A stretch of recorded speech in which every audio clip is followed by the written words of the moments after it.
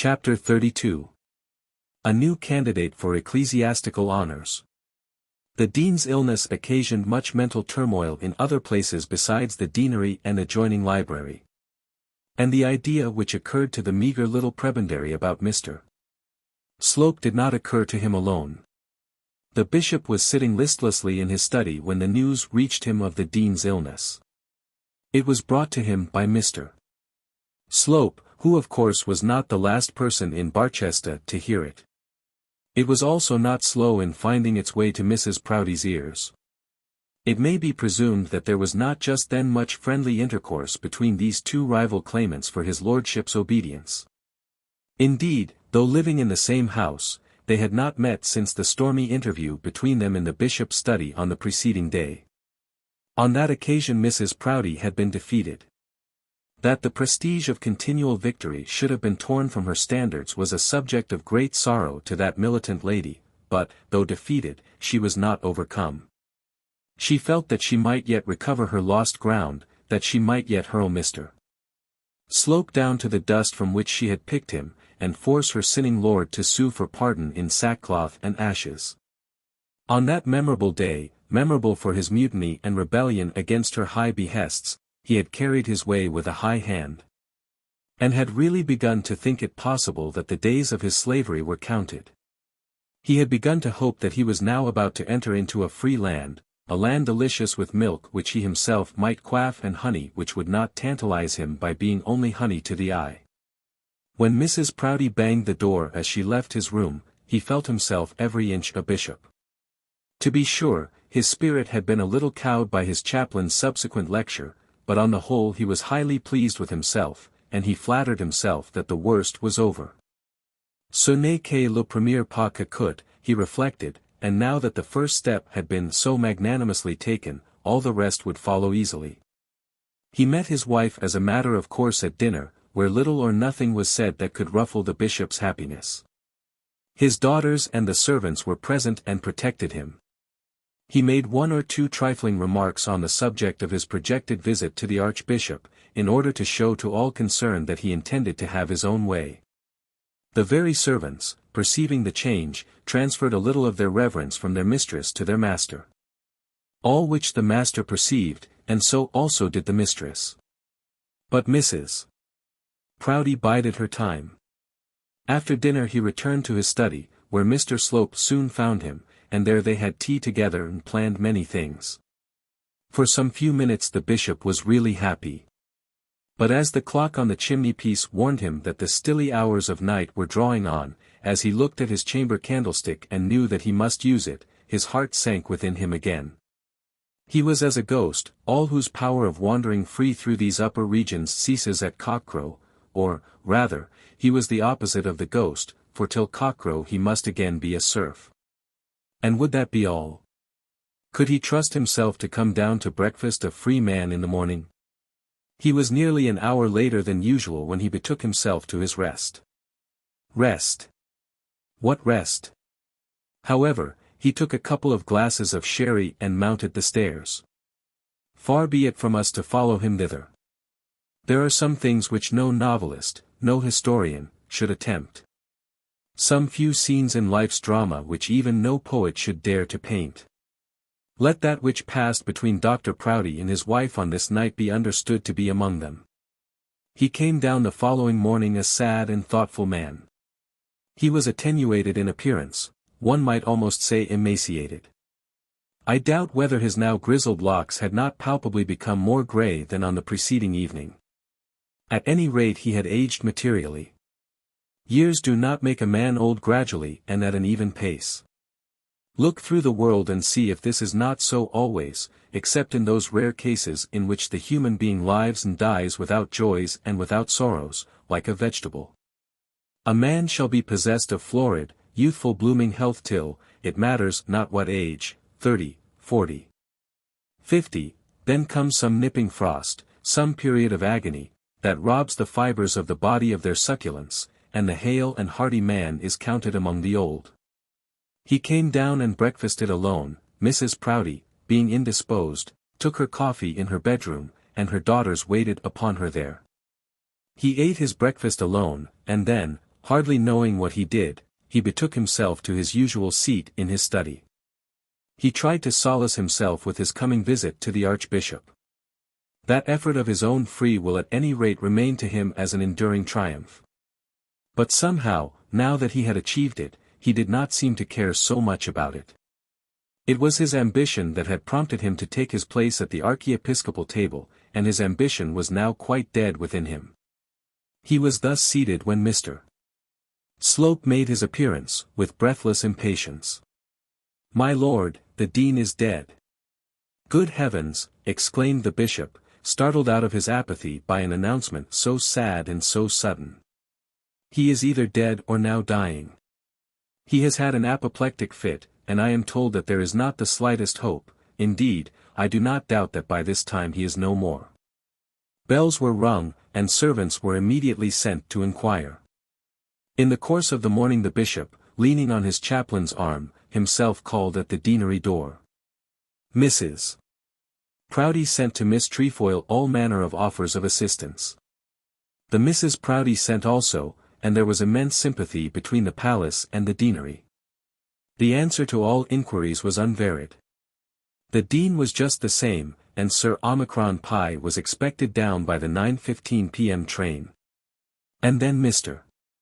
Slope began to meditate, as others also had done, as to who might possibly be the new dean, and it occurred to him, as it had also occurred to others, that it might be possible that he should be the new dean himself. And then the question as to the 1,200, or 1,500, or 2,000 ran in his mind, as it had run through those of the other clergymen in the cathedral library. Whether it might be 2,000, or 15, or 1,200, it would in any case undoubtedly be a great thing for him, if he could get it. The gratification to his ambition would be greater even than that of his covetousness.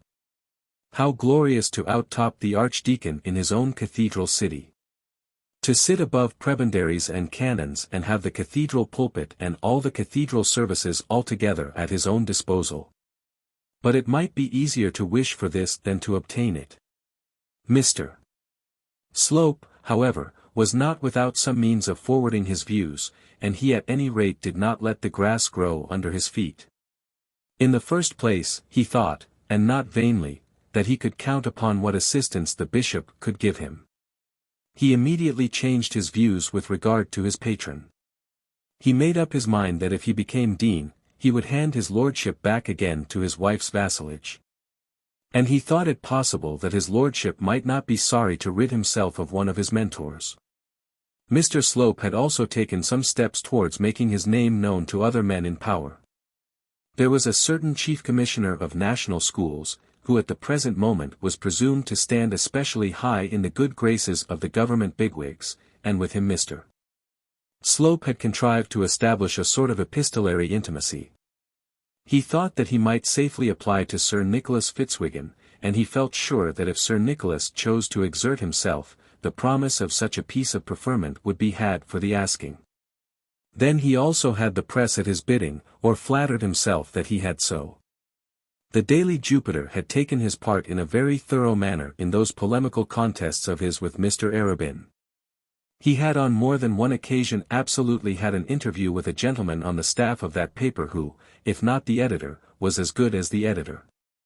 And he had long been in the habit of writing telling letters on all manner of ecclesiastical abuses, which he signed with his initials, and sent to his editorial friend with private notes signed in his own name. Indeed, he and Mr. Towers, such was the name of the powerful gentleman of the press with whom he was connected, were generally very amiable with each other. Mr. Slope's little productions were always printed and occasionally commented upon, and thus, in a small sort of way, he had become a literary celebrity. This public life had great charms for him, though it certainly also had its drawbacks. On one occasion, when speaking in the presence of reporters, he had failed to uphold and praise and swear by that special line of conduct which had been upheld and praised and sworn by in the Jupiter. And then he had been much surprised and at the moment not a little irritated to find himself lacerated most unmercifully by his old ally. He was quizzed and bespattered and made a fool of, just as though, or rather worse than if, he had been a constant enemy instead of a constant friend. He had hitherto not learnt that a man who aspires to be on the staff of the Jupiter must surrender all individuality. But ultimately this little castigation had broken no bones between him and his friend Mr. Towers. Mr. Slope was one of those who understood the world too well to show himself angry with such a potentate as the Jupiter.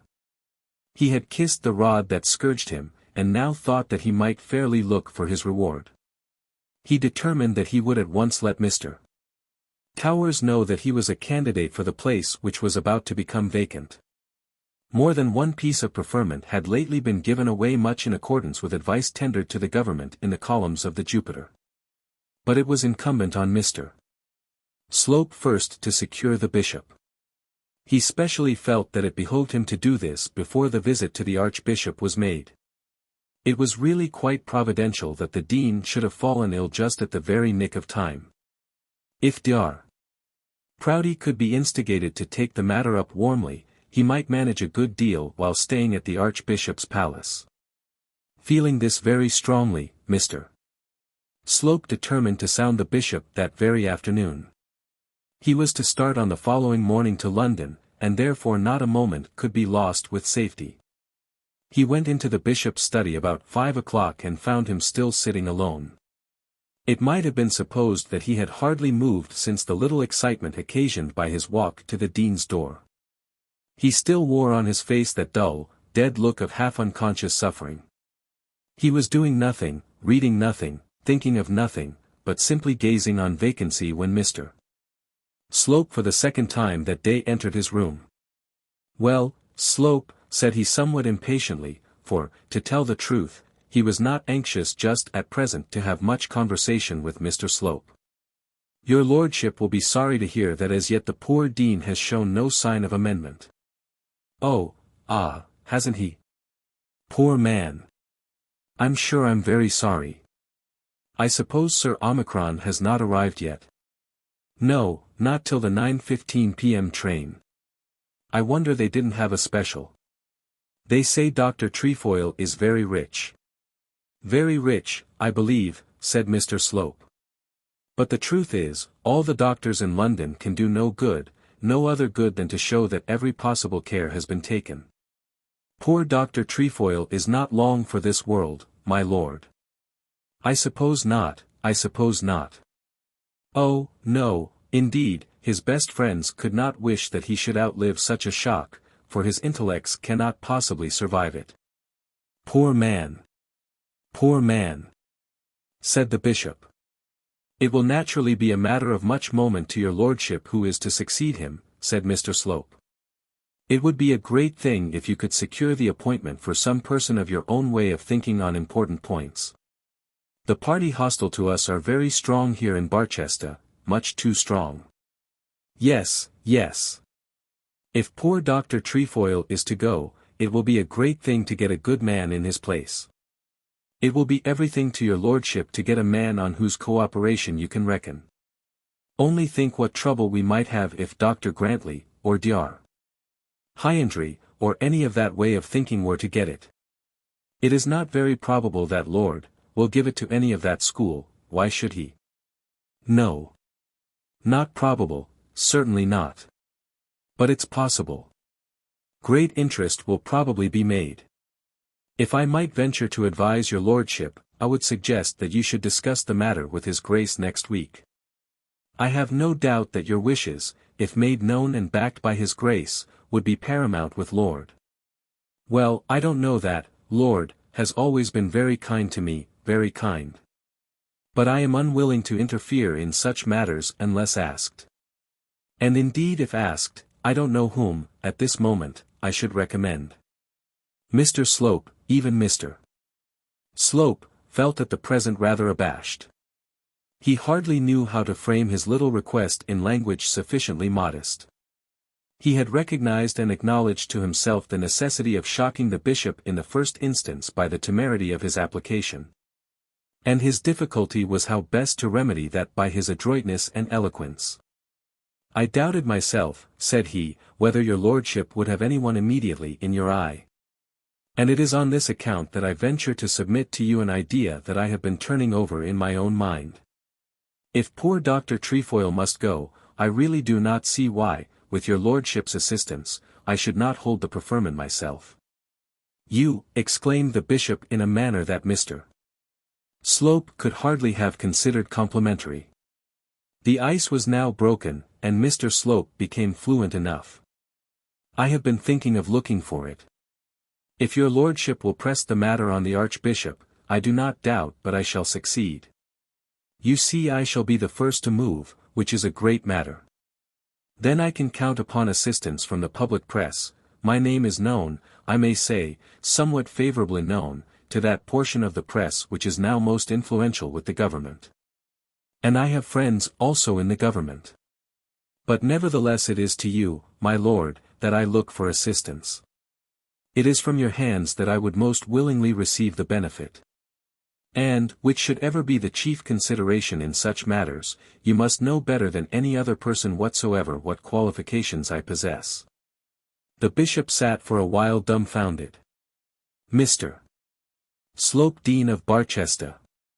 The idea of such a transformation of character would never have occurred to his own unaided intellect. At first he went on thinking why, for what reasons, on what account, Mr. Slope should be Dean of Barchester. But by degrees the direction of his thoughts changed, and he began to think why, for what reasons, on what account, Mr. Slope should not be Dean of Barchester. As far as he himself, the bishop, was concerned, he could well spare the services of his chaplain. That little idea of using Mr. Slope as a counterpoise to his wife had well nigh evaporated. He had all but acknowledged the futility of the scheme. If indeed he could have slept in his chaplain's bedroom instead of his wife's, there might have been something in it. But, and thus as Mr. Slope was speaking, the bishop began to recognize the idea that that gentleman might become Dean of Barchester without impropriety, not moved, indeed, by Mr. Slope's eloquence, for he did not follow the tenor of his speech, but led thereto by his own cogitations. I need not say, continued Mr. Slope, that it would be my chief desire to act in all matters connected with the cathedral as far as possible in accordance with your views. I know your lordship so well, and I hope you know me well enough to have the same feelings, that I am satisfied that my being in that position would add materially to your own comfort, and enable you to extend the sphere of your useful influence. As I said before, it is most desirable that there should be but one opinion among the dignitaries of the same diocese. I doubt much whether I would accept such an appointment in any diocese in which I should be constrained to differ much from the bishop. In this case there would be a delightful uniformity of opinion. Mr. Slope perfectly well perceived that the bishop did not follow a word that he said, but nevertheless he went on talking. He knew it was necessary that Dr. Proudie should recover from his surprise, and he knew also that he must give him the opportunity of appearing to have been persuaded by argument. So he went on and produced a multitude of fitting reasons, all tending to show that no one on earth could make so good a Dean of Barchester as himself. That the government and the public would assuredly coincide in desiring that he, Mr. Slope, should be Dean of Barchester. But that for high considerations of ecclesiastical polity it would be especially desirable that this piece of preferment should be so bestowed through the instrumentality of the bishop of the diocese. But I really don't know what I could do in the matter, said the bishop. If you would mention it to the archbishop.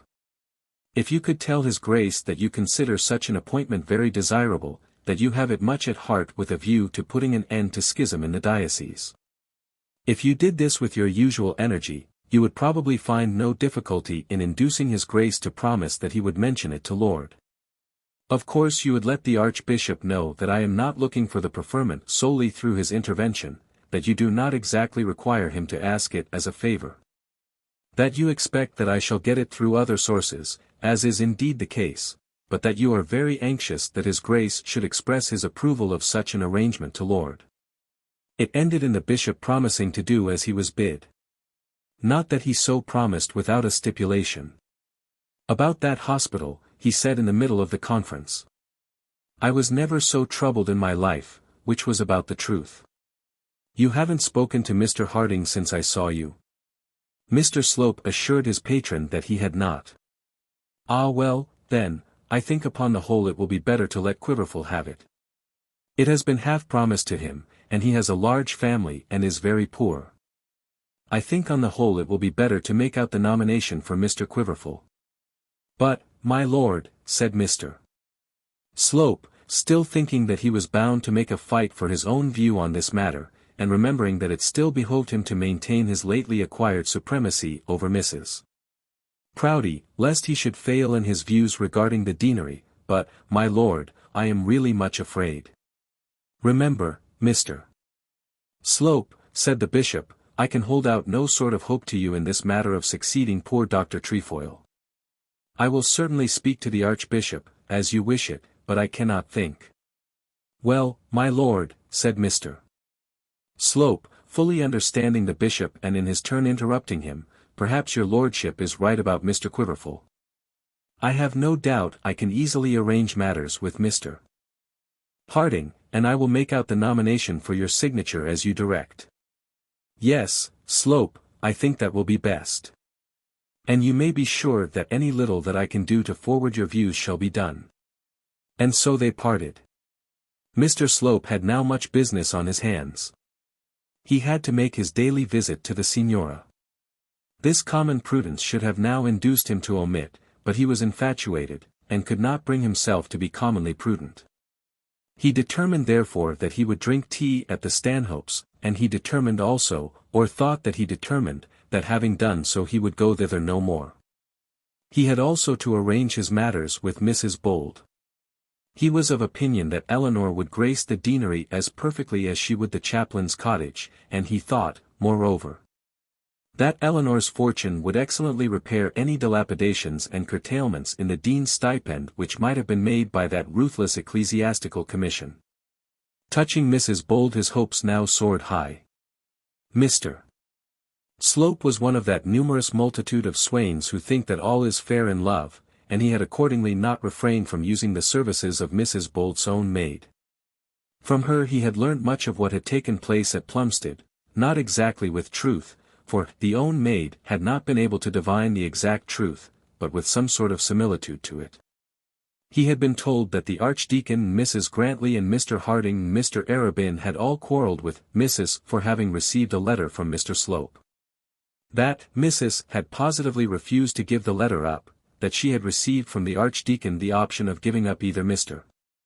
Slope and his letter, or else the Society of Plumstead Rectory. And that Mrs. had declared, with much indignation, that she didn't care a straw for the Society of Plumstead Rectory, and that she wouldn't give up Mr. Slope for any of them. Considering the source from whence this came, it was not quite so untrue as might have been expected. It showed pretty plainly what had been the nature of the conversation in the servants' hall. And, coupled as it was with the certainty of Eleanor's sudden return, it appeared to Mr. Slope to be so far worthy of credit as to justify him in thinking that the fair widow would in all human probability accept his offer. All this work was therefore to be done. It was desirable, he thought, that he should make his offer before it was known that Mr. Quiverful was finally appointed to the hospital. In his letter to Eleanor he had plainly declared that Mr. Harding was to have the appointment. It would be very difficult to explain this away, and were he to write another letter to Eleanor, telling the truth and throwing the blame on the bishop, it would naturally injure him in her estimation. He determined therefore to let that matter disclose itself as it would, and to lose no time in throwing himself at her feet. Then he had to solicit the assistance of Sir Nicholas Fitzwiggin and Mr. Towers, and he went directly from the bishop's presence to compose his letters to those gentlemen. As Mr. Slope was esteemed an adept at letter writing, they shall be given in full. Private, Palace, Barchester, September 185. My dear Sir Nicholas, I hope that the intercourse which has been between us will preclude you from regarding my present application as an intrusion. You cannot, I imagine, have yet heard that poor old Dr. Trefoil has been seized with apoplexy. It is a subject of profound grief to everyone in Barchester, for he has always been an excellent man, excellent as a man and as a clergyman. He is, however, full of years, and his life could not under any circumstances have been much longer spared. You may probably have known him. There is, it appears, no probable chance of his recovery. Sir Omicron Pi is, I believe, at present with him. At any rate the medical men here have declared that 1 or 2 days more must limit the tether of his mortal coil. I sincerely trust that his soul may wing its flight to that haven where it may forever be at rest and forever be happy. The bishop has been speaking to me about the preferment, and he is anxious that it should be conferred on me. I confess that I can hardly venture, at my age, to look for such advancement, but I am so far encouraged by his lordship that I believe I shall be induced to do so. His lordship goes tomorrow and is intent on mentioning the subject to the archbishop. I know well how deservedly great is your weight with the present government. In any matter touching church preferment you would of course be listened to. Now that the matter has been put into my head, I am of course anxious to be successful. If you can assist me by your good word, you will confer on me one additional favor. I had better add, that Lord cannot as yet know of this piece of preferment having fallen in, or rather of its certainty of falling, for poor dear Dr. Trefoil is past hope. Should Lord first hear it from you, that might probably be thought to give you a fair claim to express your opinion. Of course our grand object is that we should all be of one opinion in church matters. This is most desirable at Barchester, it is this that makes our good bishop so anxious about it. You may probably think it expedient to point this out to Lord, if it shall be in your power to oblige me by mentioning the subject to his lordship. Believe me, my dear Sir Nicholas, your most faithful servant, Obadiah Slope. His letter to Mr. Towers was written in quite a different strain. Mr. Slope conceived that he completely understood the difference in character and position of the two men whom he addressed. He knew that for such a man as Sir Nicholas Fitzwiggin a little flummery was necessary, and that it might be of the easy, everyday description. Accordingly his letter to Sir Nicholas was written, current calamo, with very little trouble. But to such a man as Mr. Towers it was not so easy to write a letter that should be effective and yet not offensive, that should carry its point without undue interference. It was not difficult to flatter Dr. Proudie or Sir Nicholas Fitzwiggin, but very difficult to flatter Mr. Towers without letting the flattery declare itself. This, however, had to be done. Moreover, this letter must, in appearance at least, be written without effort, and be fluent, unconstrained, and demonstrative of no doubt or fear on the part of the writer. Therefore the epistle to Mr. Towers was studied, and recopied, and elaborated at the cost of so many minutes that Mr. Slope had hardly time to dress himself and reach Dr. Stanhope's that evening. When dispatched, it ran as follows. Private, Barchester, September 185. He purposely omitted any allusion to the palace, thinking that Mr. Towers might not like it. A great man, he remembered, had been once much condemned for dating a letter from Windsor Castle. My dear Sir, we were all a good deal shocked here this morning by hearing that poor old Dean Trefoil had been stricken with apoplexy. The fit took him about 9 a.m. I am writing now to save the post, and he is still alive, but past all hope or possibility, I believe, of living.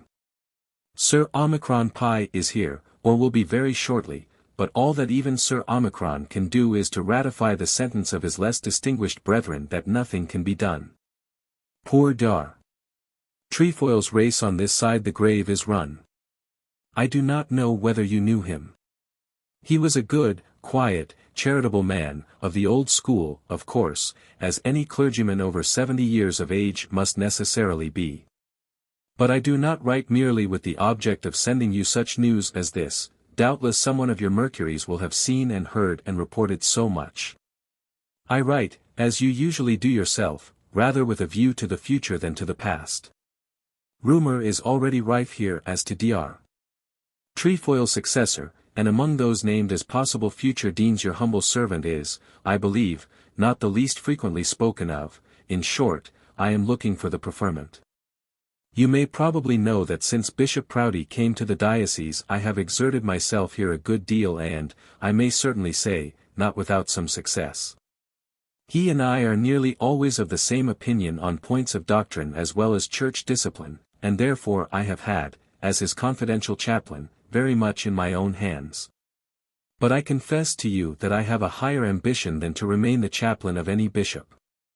There are no positions in which more energy is now needed than those of our deans. The whole of our enormous cathedral establishments have been allowed to go to sleep, nay, they are all but dead and ready for the sepulchre. And yet of what prodigious moment they might be made if, as was intended, they were so managed as to lead the way and show an example for all our parochial clergy. The bishop here is most anxious for my success, indeed, he goes tomorrow to press the matter on the archbishop. I believe also I may count on the support of at least one most effective member of the government. But I confess that the support of the Jupiter, if I be thought worthy of it, would be more gratifying to me than any other. More gratifying if by it I should be successful, and more gratifying also if, although so supported, I should be unsuccessful. The time has, in fact, come in which no government can venture to fill up the high places of the Church in defiance of the public press. The age of honorable bishops and noble deans has gone by, and any clergyman however humbly born can now hope for success if his industry, talent, and character be sufficient to call forth the manifest opinion of the public in his favor. At the present moment we all feel that any counsel given in such matters by the Jupiter has the greatest weight, is, indeed, generally followed. And we feel also, I am speaking of clergymen of my own age and standing, that it should be so. There can be no patron less interested than the Jupiter, and none that more thoroughly understands the wants of the people. I am sure you will not suspect me of asking from you any support which the paper with which you are connected cannot conscientiously give me. My object in writing is to let you know that I am a candidate for the appointment. It is for you to judge whether or no you can assist my views. I should not, of course, have written to you on such a matter had I not believed, and I have had good reason so to believe, that the Jupiter approves of my views on ecclesiastical polity. The bishop expresses a fear that I may be considered too young for such a station, my age being 36. I cannot think that at the present day any hesitation need be felt on such a point. The public has lost its love for antiquated servants. If a man will ever be fit to do good work, he will be fit at 36 years of age. Believe me very faithfully yours, Obadiah Slope. T. Towers, Esq. Court. Middle Temple. Having thus exerted himself, Mr. Slope posted his letters and passed the remainder of the evening at the feet of his mistress. Mr. Slope will be accused of deceit in his mode of canvassing. It will be said that he lied in the application he made to each of his 3 patrons. I believe it must be owned that he did so. He could not hesitate on account of his youth and yet be quite assured that he was not too young. He could not count chiefly on the bishop's support and chiefly also on that of the newspaper. He did not think that the bishop was going to press the matter on the archbishop. It must be owned that in his canvassing Mr. Slope was as false as he well could be. Let it, however, be asked of those who are conversant with such matters, whether he was more false than men usually are on such occasions.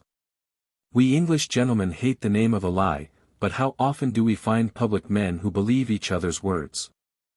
Chapter 33. Mrs. Proudie Victrix. The next week passed over at Barchester with much apparent tranquillity. The hearts, however, of some of the inhabitants were not so tranquil as the streets of the city. The poor old dean still continued to live, just as Sir Omicron Pi had prophesied that he would do, much to the amazement, and some thought disgust, of Dr. Filgrave. The bishop still remained away.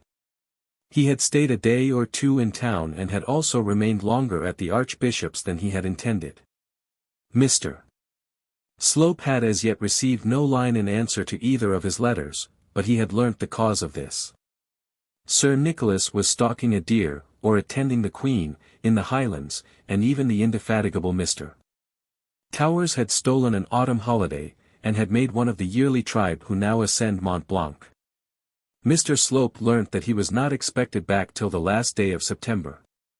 Mrs. Bold was thrown much with the Stanhopes, of whom she became fonder and fonder. If asked, she would have said that Charlotte Stanhope was her especial friend, and so she would have thought. But, to tell the truth, she liked Bertie nearly as well. She had no more idea of regarding him as a lover than she would have had of looking at a big tame dog in such a light. Bertie had become very intimate with her, and made little speeches to her, and said little things of a sort very different from the speeches and sayings of other men. But then this was almost always done before his sisters, and he, with his long silken beard, his light blue eyes, and strange dress, was so unlike other men. She admitted him to a kind of familiarity which she had never known with anyone else, and of which she by no means understood the danger.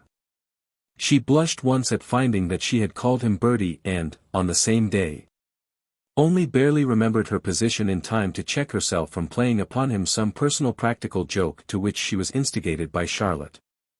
In all this Eleanor was perfectly innocent, and Bertie Stanhope could hardly be called guilty. But every familiarity into which Eleanor was entrapped was deliberately planned by his sister. She knew well how to play her game, and played it without mercy. She knew, none so well, what was her brother's character, and she would have handed over to him the young widow, and the young widow's money, and the money of the widow's child, without remorse.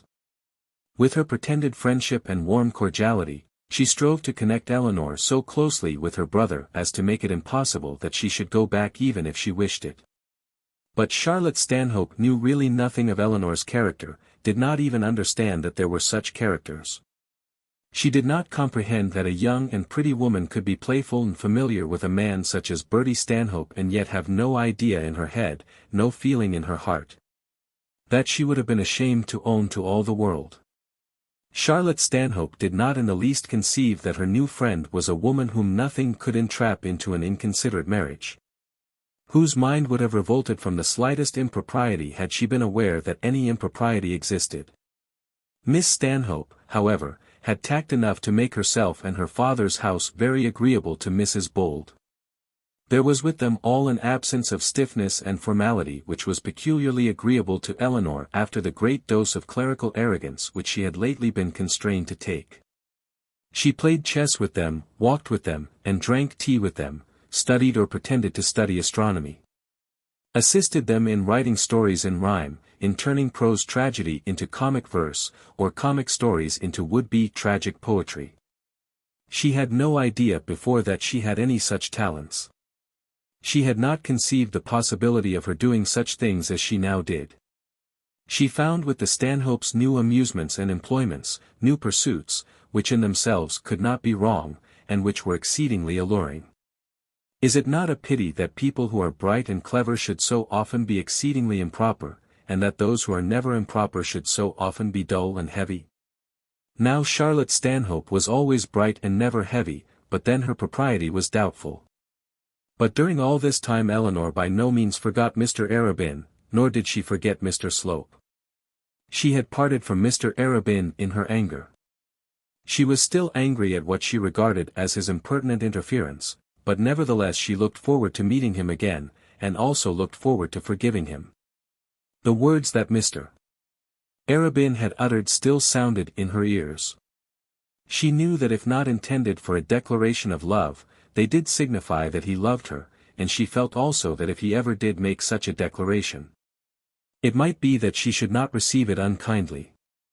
She was still angry with him, very angry with him, so angry that she would bite her lip and stamp her foot as she thought of what he had said and done. Nevertheless, she yearned to let him know that he was forgiven. All that she required was that he should own that he had sinned. She was to meet him at Ullathorne on the last day of the present month. Miss Thorne had invited all the country round to a breakfast on the lawn. There were to be tents, and archery, and dancing for the ladies on the lawn and for the swains and girls in the paddock. There were to be fiddlers and fifers, races for the boys, poles to be climbed, ditches full of water to be jumped over, horse collars to be grinned through. This latter amusement was an addition of the stewards, and not arranged by Miss Thorne in the original programme, and every game to be played which, in a long course of reading, Miss Thorne could ascertain to have been played in the good days of Queen Elizabeth. Everything of more modern growth was to be tabooed, if possible. On one subject Miss Thorne was very unhappy. She had been turning in her mind the matter of a bullring, but could not succeed in making anything of it. She would not for the world have done, or allowed to be done, anything that was cruel. As to the promoting the torture of a bull for the amusement of her young neighbours, it need hardly be said that Miss Thorne would be the last to think of it. And yet there was something so charming in the name. A bullring, however, without a bull would only be a memento of the decadence of the times, and she felt herself constrained to abandon the idea. Quintins, however, she was determined to have, and had poles and swivels and bags of flour prepared accordingly. She would no doubt have been anxious for something small in the way of a tournament, but, as she said to her brother, that had been tried. And the age had proved itself too decidedly inferior to its forerunners to admit of such a pastime. Mr. Thorne did not seem to participate much in her regret, feeling perhaps that a full suit of chain armour would have added but little to his own personal comfort.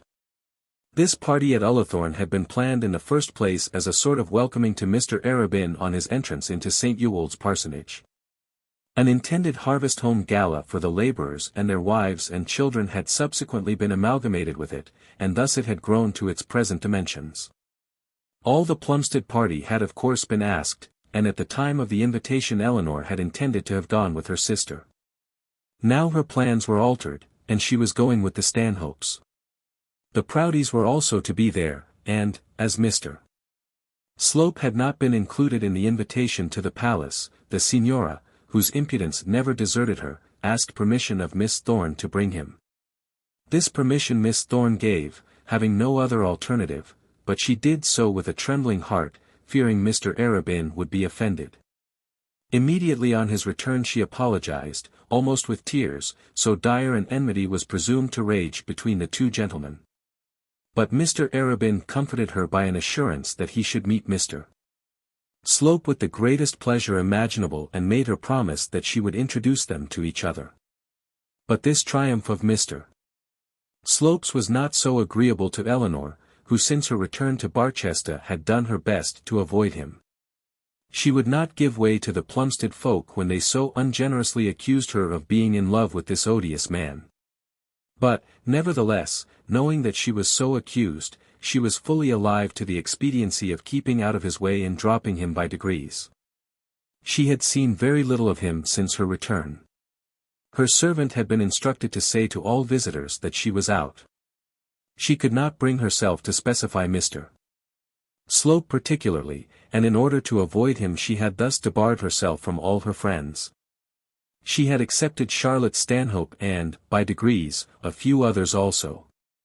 Once she had met him at the Stanhopes, but as a rule, Mr. Slope's visits there were made in the morning and hers in the evening. On that one occasion Charlotte had managed to preserve her from any annoyance. This was very good-natured on the part of Charlotte, as Eleanor thought, and also very sharp-witted, as Eleanor had told her friend nothing of her reasons for wishing to avoid that gentleman. The fact, however, was that Charlotte had learnt from her sister that Mr. Slope would probably put himself forward as a suitor for the widow's hand. And she was consequently sufficiently alive to the expediency of guarding Bertie's future wife from any danger in that quarter. Nevertheless the Stanhopes were pledged to take Mr. Slope with them to Ullathorne. An arrangement was therefore necessarily made, which was very disagreeable to Eleanor. Dar. Stanhope, with herself, Charlotte, and Mr. Slope, were to go together, and Bertie was to follow with his sister Madeline. It was clearly visible by Eleanor's face that this assortment was very disagreeable to her, and Charlotte, who was much encouraged thereby in her own little plan, made 1,000 apologies. "I see you don't like it, my dear," said she, "but we could not manage otherwise. Bertie would give his eyes to go with you, but Madeline cannot possibly go without him. Nor could we possibly put Mr. Slope and Madeline in the same carriage without anyone else. They'd both be ruined forever, you know, and not admitted inside Ullathorne gates, I should imagine, after such an impropriety." "Of course that wouldn't do," said Eleanor, "but couldn't I go in the carriage with the Signora and your brother?" "Impossible," said Charlotte. "When she is there, there is only room for two." The Signora, in truth, did not care to do her travelling in the presence of strangers. "Well, then," said Eleanor, "you are all so kind, Charlotte, and so good to me that I am sure you won't be offended, but I think I'll not go at all." "Not go at all, what nonsense." "Indeed you shall." It had been absolutely determined in family council that Bertie should propose on that very occasion. "Or I can take a fly," said Eleanor. "You know I am not embarrassed by so many difficulties as you young ladies, I can go alone." "Nonsense, my dear. Don't think of such a thing, after all, it is only for an hour or so. And, to tell the truth, I don't know what it is you dislike so. I thought you and Mr. Slope were great friends. What is it you dislike?" "Oh, nothing particular," said Eleanor. "Only I thought it would be a family party. Of course it would be much nicer, much more snug, if Bertie could go with us. It is he that is badly treated. I can assure you he is much more afraid of Mr. Slope than you are. But you see Madeline cannot go out without him, and she, poor creature, goes out so seldom. I am sure you don't begrudge her this, though her vagary does knock about our own party a little." Of course Eleanor made 1,000 protestations and uttered 1,000 hopes that Madeline would enjoy herself. And of course she had to give way and undertake to go in the carriage with Mr. Slope. In fact, she was driven either to do this or to explain why she would not do so. Now she could not bring herself to explain to Charlotte Stanhope all that had passed at Plumstead. But it was to her a sore necessity. She thought of 1,000 little schemes for avoiding it. She would plead illness and not go at all. She would persuade Mary Bold to go, although not asked, and then make a necessity of having a carriage of her own to take her sister-in-law. Anything, in fact, she could do, rather than be seen by Mr. Arabin getting out of the same carriage with Mr. Slope. However, when the momentous morning came, she had no scheme matured, and then Mr. Slope handed her into Dr. Stanhope's carriage and, following her steps, sat opposite to her. The bishop returned on the eve of the Ullathorne party, and was received at home with radiant smiles by the partner of all his cares. On his arrival he crept up to his dressing-room with somewhat of a palpitating heart. He had overstayed his allotted time by 3 days, and was not without much fear of penalties. Nothing, however, could be more affectionately cordial than the greeting he received. The girls came out and kissed him in a manner that was quite soothing to his spirit, and Mrs. Proudie, albeit unused to the melting mood, squeezed him in her arms and almost in words called him her dear, darling, good, pet, little bishop. All this was a very pleasant surprise. Mrs. Proudie had somewhat changed her tactics. Not that she had seen any cause to disapprove of her former line of conduct, but she had now brought matters to such a point that she calculated that she might safely do so. She had got the better of Mr. Slope, and she now thought well to show her husband that when allowed to get the better of everybody, when obeyed by him and permitted to rule over others, she would take care that he should have his reward. Mr. Slope had not a chance against her. Not only could she stun the poor bishop by her midnight anger, but she could assuage and soothe him, if she so willed, by daily indulgences. She could furnish his room for him, turn him out as smart a bishop as any on the bench, give him good dinners, warm fires, and an easy life. All this she would do if he would but be quietly obedient. But, if not. To speak sooth, however, his sufferings on that dreadful night had been so poignant as to leave him little spirit for further rebellion. As soon as he had dressed himself, she returned to his room. "I hope you enjoyed yourself said she, seating herself on one side of the fire while he remained in his armchair on the other, stroking the calves of his legs. It was the first time he had had a fire in his room since the summer, and it pleased him, for the good bishop loved to be warm and cozy. Yes, he said, he had enjoyed himself very much. Nothing could be more polite than the Archbishop, and Mrs. Archbishop had been equally charming. Mrs. Proudie was delighted to hear it. Nothing, she declared, pleased her so much as to think her bairn respected like the lave. She did not put it precisely in these words, but what she said came to the same thing. And then, having petted and fondled her little man sufficiently, she proceeded to business. "The poor dean is still alive," said she. So I hear, said the bishop. I'll go to the deanery directly after breakfast tomorrow. We are going to this party at Ullathorne tomorrow morning, my dear. We must be there early, you know, by 12 o'clock I suppose. Oh, said the bishop, then I'll certainly call the next day. Was much said about it asked Mrs. Proudie. About what? Said the bishop. Filling up the dean's place, said Mrs. Proudie. As she spoke, a spark of the wonted fire returned to her eye, and the bishop felt himself to be a little less comfortable than before. Filling up the dean's place. That is, if the dean dies. Very little, my dear. It was mentioned, just mentioned. And what did you say about it, bishop? Why, I said that I thought that if, that is, should the dean die, that is, I said I thought, as he went on stammering and floundering, he saw that his wife's eye was fixed sternly on him. Why should he encounter such evil for a man whom he loved so slightly as Mr. Slope? Why should he give up his enjoyments and his ease and such dignity as might be allowed to him to fight a losing battle for a chaplain? The chaplain, after all, if successful, would be as great a tyrant as his wife. Why fight at all? Why contend? Why be uneasy? From that moment he determined to fling Mr. Slope to the winds and take the goods the gods provided. I am told, said Mrs. Proudie, speaking very slowly, that Mr. Slope is looking to be the new dean. Yes, certainly, I believe he is, said the bishop. And what does the archbishop say about that? Asked Mrs. Proudie. Well, my dear, to tell the truth, I promised Mr. Slope to speak to the archbishop. Mr. Slope spoke to me about it. It is very arrogant of him, I must say, but that is nothing to me. Arrogant, said Mrs. Proudie. It is the most impudent piece of pretension I ever heard of in my life. Mr. Slope, Dean of Barchester, indeed. And what did you do in the matter, Bishop? Why, my dear, I did speak to the Archbishop. You don't mean to tell me, said Mrs. Proudie, that you are going to make yourself ridiculous by lending your name to such a preposterous attempt as this? Mr. Slope, Dean of Barchester, indeed.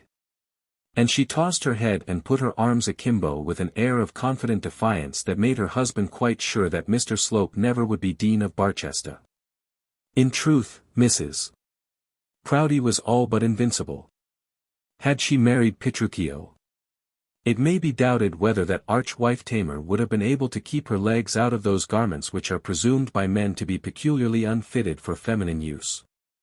It is preposterous, my dear. Then why have you endeavored to assist him? Why, my dear, I haven't assisted him, much. But why have you done it at all? Why have you mixed your name up in anything so ridiculous? What was it you did say to the Archbishop? Why, I just did mention it. I just did say that in the event of the poor Dean's death, Mr. Slope would what? I forget how I put it, would take it if he could get it, something of that sort. I didn't say much more than that. You shouldn't have said anything at all. And what did the Archbishop say? He didn't say anything, he just bowed and rubbed his hands. Somebody else came up at the moment, and as we were discussing the new parochial universal school committee, the matter of the new dean dropped. After that I didn't think it wise to renew it. Renew it? I am very sorry you ever mentioned it. What will the Archbishop think of you? You may be sure, my dear, the Archbishop thought very little about it. But why did you think about it, Bishop? How could you think of making such a creature as that Dean of Barchester? Dean of Barchester. I suppose he'll be looking for a bishopric some of these days, a man that hardly knows who his own father was, a man that I found without bread to his mouth or a coat to his back. Dean of Barchester, indeed. I'll dean him. Mrs. Proudie considered herself to be in politics a pure Whig, all her family belonged to the Whig party. Now, among all ranks of Englishmen and Englishwomen, Mrs. Proudie should, I think, be ranked among the former on the score of her great strength of mind, no one is so hostile to lowly-born pretenders to high station as the pure Whig. The bishop thought it necessary to exculpate himself. "Why, my dear," said he, "it appeared to me that you and Mr. Slope did not get on quite so well as you used to do." "Get on," said Mrs. Proudie, moving her foot uneasily on the hearthrug and compressing her lips in a manner that betokened much danger to the subject of their discourse. "I began to find that he was objectionable to you." Mrs. Proudie's foot worked on the hearthrug with great rapidity, "and that you would be more comfortable if he was out of the palace." Mrs. Proudie smiled, as a hyena may probably smile before he begins his laugh, "and therefore I thought that if he got this place, and so ceased to be my chaplain, you might be pleased at such an arrangement." And then the hyena laughed out. Pleased at such an arrangement. Pleased at having her enemy converted into a dean with 1,200 a year. Medea, when she describes the customs of her native country, I am quoting from Robson's edition, assures her astonished auditor that in her land captives, when taken, are eaten. "You pardon them?" says Medea. "We do indeed," says the mild Grecian. "We eat them," says she of Colchis, with terrific energy. Mrs. Proudie was the Medea of Barchester. She had no idea of not eating Mr. Slope. Pardon him. Merely get rid of him. Make a dean of him. It was not so they did with their captives in her country, among people of her sort. Mr. Slope had no such mercy to expect. She would pick him to the very last bone. "Oh, yes, my dear, of course he'll cease to be your chaplain," said she. "After what has passed, that must be a matter of course. I couldn't for a moment think of living in the same house with such a man. Besides, he has shown himself quite unfit for such a situation, making broils and quarrels among the clergy. Getting you, my dear, into scrapes, and taking upon himself as though he were as good as bishop himself. Of course he'll go. But because he leaves the palace, that is no reason why he should get into the deanery." "Oh, of course not," said the bishop. "But to save appearances, you know, my dear." "I don't want to save appearances, I want Mr. Slope to appear just what he is, a false, designing, mean, intriguing man. I have my eye on him. He little knows what I see. He is misconducting himself in the most disgraceful way with that lame Italian woman. That family is a disgrace to Barchester, and Mr. Slope is a disgrace to Barchester. If he doesn't look well to it, he'll have his gown stripped off his back instead of having a dean's hat on his head. Dean, indeed. The man has gone mad with arrogance." The bishop said nothing further to excuse either himself or his chaplain, and having shown himself passive and docile, was again taken into favour. They soon went to dinner, and he spent the pleasantest evening he had had in his own house for a long time. His daughter played and sang to him as he sipped his coffee and read his newspaper, and Mrs. Proudie asked good-natured little questions about the archbishop. And then he went happily to bed and slept as quietly as though Mrs. Proudie had been Griselda herself. While shaving himself in the morning and preparing for the festivities of Ullathorne, he fully resolved to run no more tilts against a warrior so fully armed at all points as was Mrs. Proudie.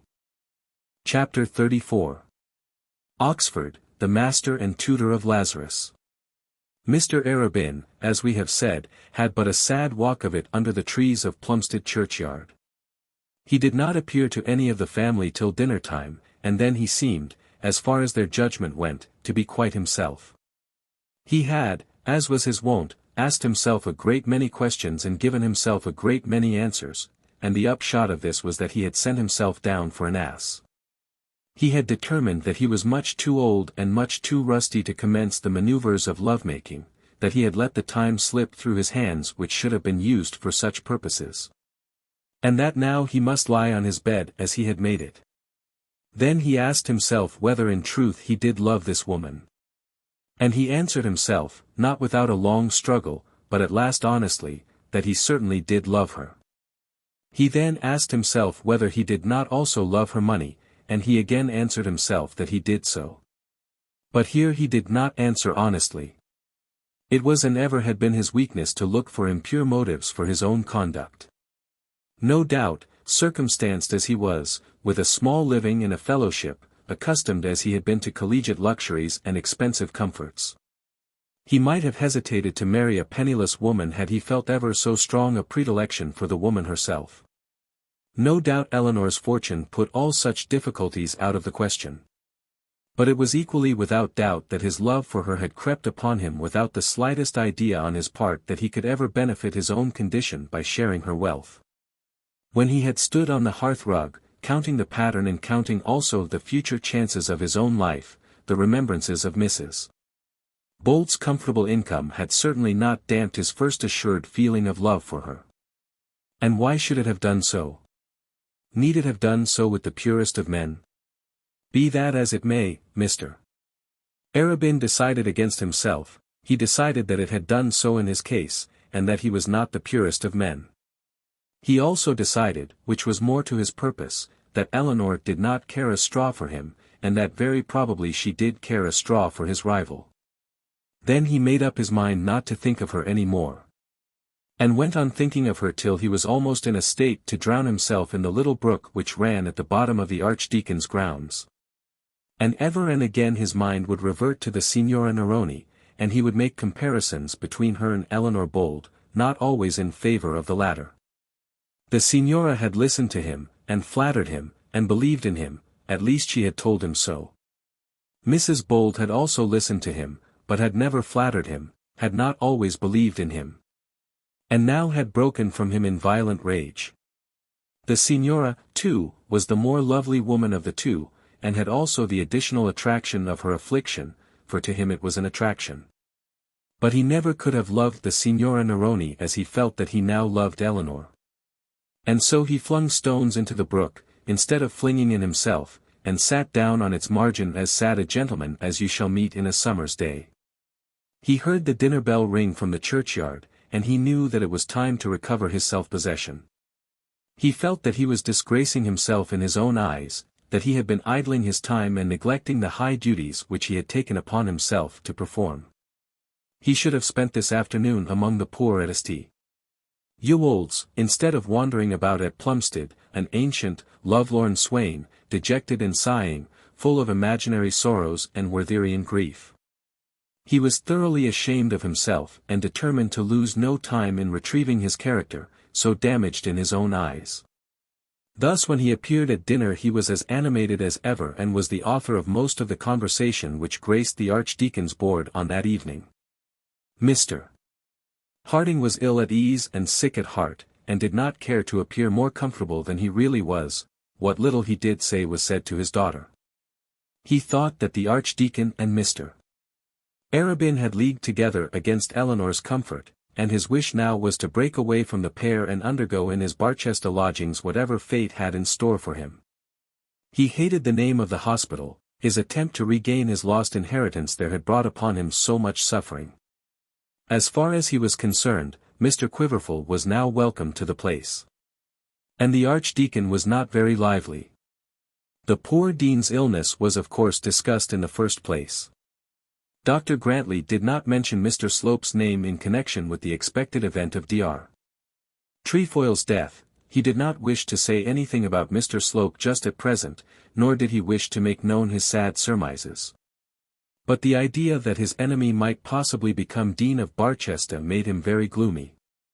Should such an event take place, such a dire catastrophe come about, there would be an end to his life as far as his life was connected with the city of Barchester. He must give up all his old haunts, all his old habits, and live quietly as a retired rector at Plumstead. It had been a severe trial for him to have Dr. Proudie in the palace, but with Mr. Slope also in the deanery he felt that he should be unable to draw his breath in Barchester Close. Thus it came to pass that in spite of the sorrow at his heart, Mr. Arabin was apparently the gayest of the party. Both Mr. Harding and Mrs. Grantly were in a slight degree angry with him on account of his want of gloom. To the one it appeared as though he were triumphing at Eleanor's banishment, and to the other that he was not affected as he should have been by all the sad circumstances of the day, Eleanor's obstinacy, Mr. Slope's success, and the poor dean's apoplexy. And so they were all at cross purposes. Mr. Harding left the room almost together with the ladies, and then the Archdeacon opened his heart to Mr. Arabin. He still harped upon the hospital. What did that fellow mean, said he, by saying in his letter to Mrs. Bold that if Mr. Harding would call on the bishop, it would be all right? Of course I would not be guided by anything he might say, but still it may be well that Mr. Harding should see the bishop. It would be foolish to let the thing slip through our fingers because Mrs. Bold is determined to make a fool of herself. Mr. Arabin hinted that he was not quite so sure that Mrs. Bold would make a fool of herself. He said that he was not convinced that she did regard Mr. Slope so warmly as she was supposed to do. The Archdeacon questioned and cross-questioned him about this, but elicited nothing, and at last remained firm in his own conviction that he was destined, malgré lui, to be the brother-in-law of Mr. Slope. Mr. Arabin strongly advised that Mr. Harding should take no step regarding the hospital in connection with, or in consequence of, Mr. Slope's letter. If the bishop really means to confer the appointment on Mr. Harding, argued Mr. Arabin, he will take care to let him have some other intimation than a message conveyed through a letter to a lady. Were Mr. Harding to present himself at the palace, he might merely be playing Mr. Slope's game, and thus it was settled that nothing should be done till the great Dr. Gwyn's arrival, or at any rate without that potentate's sanction. It was droll to observe how these men talked of Mr. Harding as though he were a puppet, and planned their intrigues and small ecclesiastical maneuvers in reference to Mr. Harding's future position without dreaming of taking him into their confidence. There was a comfortable house and income in question, and it was very desirable, and certainly very just, that Mr. Harding should have them, but that at present was not the main point. It was expedient to beat the bishop and, if possible, to smash Mr. Slope. Mr. Slope had set up, or was supposed to have set up, a rival candidate. Of all things the most desirable would have been to have had Mr. Quiverful's appointment published to the public and then annulled by the clamour of an indignant world, loud in the defence of Mr. Harding's rights. But of such an event the chance was small, a slight fraction only of the world would be indignant, and that fraction would be one not accustomed to loud speaking. And then the preferment had, in a sort of way, been offered to Mr. Harding and had, in a sort of way, been refused by him. Mr. Slope's wicked, cunning hand had been peculiarly conspicuous in the way in which this had been brought to pass, and it was the success of Mr. Slope's cunning which was so painfully grating to the feelings of the Archdeacon. That which of all things he most dreaded was that he should be outgeneralled by Mr. Slope.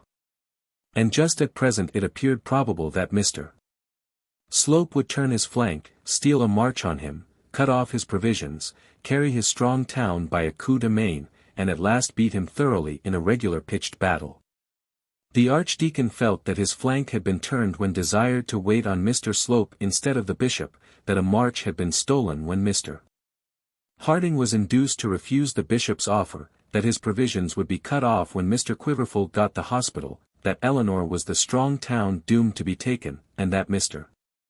Slope, as Dean of Barchester, would be regarded by all the world as conqueror in the final conflict. Dr.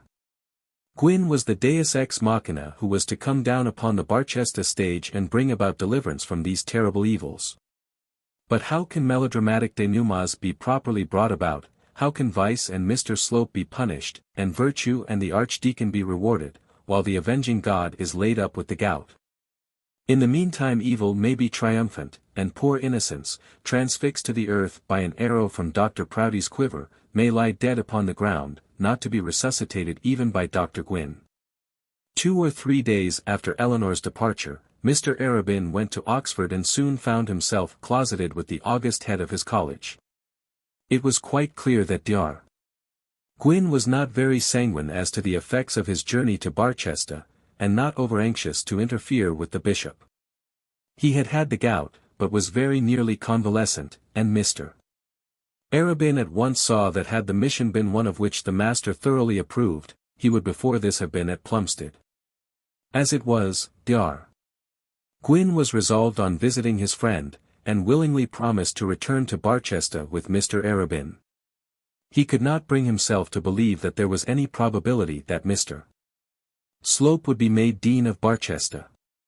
Rumour, he said, had reached even his ears, not at all favourable to that gentleman's character, and he expressed himself strongly of opinion that any such appointment was quite out of the question. At this stage of the proceedings, the master's right-hand man, Tom Staple, was called in to assist at the conference. Tom Staple was the tutor of Lazarus and, moreover, a great man at Oxford.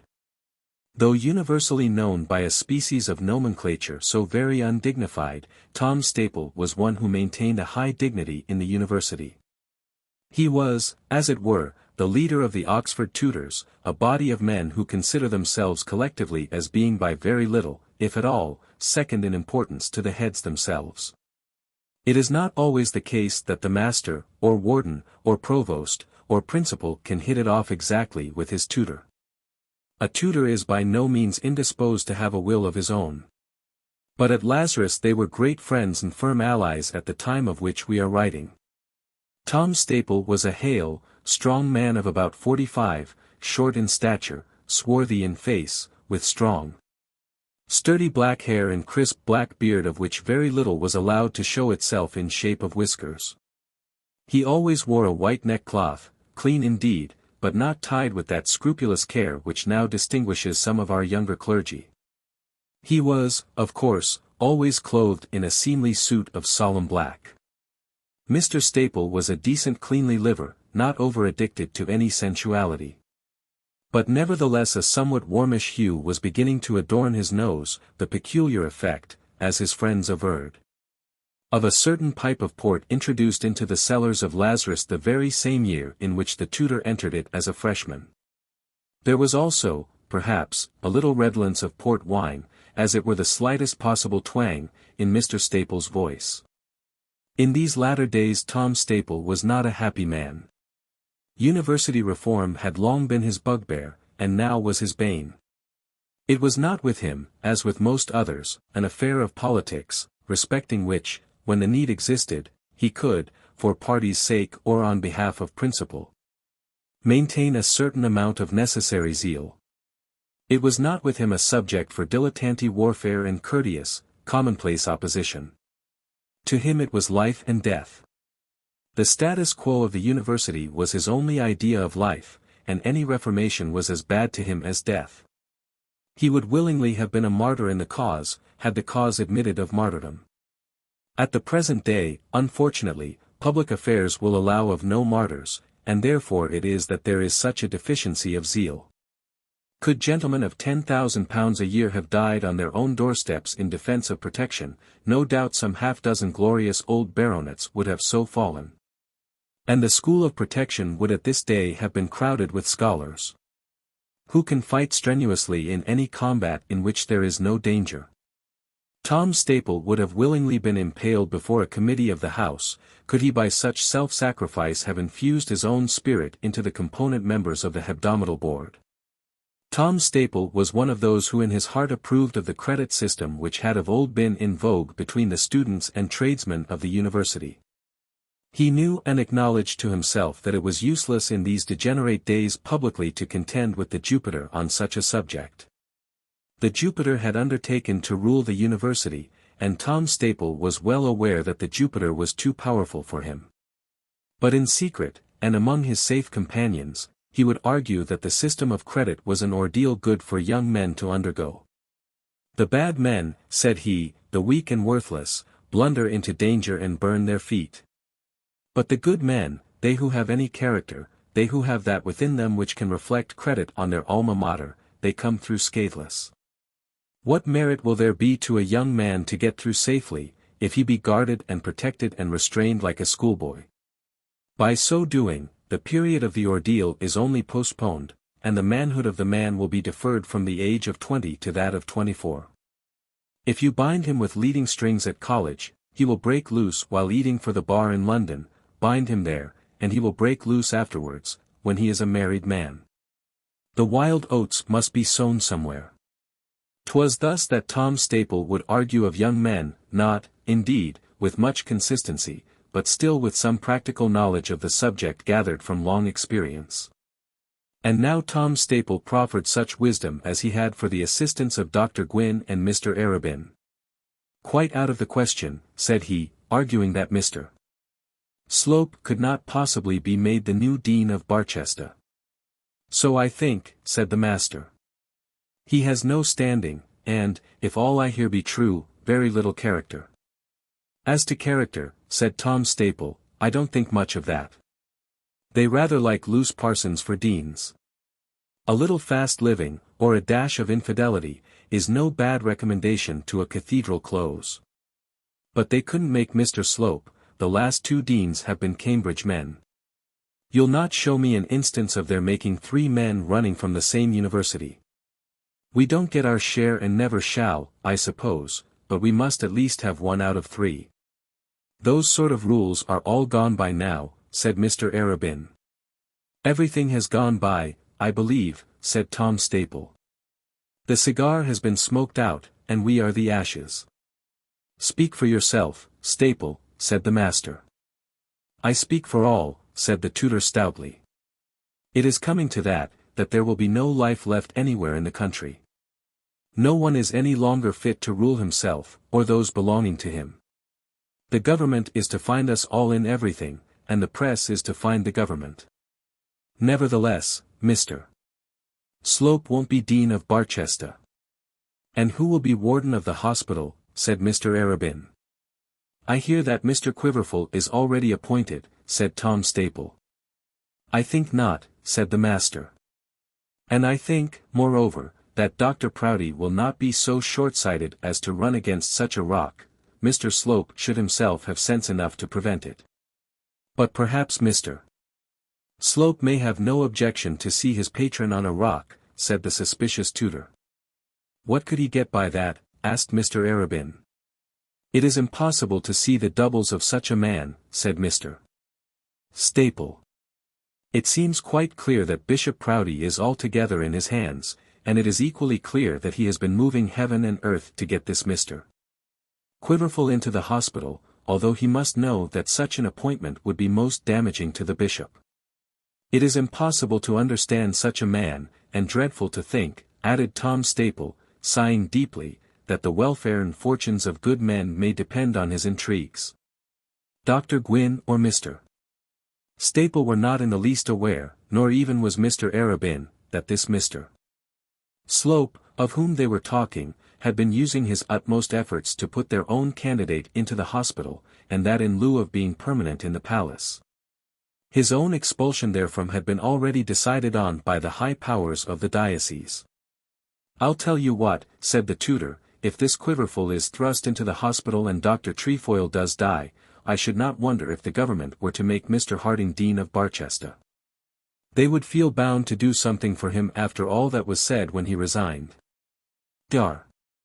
Gwynn at the moment made no reply to this suggestion, but it did not the less impress itself on his mind.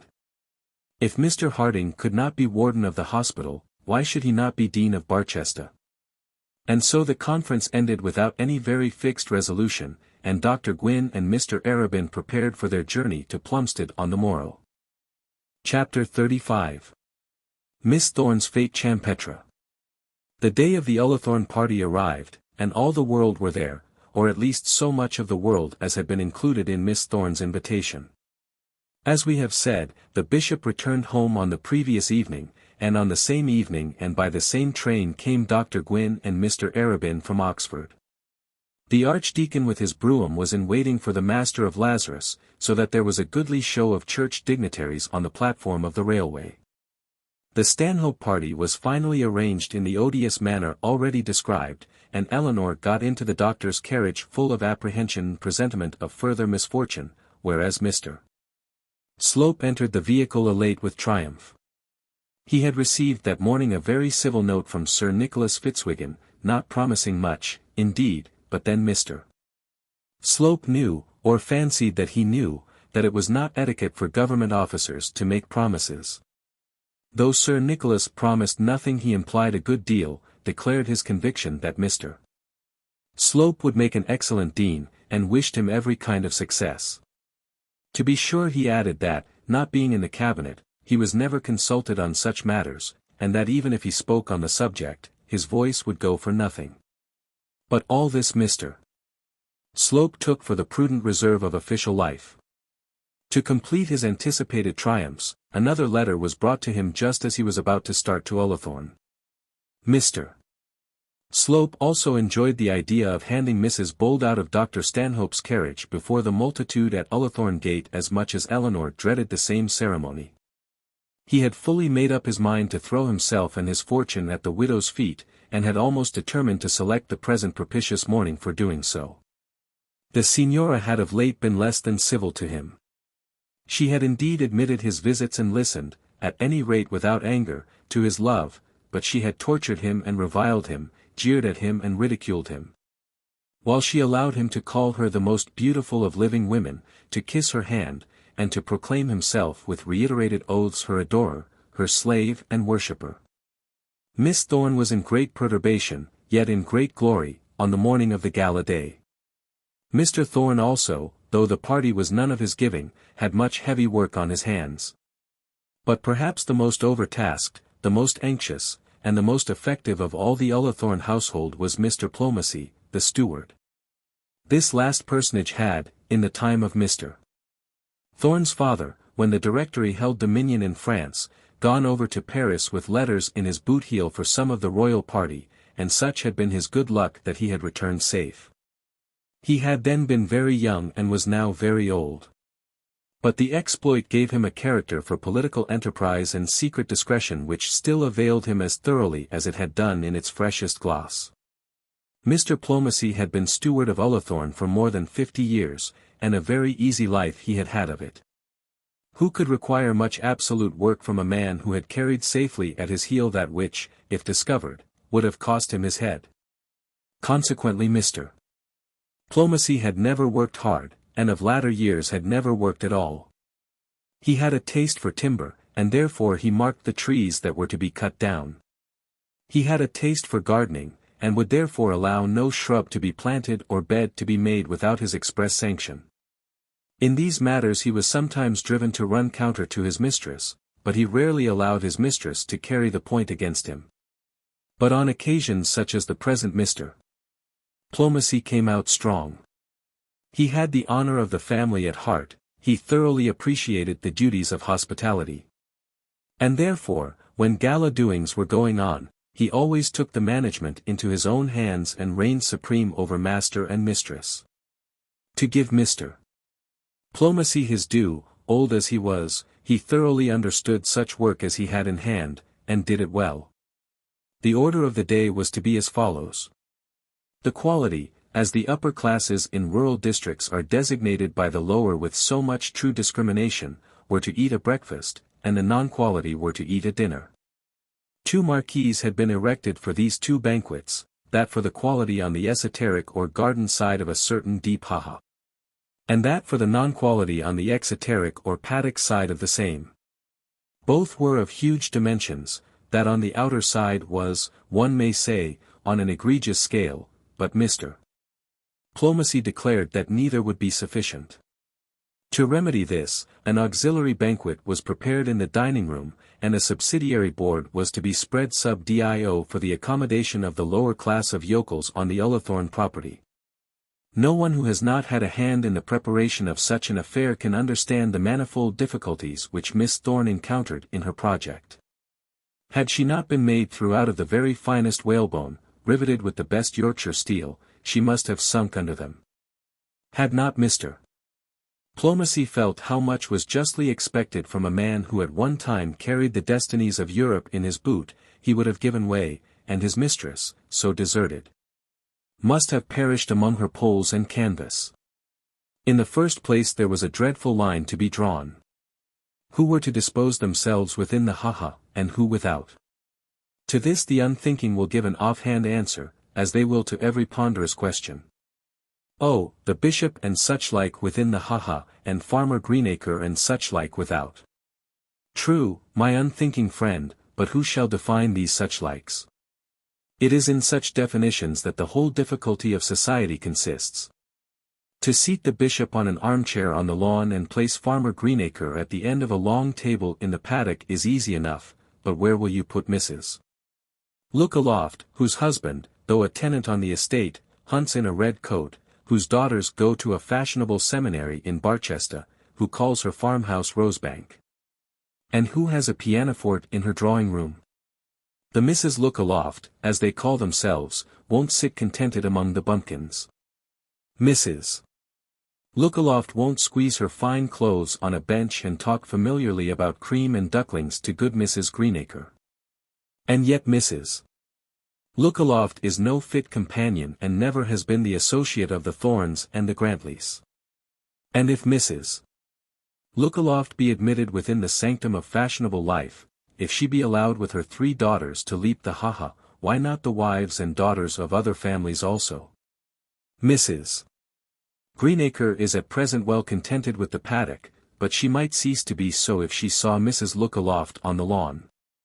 And thus poor Miss Thorne had a hard time of it. And how was she to divide her guests between the Marquis and the parlour? She had a Countess coming, an Honourable John and an Honourable George, and a whole bevy of Ladies Amelia, Rosina, Margaretta, etc. She had a leash of baronets with their baronets. And, as we all know, she had a bishop. If she put them on the lawn, no one would go into the parlour; if she put them into the parlour, no one would go into the tent. She thought of keeping the old people in the house and leaving the lawn to the lovers. She might as well have seated herself at once in a hornet's nest. Mr. Plomacy knew better than this. "Bless your soul, ma'am," said he, "there won't be no old ladies, not one, barring yourself and old Mrs. Clantantram." Personally Miss Thorne accepted this distinction in her favour as a compliment to her good sense, but nevertheless she had no desire to be closeted on the coming occasion with Mrs. Clantantram.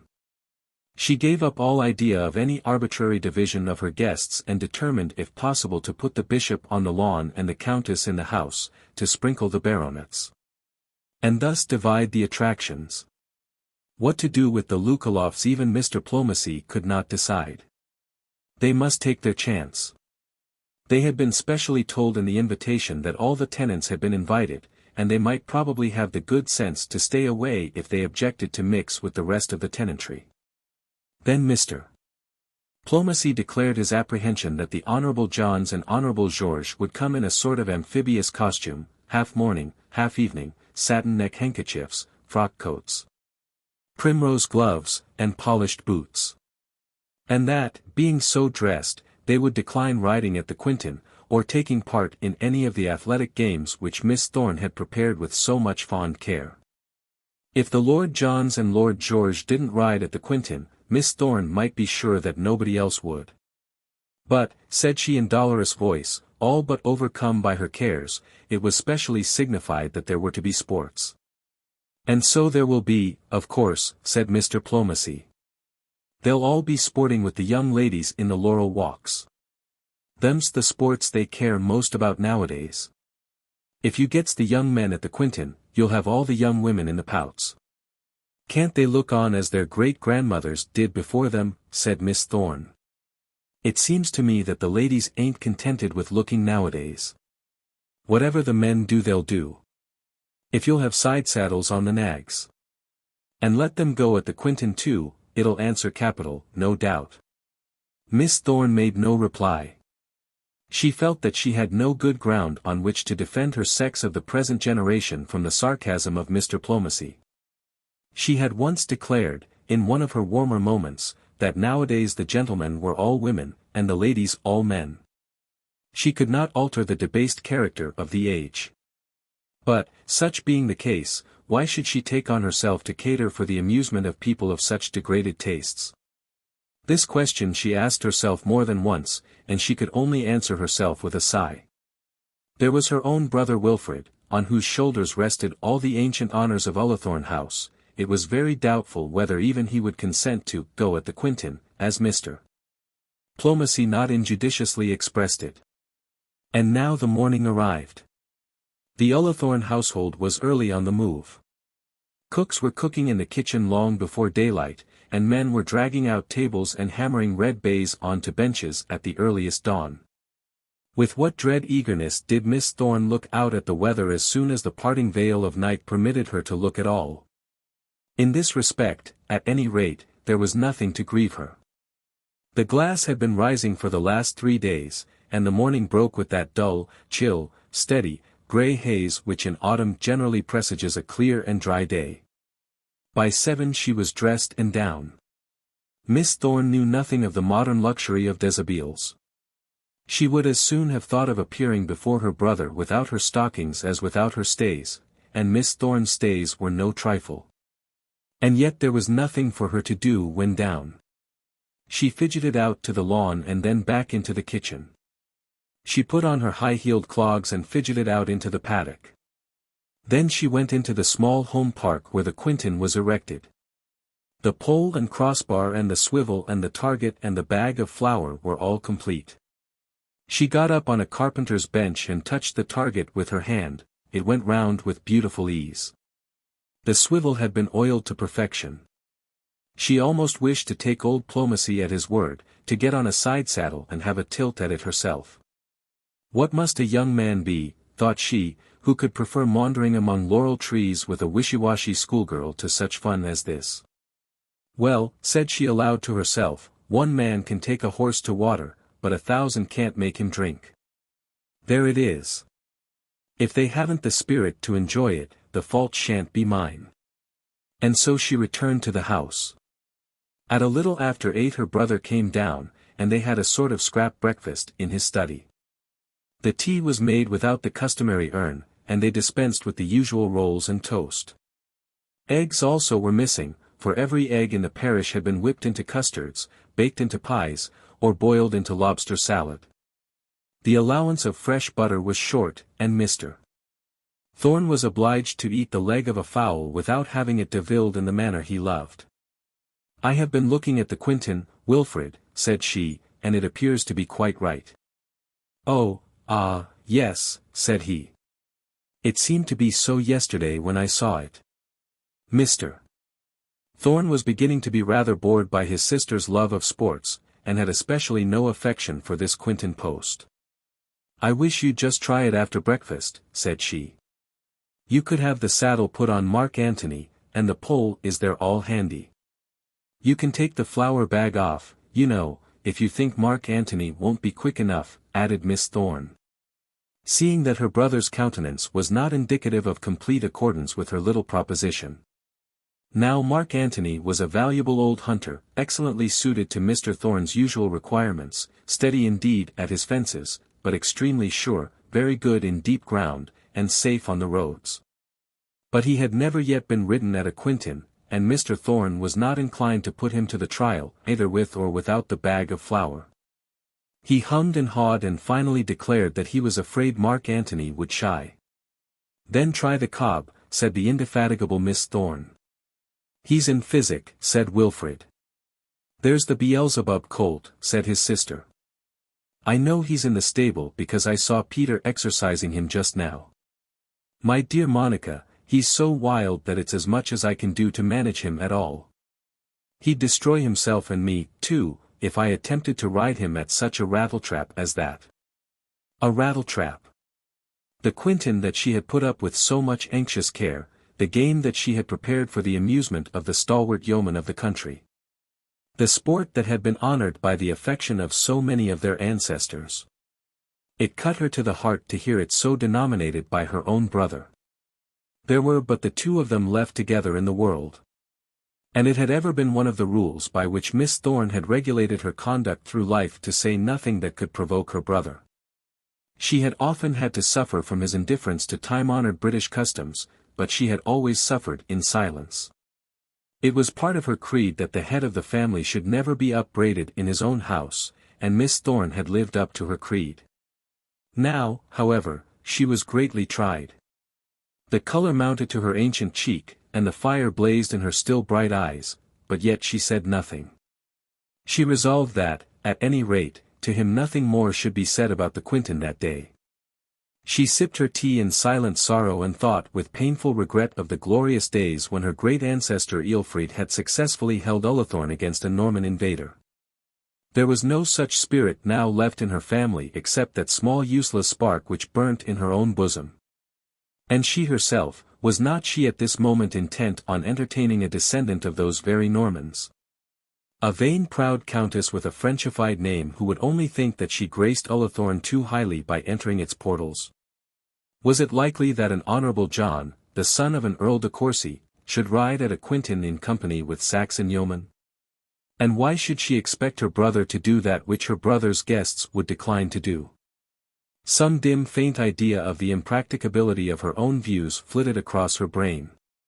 Perhaps it was necessary that races doomed to live on the same soil should give way to each other and adopt each other's pursuits.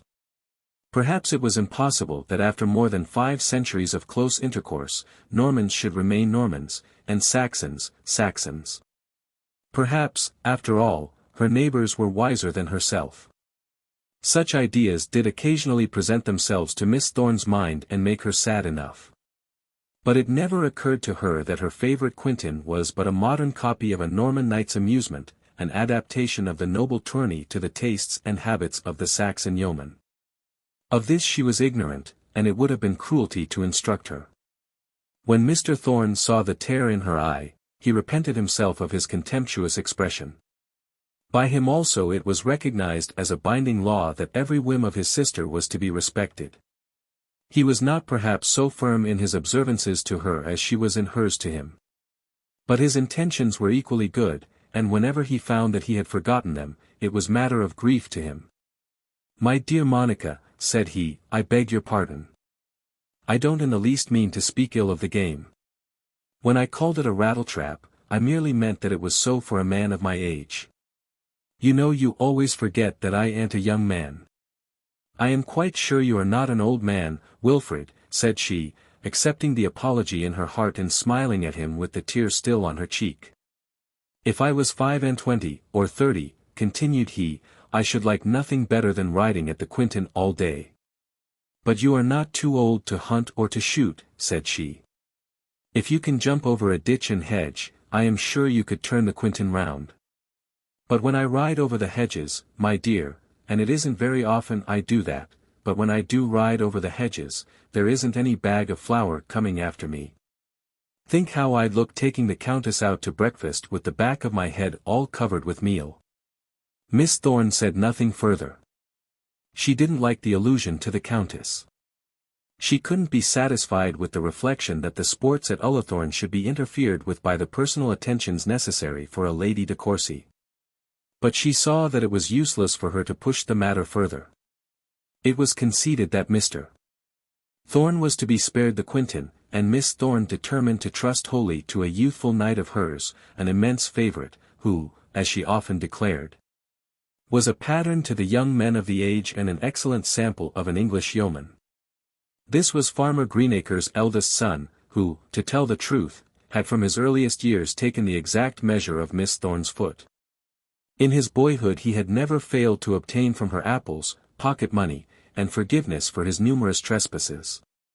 And now in his early manhood he got privileges and immunities which were equally valuable. He was allowed a day or two's shooting in September, he schooled the squire's horses, got slips of trees out of the orchard and roots of flowers out of the garden, and had the fishing of the little river altogether in his own hands. He had undertaken to come mounted on a nag of his father's and show the way at the quintin post. Whatever young Greenacre did the others would do after him.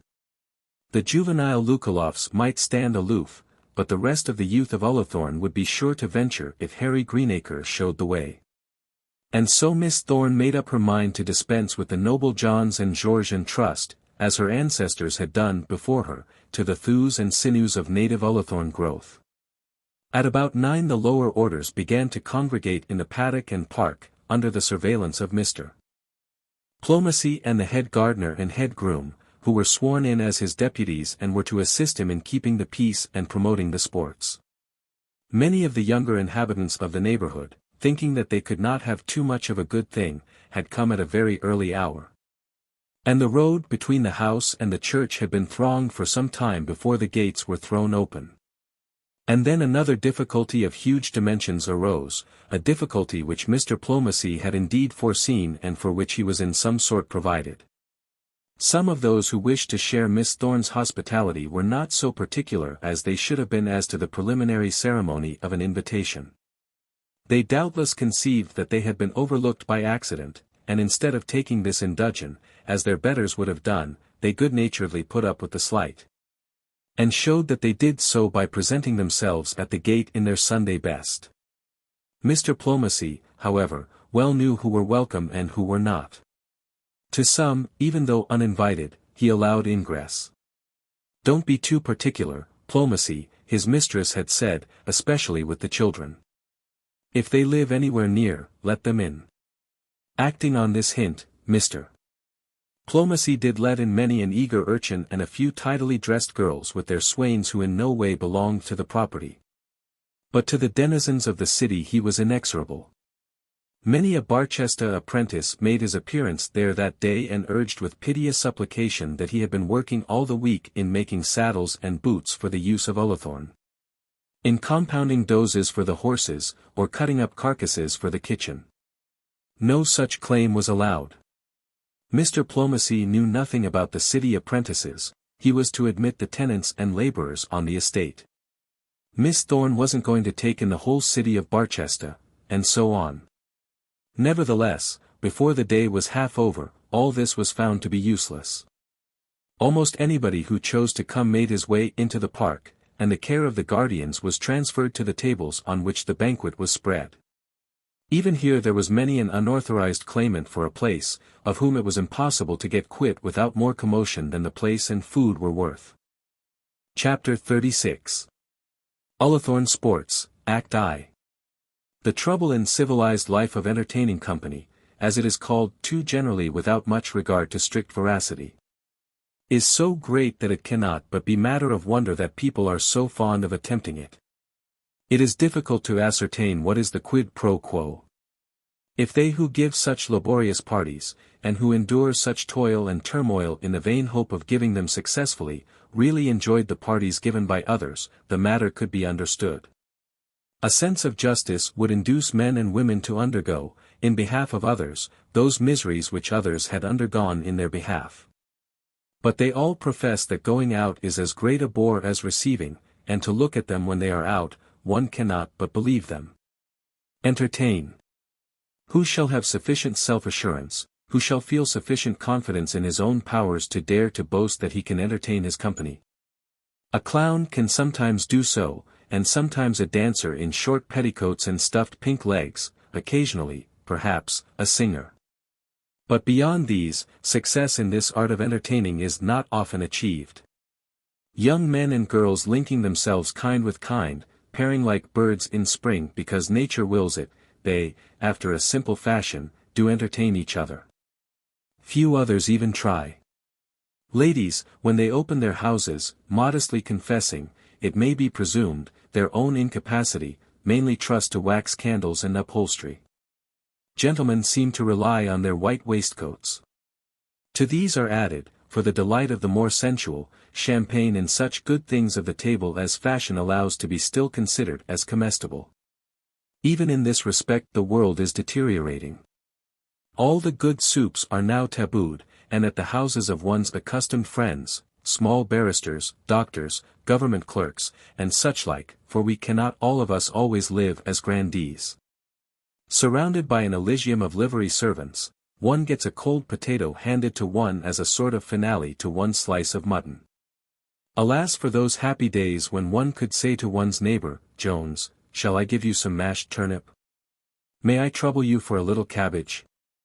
And then the pleasure of drinking wine with Mrs.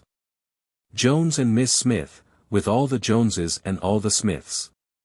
These latter-day habits are certainly more economical. Miss Thorne, however, boldly attempted to leave the modern, beaten track, and made a positive effort to entertain her guests. Alas! She did so with but moderate success.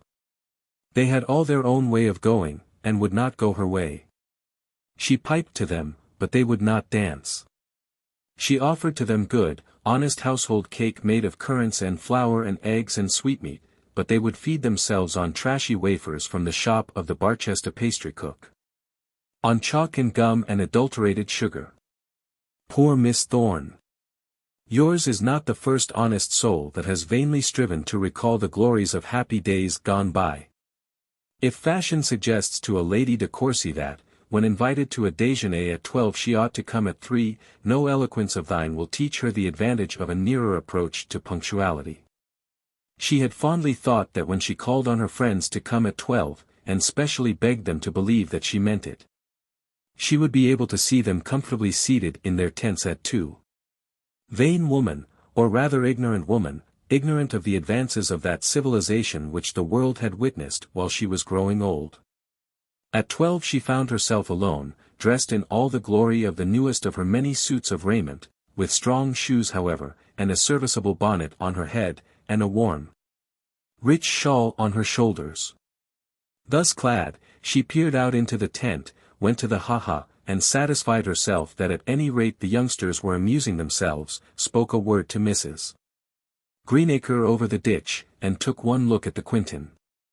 3 or 4 young farmers were turning the machine round and poking at the bag of flour in a manner not at all intended by the inventor of the game, but no mounted sportsmen were there. Miss Thorne looked at her watch. It was only 15 minutes past 12, and it was understood that Harry Greenacre was not to begin till the half-hour.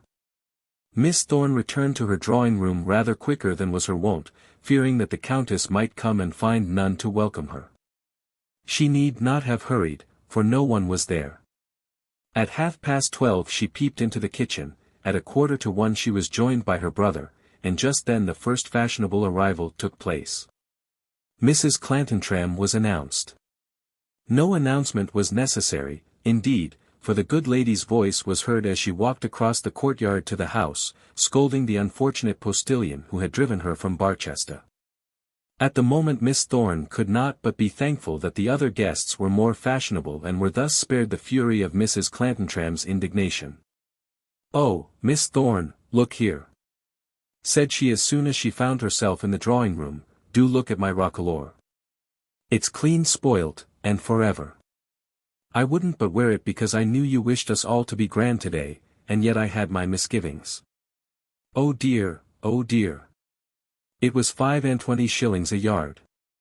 The Barchester post-horses had misbehaved in some unfortunate manner just as Mrs. Clantantram was getting out of the chaise and had nearly thrown her under the wheel. Mrs. Clantantram belonged to other days, and therefore, though she had but little else to recommend her, Miss Thorne was to a certain extent fond of her. She sent the roquelaure away to be cleaned, and lent her one of her best shawls out of her own wardrobe. The next comer was Mr. Arabin, who was immediately informed of Mrs. Clantantram's misfortune and of her determination to pay neither master or post-boy, although, as she remarked, she intended to get her lift home before she made known her mind upon that matter. Then a good deal of rustling was heard in the sort of lobby that was used for the ladies' outside cloaks, and the door having been thrown wide open, the servant announced, not in the most confident of voices, Mrs. Lookaloft, and the Miss Lookalofts, and Mr. Augustus Lookaloft. Poor man, we mean the footman. He knew, none better, that Mrs. Lookaloft had no business there, that she was not wanted there, and would not be welcome. But he had not the courage to tell a stout lady with a low dress, short sleeves, and satin at 8 shillings a yard that she had come to the wrong tent. He had not dared to hint to young ladies with white dancing shoes and long gloves that there was a place ready for them in the paddock. And thus Mrs. Lookaloft carried her point, broke through the guards, and made her way into the citadel. That she would have to pass an uncomfortable time there she had surmised before. But nothing now could rob her of the power of boasting that she had consorted on the lawn with the squire and Miss Thorne, with a countess, a bishop, and the county grandees, while Mrs. Greenacre and such-like were walking about with the ploughboys in the park. It was a great point gained by Mrs. Lookaloft, and it might be fairly expected that from this time forward the tradesmen of Barchester would, with undoubting pens, address her husband as T. Lookaloft, Esquire. Mrs. Lookaloft's pluck carried her through everything, and she walked triumphant into the Ullathorne drawing-room, but her children did feel a little abashed at the sort of reception they met with. It was not in Miss Thorne's heart to insult her own guests, but neither was it in her disposition to overlook such effrontery. "Oh, Mrs. Lookaloft, is this you?" said she. "And your daughters and son? Well, we're very glad to see you, but I'm sorry you've come in such low dresses, as we are all going out of doors. Could we lend you anything?" "Oh dear, no thank ye, Miss Thorne," said the mother, "the girls and myself are quite used to low dresses, when we're out." "Are you, indeed?" said Miss Thorne shuddering, but the shudder was lost on Mrs. Lookaloft. "And where's Lookaloft?" said the master of the house, coming up to welcome his tenant's wife. Let the faults of the family be what they would, he could not but remember that their rent was well paid, he was therefore not willing to give them a cold shoulder. "Such a headache, Mr. Thorne," said Mrs. Lookaloft. In fact he couldn't stir, or you may be certain on such a day he would not have absented himself. "Dear me," said Miss Thorne. "If he is so ill, I'm sure you'd wish to be with him." "Not at all," said Mrs. Lookaloft. "Not at all, Miss Thorne. It is only bilious you know, and when he's that way, he can bear nobody nigh him." The fact, however, was that Mr. Lookaloft, having either more sense or less courage than his wife, had not chosen to intrude on Miss Thorne's drawing-room. And as he could not very well have gone among the plebeians while his wife was with the patricians, he thought it most expedient to remain at Rosebank. Mrs. Lookaloft soon found herself on a sofa, and the Miss Lookalofts on 2 chairs, while Mr. Augustus stood near the door. And here they remained till in due time they were seated, all 4 together, at the bottom of the dining-room table. Then the Grantlys came, the Archdeacon and Mrs. Grantly and the 2 girls, and Dr. Gwynne and Mr. Harding. As ill luck would have it, they were closely followed by Dr. Stanhope's carriage. As Eleanor looked out of the carriage window, she saw her brother-in-law helping the ladies out and threw herself back into her seat, dreading to be discovered. She had had an odious journey. Mr. Slope's civility had been more than ordinarily greasy. And now, though he had not in fact said anything which she could notice, she had for the first time entertained a suspicion that he was intending to make love to her. Was it after all true that she had been conducting herself in a way that justified the world in thinking that she liked the man? After all, could it be possible that the Archdeacon and Mr. Arabin were right, and that she was wrong? Charlotte Stanhope had also been watching Mr. Slope and had come to the conclusion that it behoved her brother to lose no further time, if he meant to gain the widow. She almost regretted that it had not been contrived that Bertie should be at Ullathorne before them. Dr. Grantly did not see his sister-in-law in company with Mr. Slope, but Mr. Arabin did. Mr. Arabin came out with Mr. Thorne to the front door to welcome Mrs. Grantly, and he remained in the courtyard till all their party had passed on. Eleanor hung back in the carriage as long as she well could, but she was nearest to the door, and when Mr. Slope, having alighted, offered her his hand, she had no alternative but to take it. Mr. Arabin, standing at the open door while Mrs. Grantly was shaking hands with someone within, saw a clergyman alight from the carriage whom he at once knew to be Mr. Slope, and then he saw this clergyman hand out Mrs. Bold. Having seen so much, Mr. Arabin, rather sick at heart, followed Mrs. Grantly into the house. Eleanor was, however, spared any further immediate degradation, for Dr. Stanhope gave her his arm across the courtyard, and Mr. Slope was fain to throw away his attention upon Charlotte. They had hardly passed into the house, and from the house to the lawn, when, with a loud rattle and such noise as great men and great women are entitled to make in their passage through the world, the Proudies drove up. It was soon apparent that no everyday comer was at the door. One servant whispered to another that it was the bishop, and the word soon ran through all the hangers-on and strange grooms and coachmen about the place. There was quite a little cortege to see the bishop and his lady walk across the courtyard, and the good man was pleased to see that the church was held in such respect in the parish of St. Ewold's. And now the guests came fast and thick, and the lawn began to be crowded, and the room to be full. Voices buzzed, silk rustled against silk, and muslin crumpled against muslin. Miss Thorne became more happy than she had been, and again bethought her of her sports. There were targets and bows and arrows prepared at the further end of the lawn. Here the gardens of the place encroached with a somewhat wide sweep upon the paddock and gave ample room for the doings of the toxophilites. Miss Thorne got together such daughters of Diana as could bend a bow and marshalled them to the targets.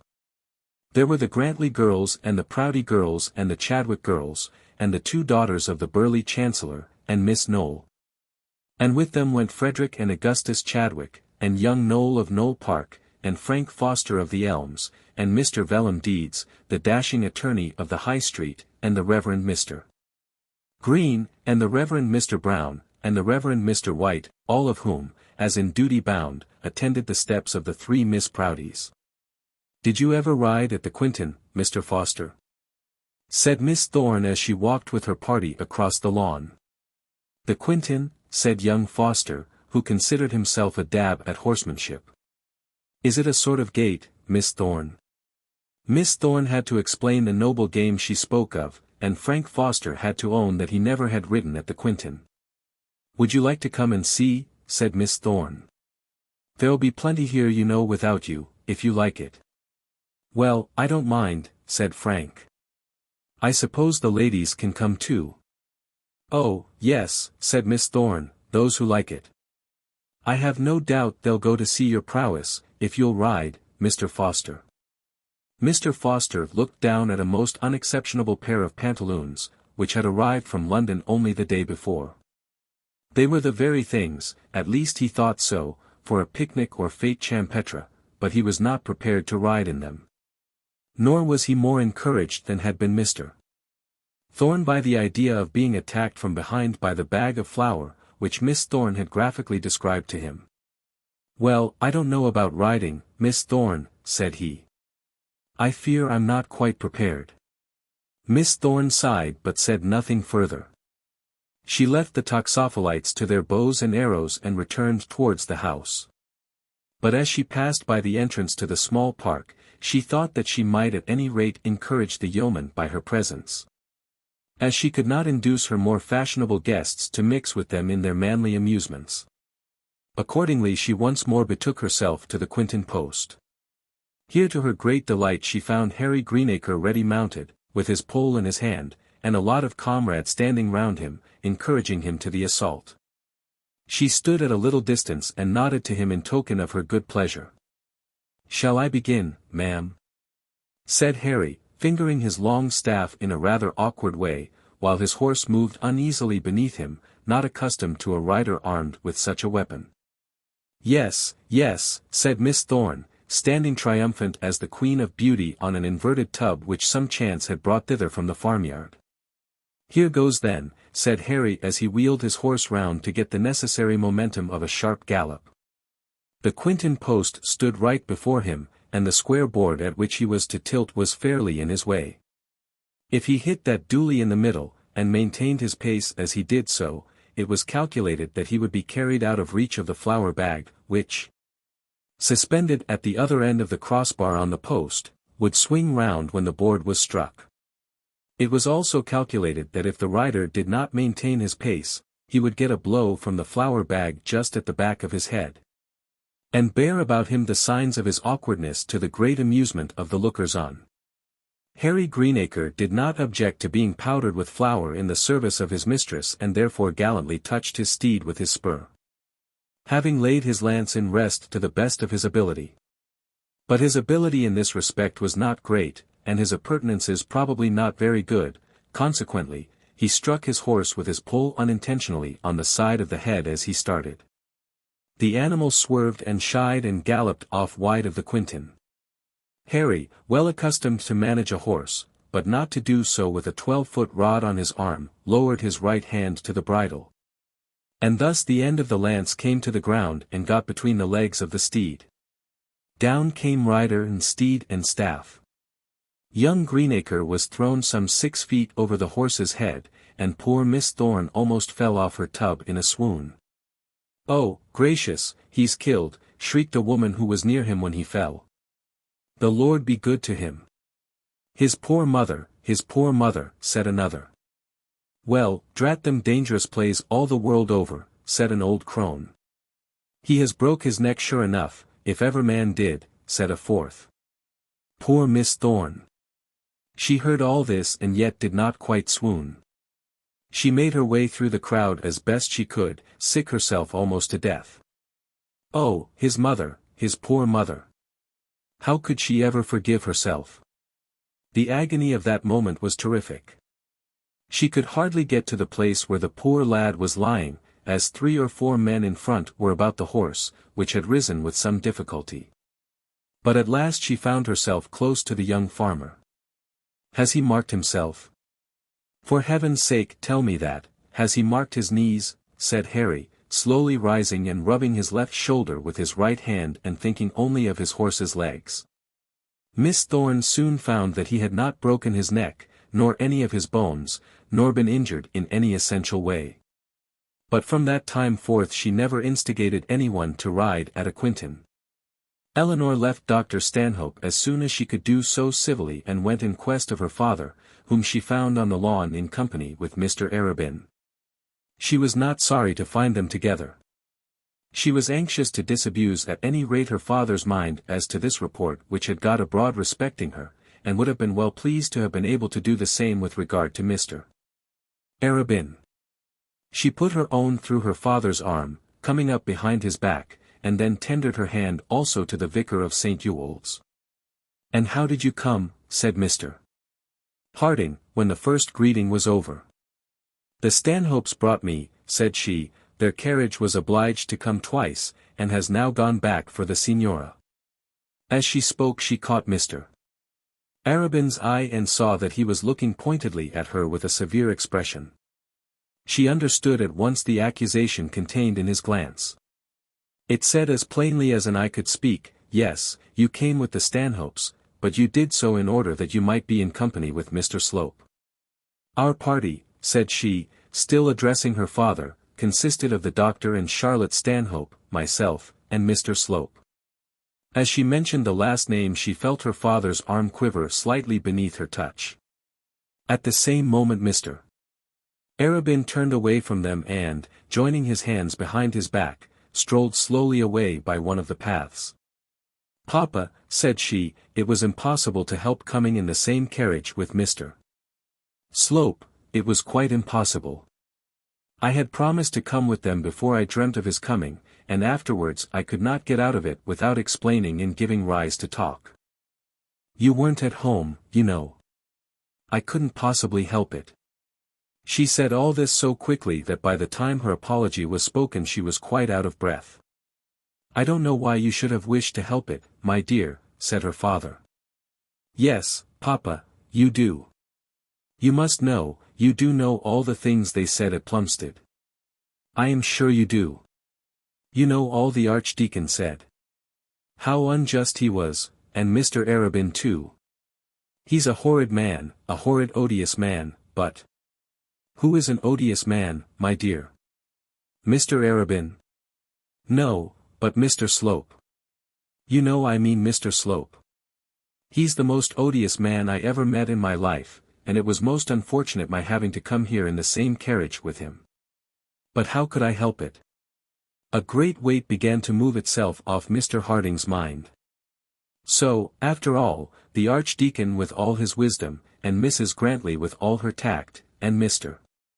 Arabin with all his talent, were in the wrong. His own child, his Eleanor, the daughter of whom he was so proud, was not to become the wife of a Mr. Slope. He had been about to give his sanction to the marriage, so certified had he been of the fact. And now he learnt that this imputed lover of Eleanor's was at any rate as much disliked by her as by any one of the family. Mr. Harding, however, was by no means sufficiently a man of the world to conceal the blunder he had made. He could not pretend that he had entertained no suspicion. He could not make believe that he had never joined the Archdeacon in his surmises. He was greatly surprised, and gratified beyond measure, and he could not help showing that such was the case. "My darling girl," said he, "I am so delighted, so overjoyed.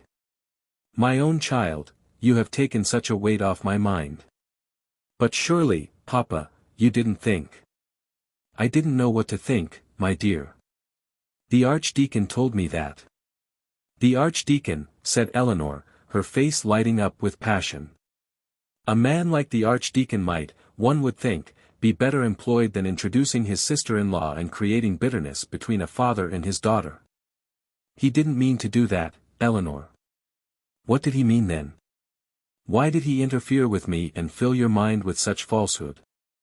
Never mind it now, my child, never mind it now. We shall all know you better now.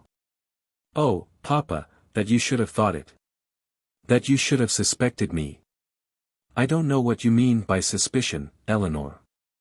There would be nothing disgraceful, you know, nothing wrong in such a marriage. Nothing that could have justified my interfering as your father. And Mr. Harding would have proceeded in his own defense to make out that Mr. Slope after all was a very good sort of man and a very fitting second husband for a young widow, had he not been interrupted by Eleanor's greater energy. It would be disgraceful, said she. It would be wrong, it would be abominable. Could I do such a horrid thing, I should expect no one to speak to me. Ugh, and she shuddered as she thought of the matrimonial torch which her friends had been so ready to light on her behalf. I don't wonder at Dr. Grantly, I don't wonder at Susan. But, oh, Papa, I do wonder at you. How could you believe it? Poor Eleanor, as she thought of her father's defalcation, could resist her tears no longer, and was forced to cover her face with her handkerchief. The place was not very opportune for her grief. They were walking through the shrubberies, and there were many people near them. Poor Mr. Harding stammered out his excuse as best he could, and Eleanor with an effort controlled her tears and returned her handkerchief to her pocket. She did not find it difficult to forgive her father, nor could she altogether refuse to join him in the returning gaiety of spirit to which her present avowal gave rise. It was such a load off his heart to think that he should not be called on to welcome Mr. Slope as his son-in-law. It was such a relief to him to find that his daughter's feelings and his own were now, as they ever had been, in unison. He had been so unhappy for the last 6 weeks about this wretched Mr. Slope. He was so indifferent as to the loss of the hospital, so thankful for the recovery of his daughter, that, strong as was the ground for Eleanor's anger, she could not find it in her heart to be long angry with him. Dear Papa, she said, hanging closely to his arm, never suspect me again, promise me that you never will. Whatever I do you may be sure I shall tell you first. You may be sure I shall consult you. And Mr. Harding did promise, and owned his sin, and promised again. And so, while he promised amendment and she uttered forgiveness, they returned together to the drawing-room windows. And what had Eleanor meant when she declared that whatever she did, she would tell her father first? What was she thinking of doing? So ended the first act of the melodrama which Eleanor was called on to perform this day at Ullathorne. Chapter 37. The Signora Neroni, the Countess de Courcy, and Mrs. Proudie meet each other at Ullathorne. And now there were new arrivals. Just as Eleanor reached the drawing-room the Signora was being wheeled into it. She had been brought out of the carriage into the dining-room and there placed on a sofa, and was now in the act of entering the other room, by the joint aid of her brother and sister, Mr. Arabin, and 2 servants in livery. She was all in her glory, and looked so pathetically happy, so full of affliction and grace, was so beautiful, so pitiable, and so charming that it was almost impossible not to be glad she was there. Miss Thorne was unaffectedly glad to welcome her. In fact, the Signora was a sort of lion. And though there was no drop of the Leo Hunter blood in Miss Thorne's veins, she nevertheless did like to see attractive people at her house. The Signora was attractive, and on her first settlement in the dining-room she had whispered 2 or 3 soft feminine words into Miss Thorne's ear which, at the moment, had quite touched that lady's heart. "Oh, Miss Thorne, where is Miss Thorne?" she said as soon as her attendants had placed her in her position just before one of the windows, from whence she could see all that was going on upon the lawn. "How am I to thank you for permitting a creature like me to be here? But if you knew the pleasure you give me, I am sure you would excuse the trouble I bring with me." And as she spoke she squeezed the spinster's little hand between her own. "We are delighted to see you here," said Miss Thorne. "You give us no trouble at all, and we think it a great favour conferred by you to come and see us, don't we, Wilfred?" "A very great favour indeed," said Mr. Thorne with a gallant bow but of a somewhat less cordial welcome than that conceded by his sister. Mr. Thorne had heard perhaps more of the antecedents of his guest than his sister had done, and had not as yet undergone the power of the signora's charms. But while the mother of the last of the Neros was thus in her full splendour, with crowds of people gazing at her and the elite of the company standing round her couch, her glory was paled by the arrival of the Countess de Courcy. Miss Thorne had now been waiting 3 hours for the Countess, and could not therefore but show very evident gratification when the arrival at last took place. She and her brother of course went off to welcome the titled grandees, and with them, alas, went many of the signora's admirers. "Oh, Mr. Thorne," said the Countess, while in the act of being disrobed of her fur cloaks and re-robed in her gauze shawls, "what dreadful roads you have, perfectly frightful." It happened that Mr. Thorne was waywarden for the district and, not liking the attack, began to excuse his roads. "Oh, yes, indeed they are," said the Countess not minding him in the least. "Perfectly dreadful, are they not, Margaretta?" "Why, my dear Miss Thorne, we left Courcy Castle just at 11, it was only just past 11, was it not, George?"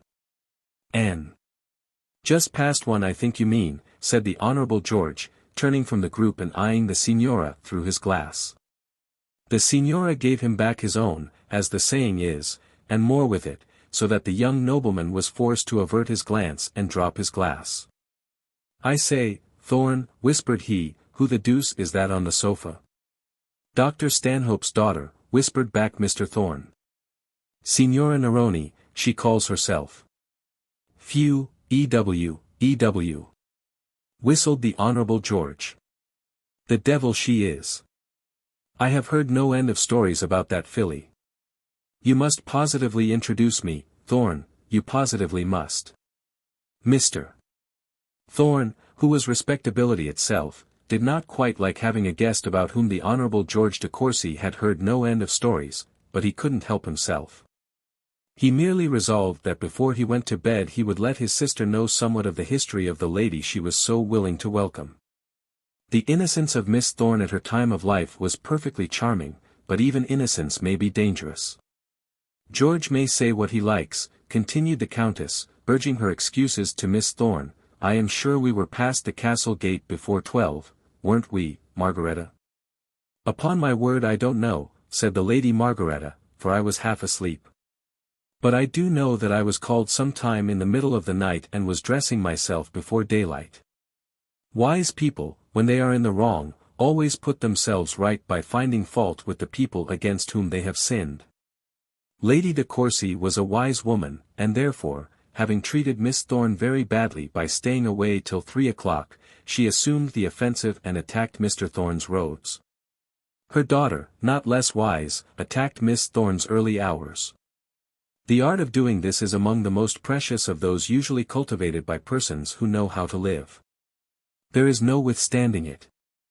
Who can go systematically to work and, having done battle with the primary accusation and settled that, then bring forward a countercharge and support that also?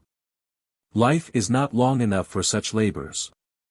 A man in the right relies easily on his rectitude and therefore goes about unarmed. His very strength is his weakness. A man in the wrong knows that he must look to his weapons, his very weakness is his strength. The one is never prepared for combat, the other is always ready. Therefore it is that in this world the man that is in the wrong almost invariably conquers the man that is in the right, and invariably despises him. A man must be an idiot or else an angel who, after the age of 40, shall attempt to be just to his neighbours. Many like the Lady Margaretta have learnt their lesson at a much earlier age. But this of course depends on the school in which they have been taught. Poor Miss Thorne was altogether overcome. She knew very well that she had been ill-treated, and yet she found herself making apologies to Lady de Courcy. To do her ladyship justice, she received them very graciously, and allowed herself, with her train of daughters, to be led towards the lawn. There were 2 windows in the drawing-room wide open for the countess to pass through, but she saw that there was a woman on a sofa, at the 3rd window, and that woman had, as it were, a following attached to her. Her ladyship therefore determined to investigate the woman. The de Courcys were hereditarily short-sighted, and had been so for 30 centuries at least. So Lady de Courcy, who when she entered the family had adopted the family habits, did as her son had done before her and, taking her glass to investigate the Signora Neroni, pressed in among the gentlemen who surrounded the couch, and bowed slightly to those whom she chose to honor by her acquaintance. In order to get to the window she had to pass close to the front of the couch, and as she did so she stared hard at the occupant. The occupant, in return, stared hard at the countess. The countess, who, since her countessship commenced, had been accustomed to see all eyes not royal, ducal, or marquesal fall before her own, paused as she went on, raised her eyebrows, and stared even harder than before. But she had now to do with one who cared little for countesses. It was, one may say, impossible for mortal man or woman to abash Madeline Neroni. She opened her large, bright, lustrous eyes wider and wider, till she seemed to be all eyes. She gazed up into the lady's face, not as though she did it with an effort, but as if she delighted in doing it. She used no glass to assist her effrontery, and needed none. The faintest possible smile of derision played round her mouth, and her nostrils were slightly dilated, as if in sure anticipation of her triumph. And it was sure. The Countess de Courcy, in spite of her 30 centuries and de Courcy Castle, and the fact that Lord de Courcy was Grand Master of the ponies to the Prince of Wales, had not a chance with her. At first the little circlet of gold wavered in the Countess's hand, then the hand shook, then the circlet fell, the Countess's head tossed itself into the air, and the Countess's feet shambled out to the lawn. She did not, however, go so fast but what she heard the Signora's voice, asking, "Who on earth is that woman, Mr. Slope?" "That is Lady de Courcy." "Oh, ah. I might have supposed so." "Ha, ha, ha. Well, that's as good as a play." It was as good as a play to any there who had eyes to observe it and wit to comment on what they observed. But the Lady de Courcy soon found a congenial spirit on the lawn. There she encountered Mrs. Proudie, and as Mrs. Proudie was not only the wife of a bishop but was also the cousin of an earl, Lady de Courcy considered her to be the fittest companion she was likely to meet in that assemblage. They were accordingly delighted to see each other. Mrs. Proudie by no means despised a countess, and as this countess lived in the county and within a sort of extensive visiting distance of Barchester, she was glad to have this opportunity of ingratiating herself. "My dear Lady de Courcy, I am so delighted," said she, looking as little grim as it was in her nature to do. "I hardly expected to see you here.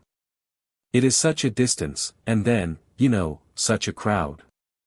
And such roads, Mrs. Proudie. I really wonder how the people ever get about. But I don't suppose they ever do." "Well, I really don't know, but I suppose not." "The Thornes don't, I know," said Mrs. Proudie. "Very nice person, Miss Thorne, isn't she?" "Oh, delightful, and so queer. I've known her these 20 years. A great pet of mine is dear Miss Thorne. She is so very strange, you know. She always makes me think of the Eskimos and the Indians. Isn't her dress quite delightful?" "Delightful," said Mrs. Proudie. "I wonder now whether she paints. Did you ever see such color?" "Oh, of course," said Lady de Courcy. "That is, I have no doubt she does. But, Mrs. Proudie, who is that woman on the sofa by the window? Just step this way and you'll see her, there," and the Countess led her to a spot where she could plainly see the Signora's well-remembered face and figure. She did not however do so without being equally well seen by the Signora. "Look, look," said that lady to Mr. Slope, who was still standing near to her. "See the high spiritualities and temporalities of the land in league together, and all against poor me. I'll wager my bracelet, Mr. Slope, against your next sermon that they've taken up their position there on purpose to pull me to pieces. Well, I can't rush to the combat, but I know how to protect myself if the enemy come near me. But the enemy knew better. They could gain nothing by contact with the Signora Neroni, and they could abuse her as they pleased at a distance from her on the lawn. She's that horrid Italian woman, Lady de Courcy. You must have heard of her. What Italian woman, said her ladyship, quite alive to the coming story. I don't think I've heard of any Italian woman coming into the country. She doesn't look Italian, either. Oh, you must have heard of her, said Mrs. Proudie. No, she's not absolutely Italian. She is Dr. Stanhope's daughter, Dr. Stanhope the prebendary, and she calls herself the Signora Neroni. Oh, exclaimed the Countess. I was sure you had heard of her, continued Mrs. Proudie. I don't know anything about her husband. They do say that some man named Neroni is still alive. I believe she did marry such a man abroad, but I do not at all know who or what he was. Oh, exclaimed the Countess, shaking her head with much intelligence, as every additional H fell from her lips. I know all about it now. I have heard George mention her. George knows all about her. George heard about her in Rome. She's an abominable woman, at any rate, said Mrs. Proudie. Insufferable, said the Countess. She made her way into the palace once, before I knew anything about her, and I cannot tell you how dreadfully indecent her conduct was. Was it? Said the delighted Countess. Insufferable, said the Prelatess. But why does she lie on a sofa? Asked Lady de Courcy. She has only one leg, replied Mrs. Proudie. Only one leg? Said Lady de Courcy, who felt to a certain degree dissatisfied that the Signora was thus incapacitated. Was she born so? Oh, no, said Mrs. Proudie, and her ladyship felt somewhat recomforted by the assurance, she had two. But that Signor Neroni beat her, I believe, till she was obliged to have one amputated.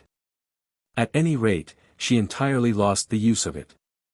Unfortunate creature, said the Countess, who herself knew something of matrimonial trials. Yes, said Mrs. Proudie, one would pity her in spite of her past bad conduct, if she now knew how to behave herself. But she does not. She is the most insolent creature I ever put my eyes on. Indeed she is, said Lady de Courcy. And her conduct with men is so abominable that she is not fit to be admitted into any lady's drawing-room. Dear me! Said the Countess, becoming again excited, happy and merciless. You saw that man standing near her, the clergyman with the red hair? Yes, yes. She has absolutely ruined that man. The bishop, or I should rather take the blame on myself, for it was I brought him down from London to Barchester. He is a tolerable preacher, an active young man, and I therefore introduced him to the bishop. That woman, Lady de Courcy, has got hold of him and has so disgraced him that I am forced to require that he shall leave the palace, and I doubt very much whether he won't lose his gown. Why, what an idiot the man must be, said the Countess. You don't know the intriguing villainy of that woman, said Mrs. Proudie, remembering her torn flounces. But you say she has only got one leg. She is as full of mischief as though she had 10. Look at her eyes, Lady de Courcy. Did you ever see such eyes in a decent woman's head? Indeed, I never did, Mrs. Proudie. And her effrontery, and her voice. I quite pity her poor father, who is really a good sort of man. Dr. Stanhope, isn't he? Yes, Dr. Stanhope. He is one of our prebendaries, a good, quiet sort of man himself. But I am surprised that he should let his daughter conduct herself as she does. I suppose he can't help it, said the Countess. But a clergyman, you know, Lady de Courcy. He should at any rate prevent her from exhibiting in public, if he cannot induce her to behave at home. But he is to be pitied.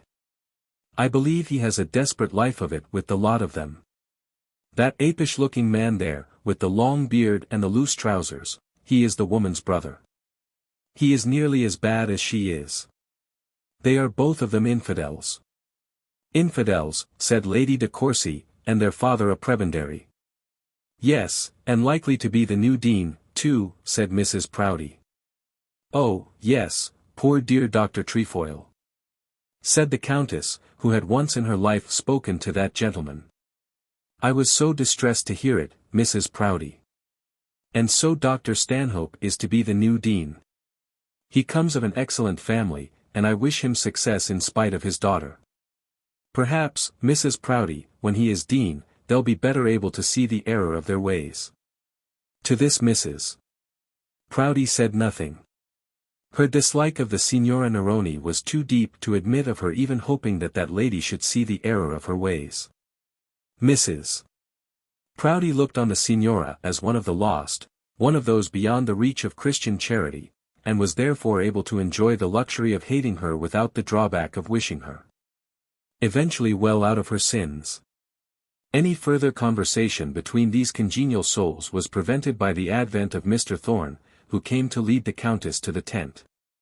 Indeed, he had been desired to do so some 10 minutes since, but he had been delayed in the drawing-room by the Signora. She had contrived to detain him, to get him near to her sofa, and at last to make him seat himself on a chair close to her beautiful arm. The fish took the bait, was hooked, and caught, and landed. Within that 10 minutes he had heard the whole of the Signora's history in such strains as she chose to use in telling it. He learnt from the lady's own lips the whole of that mysterious tale to which the Honourable George had merely alluded. He discovered that the beautiful creature lying before him had been more sinned against than sinning. She had owned to him that she had been weak, confiding, and indifferent to the world's opinion, and that she had therefore been ill-used, deceived, and evil spoken of. She had spoken to him of her mutilated limb, her youth destroyed in fullest bloom, her beauty robbed of its every charm, her life blighted, her hopes withered. And as she did so a tear dropped from her eye to her cheek. She had told him of these things and asked for his sympathy. What could a good-natured, genial, Anglo-Saxon Squire Thorne do but promise to sympathize with her? Mr. Thorne did promise to sympathize. Promised also to come and see the last of the Neros, to hear more of those fearful Roman days, of those light and innocent but dangerous hours which flitted by so fast on the shores of Como. And to make himself the confidant of the Signora's sorrows. We need hardly say that he dropped all idea of warning his sister against the dangerous lady. He had been mistaken, never so much mistaken in his life. He had always regarded that Honourable George as a coarse, brutal-minded young man, now he was more convinced than ever that he was so. It was by such men as the Honourable George that the reputations of such women as Madeline Neroni were imperilled and damaged. He would go and see the lady in her own house. He was fully sure in his own mind of the soundness of his own judgment. If he found her, as he believed he should do, an injured, well-disposed, warm-hearted woman, he would get his sister Monica to invite her out to Ullathorne. No, said she, as at her instance he got up to leave her and declared that he himself would attend upon her wants. No, no, my friend, I positively put a veto upon your doing so. What, in your own house, with an assemblage round you such as there is here? Do you wish to make every woman hate me and every man stare at me? I lay a positive order on you not to come near me again today. Come and see me at home. It is only at home that I can talk, it is only at home that I really can live and enjoy myself. My days of going out, days such as these, are rare indeed. Come and see me at home, Mr. Thorne, and then I will not bid you to leave me. It is, we believe, common with young men of 25 to look on their seniors, on men of, say, double their own age, as so many stocks and stones, that is. In regard to feminine beauty. There never was a greater mistake. Women, indeed, generally know better, but on this subject men of one age are thoroughly ignorant of what is the very nature of mankind of other ages. No experience of what goes on in the world, no reading of history, no observation of life, has any effect in teaching the truth. Men of 50 don't dance mazurkas, being generally too fat and wheezy. Nor do they sit for the hour together on riverbanks at their mistress's feet, being somewhat afraid of rheumatism. But for real true love, love at first sight, love to devotion, love that robs a man of his sleep, love that will gaze an eagle blind. Love that will hear the lowest sound when the suspicious tread of theft is stopped, love that is, like a Hercules, still climbing trees in the Hesperides. We believe the best age is from 45 to 70.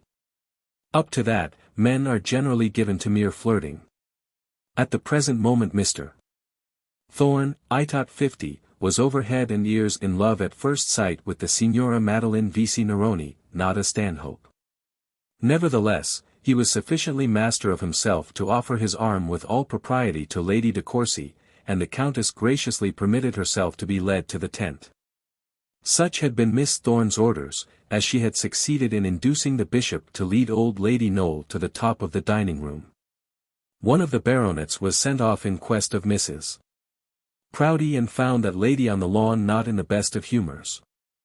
Mr. Thorne and the Countess had left her too abruptly. She had in vain looked about for an attendant chaplain, or even a stray curate. They were all drawing long bows with the young ladies at the bottom of the lawn, or finding places for their graceful cotoxophilites in some snug corner of the tent. In such position Mrs. Proudie had been wont in earlier days to fall back upon Mr. Slope, but now she could never fall back upon him again. She gave her head one shake as she thought of her lone position, and that shake was as good as a week deducted from Mr. Slope's longer sojourn in Barchester. Sir Harkaway Gorse, however, relieved her present misery, though his doing so by no means mitigated the sinning chaplain's doom. And now the eating and drinking began in earnest. Dr. Grantly, to his great horror, found himself leagued to Mrs. Clantantram. Mrs. Clantantram had a great regard for the Archdeacon, which was not cordially returned, and when she, coming up to him, whispered in his ear, "Come, Archdeacon. I'm sure you won't begrudge an old friend the favour of your arm," and then proceeded to tell him the whole history of her roquelaure. He resolved that he would shake her off before he was 15 minutes older. But latterly the Archdeacon had not been successful in his resolutions, and on the present occasion Mrs. Clantantram stuck to him till the banquet was over. Dr. Gwynn got a baronet's wife, and Mrs. Grantly fell to the lot of a baronet. Charlotte Stanhope attached herself to Mr. Harding in order to make room for Bertie, who succeeded in sitting down in the dining-room next to Mrs. Bold. To speak sooth, now that he had love in earnest to make, his heart almost failed him. Eleanor had been right glad to avail herself of his arm, seeing that Mr. Slope was hovering nigh her. In striving to avoid that terrible Charybdis of a slope she was in great danger of falling into an unseen Scylla on the other hand, that Scylla being Bertie Stanhope. Nothing could be more gracious than she was to Bertie. She almost jumped at his proffered arm. Charlotte perceived this from a distance and triumphed in her heart. Bertie felt it and was encouraged. Mr. Slope saw it and glowered with jealousy. Eleanor and Bertie sat down to table in the dining-room, and as she took her seat at his right hand she found that Mr. Slope was already in possession of the chair at her own. As these things were going on in the dining-room, Mr. Arabin was hanging enraptured and alone over the signora's sofa, and Eleanor from her seat could look through the open door and see that he was doing so. Chapter 38. The bishop sits down to breakfast, and the dean dies. The Bishop of Barchester said grace over the well-spread board in the Ullathorne dining-room. While he did so, the last breath was flying from the Dean of Barchester as he lay in his sick room in the deanery. When the Bishop of Barchester raised his first glass of champagne to his lips, the Deanship of Barchester was a good thing in the gift of the Prime Minister. Before the Bishop of Barchester had left the table, the Minister of the day was made aware of the fact at his country seat in Hampshire, and had already turned over in his mind the names of 5 very respectable aspirants for the preferment. It is at present only necessary to say that Mr. Slope's name was not among the 5. 'Twas merry in the hall when the beards wagged all, and the clerical beards wagged merrily in the hall of Ullathorne that day. It was not till after the last cork had been drawn, the last speech made, the last nut cracked, that tidings reached and were whispered about that the poor dean was no more. It was well for the happiness of the clerical beards that this little delay took place, as otherwise decency would have forbidden them to wag at all. But there was one sad man among them that day.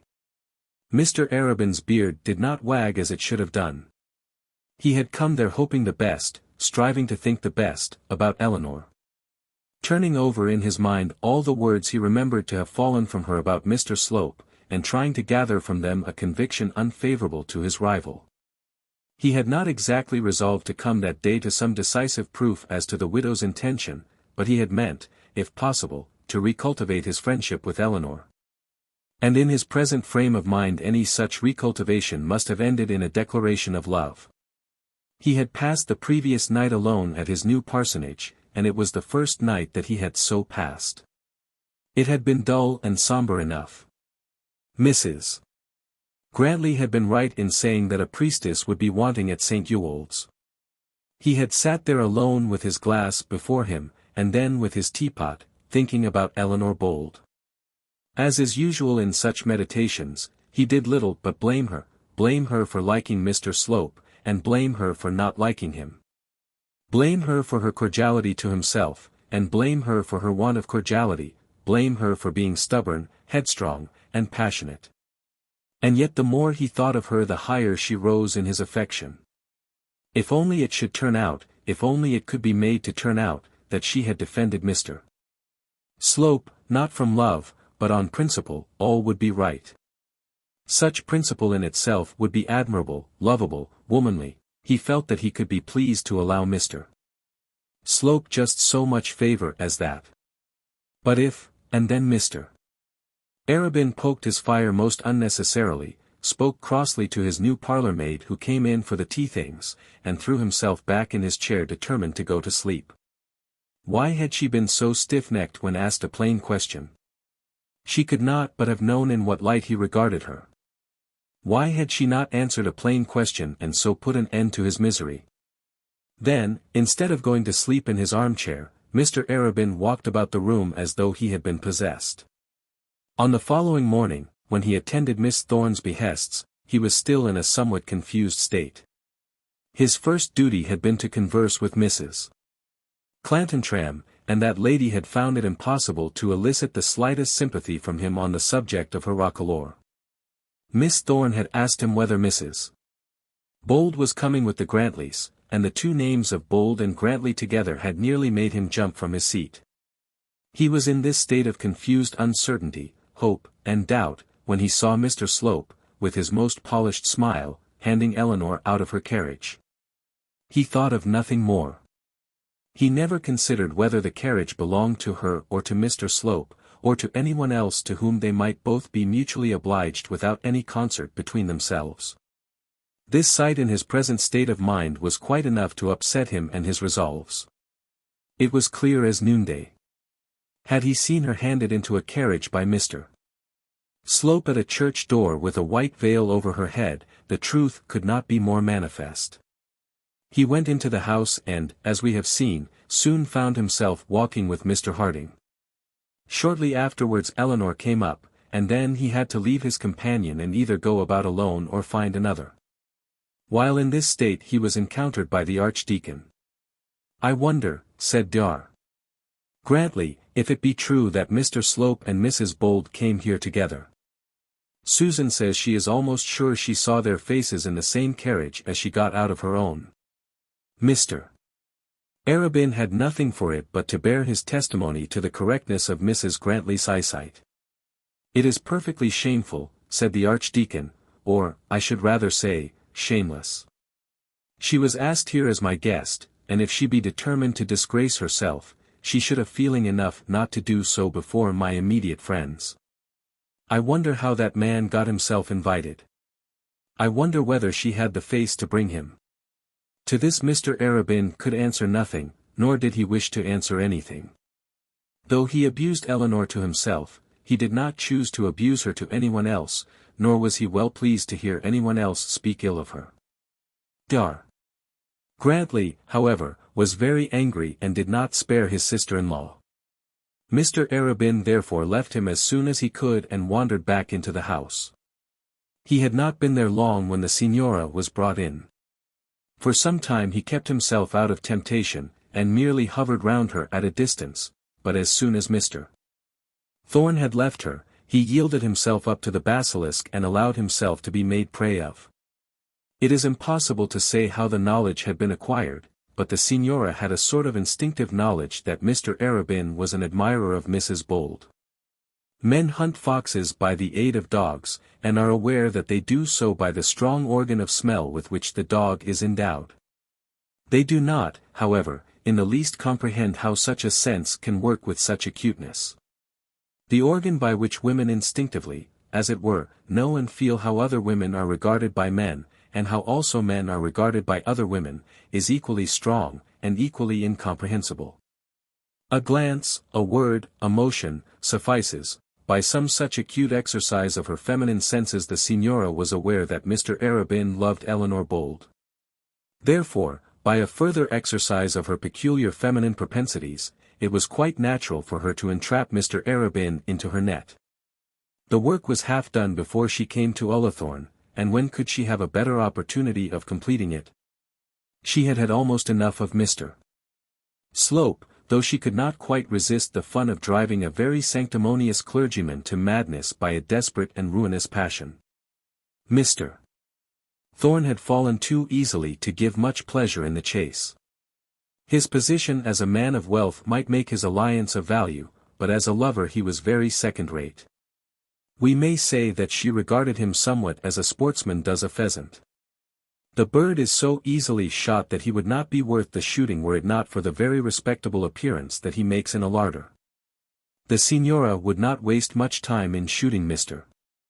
Thorne, but still he was worth bagging for family uses. But Mr. Arabin was game of another sort. The signora was herself possessed of quite sufficient intelligence to know that Mr. Arabin was a man more than usually intellectual. She knew also that, as a clergyman, he was of a much higher stamp than Mr. Slope and that, as a gentleman, he was better educated than Mr. Thorne. She would never have attempted to drive Mr. Arabin into ridiculous misery as she did Mr. Slope, nor would she think it possible to dispose of him in 10 minutes as she had done with Mr. Thorne. Such were her reflections about Mr. Arabin. As to Mr. Arabin, it cannot be said that he reflected at all about the signora. He knew that she was beautiful, and he felt that she was able to charm him. He required charming in his present misery, and therefore he went and stood at the head of her couch. She knew all about it. Such were her peculiar gifts. It was her nature to see that he required charming, and it was her province to charm him. As the Eastern idler swallows his dose of opium, as the London reprobate swallows his dose of gin, so with similar desires and for similar reasons did Mr. Arabin prepare to swallow the charms of the Signora Neroni. "Why ain't you shooting with bows and arrows, Mr. Arabin?" said she, when they were nearly alone together in the drawing-room, or talking with young ladies in shady bowers, or turning your talents to account in some way. "What was a bachelor like you asked here for? Don't you mean to earn your cold chicken and champagne? Were I you, I should be ashamed to be so idle." Mr. Arabin murmured some sort of answer. Though he wished to be charmed, he was hardly yet in a mood to be playful in return. "Why, what ails you, Mr. Arabin?" said she. "Here you are in your own parish. Miss Thorne tells me that her party is given expressly in your honor, and yet you are the only dull man at it. Your friend Mr. Slope was with me a few minutes since, full of life and spirits. Why don't you rival him?" It was not difficult for so acute an observer as Madeline Neroni to see that she had hit the nail on the head and driven the bolt home. Mr. Arabin winced visibly before her attack, and she knew at once that he was jealous of Mr. Slope. "But I look on you and Mr. Slope as the very antipodes of men," said she. "There is nothing in which you are not each the reverse of the other, except in belonging to the same profession, and even in that you are so unlike as perfectly to maintain the rule. He is gregarious, you are given to solitude. He is active, you are passive. He works, you think. He likes women, you despise them. He is fond of position and power. And so are you, but for directly different reasons. He loves to be praised, you very foolishly abhor it. He will gain his rewards, which will be an insipid, useful wife, a comfortable income, and a reputation for sanctimony. You will also gain yours. Well, and what will they be? Said Mr. Arabin, who knew that he was being flattered and yet suffered himself to put up with it. What will be my rewards?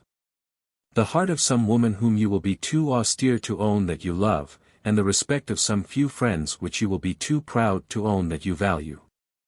Rich rewards, said he. But of little worth, if they are to be so treated. Oh, you are not to look for such success as awaits Mr. Slope. He is born to be a successful man. He suggests to himself an object and then starts for it with eager intention. Nothing will deter him from his pursuit. He will have no scruples, no fears, no hesitation. His desire is to be a bishop with a rising family. The wife will come first, and in due time the apron. You will see all this, and then. Well, and what then? Then you will begin to wish that you had done the same. Mr. Arabin looked placidly out at the lawn and, resting his shoulder on the head of the sofa, rubbed his chin with his hand. It was a trick he had when he was thinking deeply, and what the Signora said made him think. Was it not all true? Would he not hereafter look back, if not at Mr. Slope, at some others, perhaps not equally gifted with himself, who had risen in the world while he had lagged behind, and then wish that he had done the same? Is not such the doom of all speculative men of talent, said she. Do they not all sit wrapped as you now are, cutting imaginary silken cords with their fine edges? While those not so highly tempered sever the everyday Gordian knots of the world's struggle and win wealth and renown.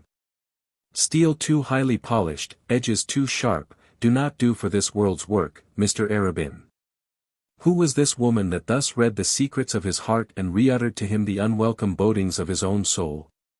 He looked full into her face when she had done speaking and said, Am I one of those foolish blades, too sharp and too fine to do a useful day's work? Why do you let the slopes of the world outdistance you? Said she. Is not the blood in your veins as warm as his? Does not your pulse beat as fast? Has not God made you a man and intended you to do a man's work here, and to take a man's wages also? Mr. Arabin sat ruminating, rubbing his face, and wondering why these things were said to him, but he replied nothing. The Signora went on. The greatest mistake any man ever made is to suppose that the good things of the world are not worth the winning. And it is a mistake so opposed to the religion which you preach. Why does God permit his bishops one after another to have their 5,000s and 10,000s a year if such wealth be bad and not worth having? Why are beautiful things given to us, and luxuries and pleasant enjoyments, if they be not intended to be used? They must be meant for someone, and what is good for a layman surely cannot be bad for a clerk. You try to despise these good things, but you only try, you don't succeed. Don't I? Said Mr. Arabin, still musing, not knowing what he said. I ask you the question, do you succeed? Mr. Arabin looked at her piteously. It seemed to him as though he were being interrogated by some inner spirit of his own, to whom he could not refuse an answer, and to whom he did not dare to give a false reply. Come, Mr. Arabin, confess, do you succeed?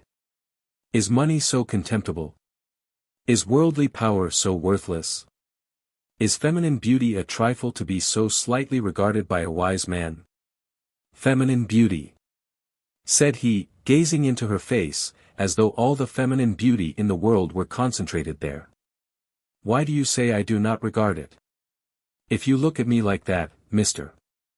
Arabin, I shall alter my opinion, or should do so, were I not of course aware that I have no beauty of my own worth regarding. The gentleman blushed crimson, but the lady did not blush at all. A slightly increased color animated her face, just so much so as to give her an air of special interest.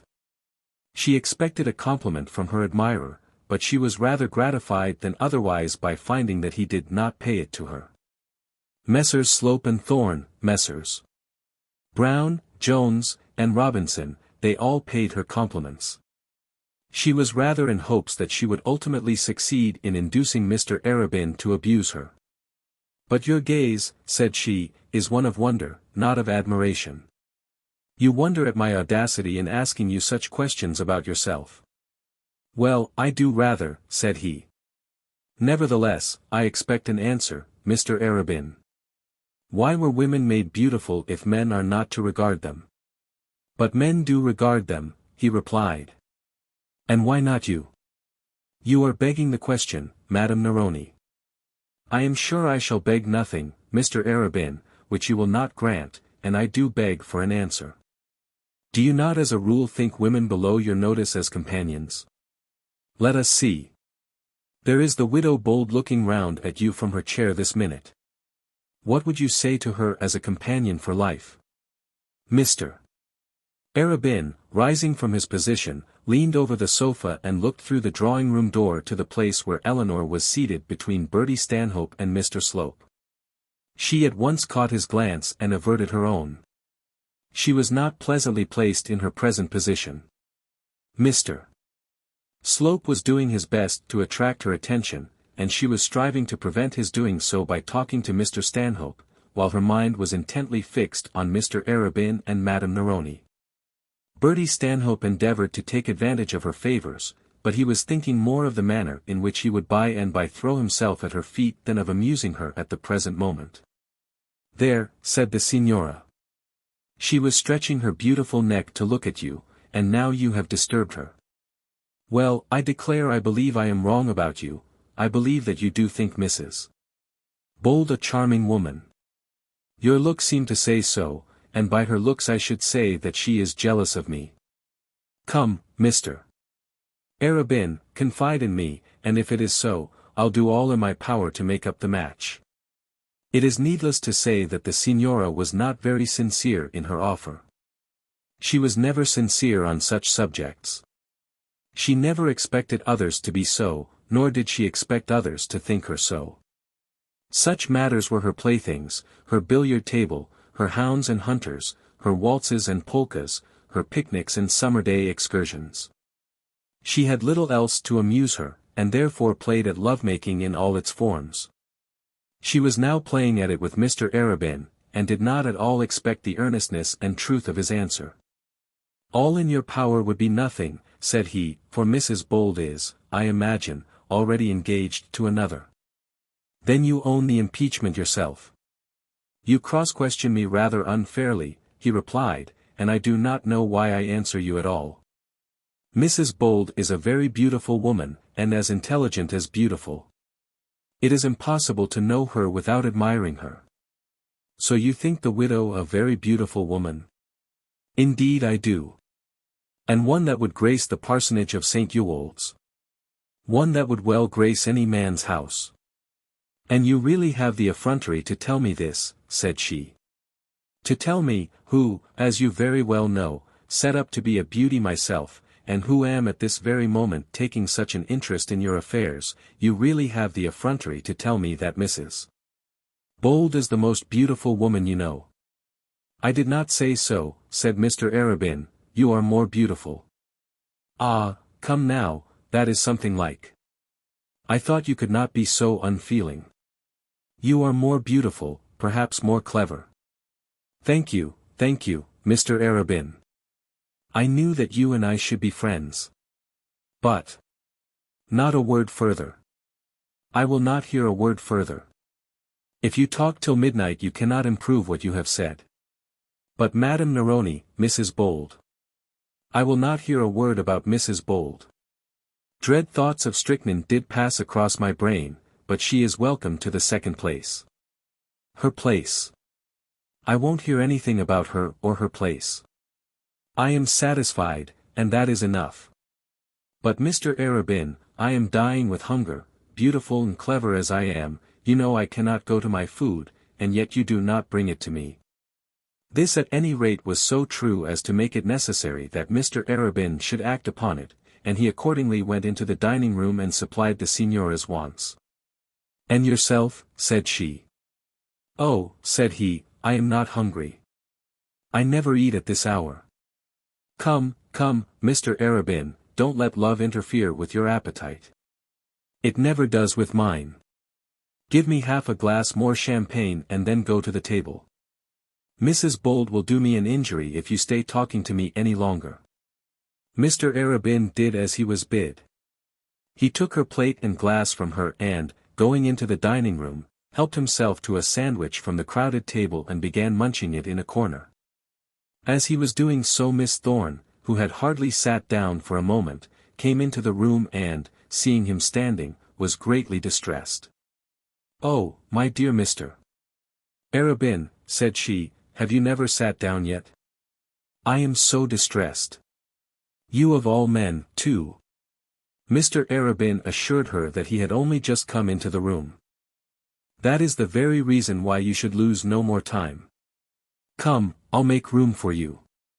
"Thank ye, my dear," she said, seeing that Mrs. Bold was making an attempt to move from her chair, "but I would not for worlds see you stir, for all the ladies would think it necessary to follow. But, perhaps, if Mr. Stanhope has done, just for a minute, Mr. Stanhope, till I can get another chair." And so Bertie had to rise to make way for his rival. This he did, as he did everything, with an air of good-humoured pleasantry which made it impossible for Mr. Arabin to refuse the proffered seat. "His bishopric let another take," said Bertie, the quotation being certainly not very appropriate either for the occasion or the person spoken to. "I have eaten and am satisfied, Mr. Arabin, pray take my chair. I wish for your sake that it really was a bishop's seat." Mr. Arabin did sit down, and as he did so Mrs. Bold got up as though to follow her neighbour. Pray don't move," said Miss Thorne, almost forcing Eleanor back into her chair. "Mr. Stanhope is not going to leave us. He will stand behind you like a true knight as he is. And now I think of it, Mr. Arabin, let me introduce you to Mr. Slope. Mr. Slope, Mr. Arabin." And the two gentlemen bowed stiffly to each other across the lady whom they both intended to marry, while the other gentleman who also intended to marry her stood behind, watching them. The two had never met each other before, and the present was certainly not a good opportunity for much cordial conversation, even if cordial conversation between them had been possible. As it was, the whole four who formed the party seemed as though their tongues were tied. Mr. Slope, who was wide awake to what he hoped was his coming opportunity, was not much concerned in the interest of the moment. His wish was to see Eleanor move, that he might pursue her. Bertie was not exactly in the same frame of mind, the evil day was near enough, there was no reason why he should precipitate it. He had made up his mind to marry Eleanor Bold if he could, and was resolved today to take the first preliminary step towards doing so. But there was time enough before him. He was not going to make an offer of marriage over the tablecloth. Having thus good-naturedly made way for Mr. Arabin, he was willing also to let him talk to the future Mrs. Stanhope as long as they remained in their present position. Mr. Arabin, having bowed to Mr. Slope, began eating his food without saying a word further. He was full of thought, and though he ate he did so unconsciously. But poor Eleanor was the most to be pitied. The only friend on whom she thought she could rely was Bertie Stanhope, and he, it seemed, was determined to desert her. Mr. Arabin did not attempt to address her. She said a few words in reply to some remarks from Mr. Slope and then, feeling the situation too much for her, started from her chair in spite of Miss Thorne and hurried from the room. Mr. Slope followed her, and young Stanhope lost the occasion. Madeline Neroni, when she was left alone, could not help pondering much on the singular interview she had had with this singular man. Not a word that she had spoken to him had been intended by her to be received as true, and yet he had answered her in the very spirit of truth. He had done so, and she had been aware that he had so done. She had wormed from him his secret, and he, debarred as it would seem from man's usual privilege of lying, had innocently laid bare his whole soul to her. He loved Eleanor Bold, but Eleanor was not in his eyes so beautiful as herself. He would fain have Eleanor for his wife, but yet he had acknowledged that she was the less gifted of the two.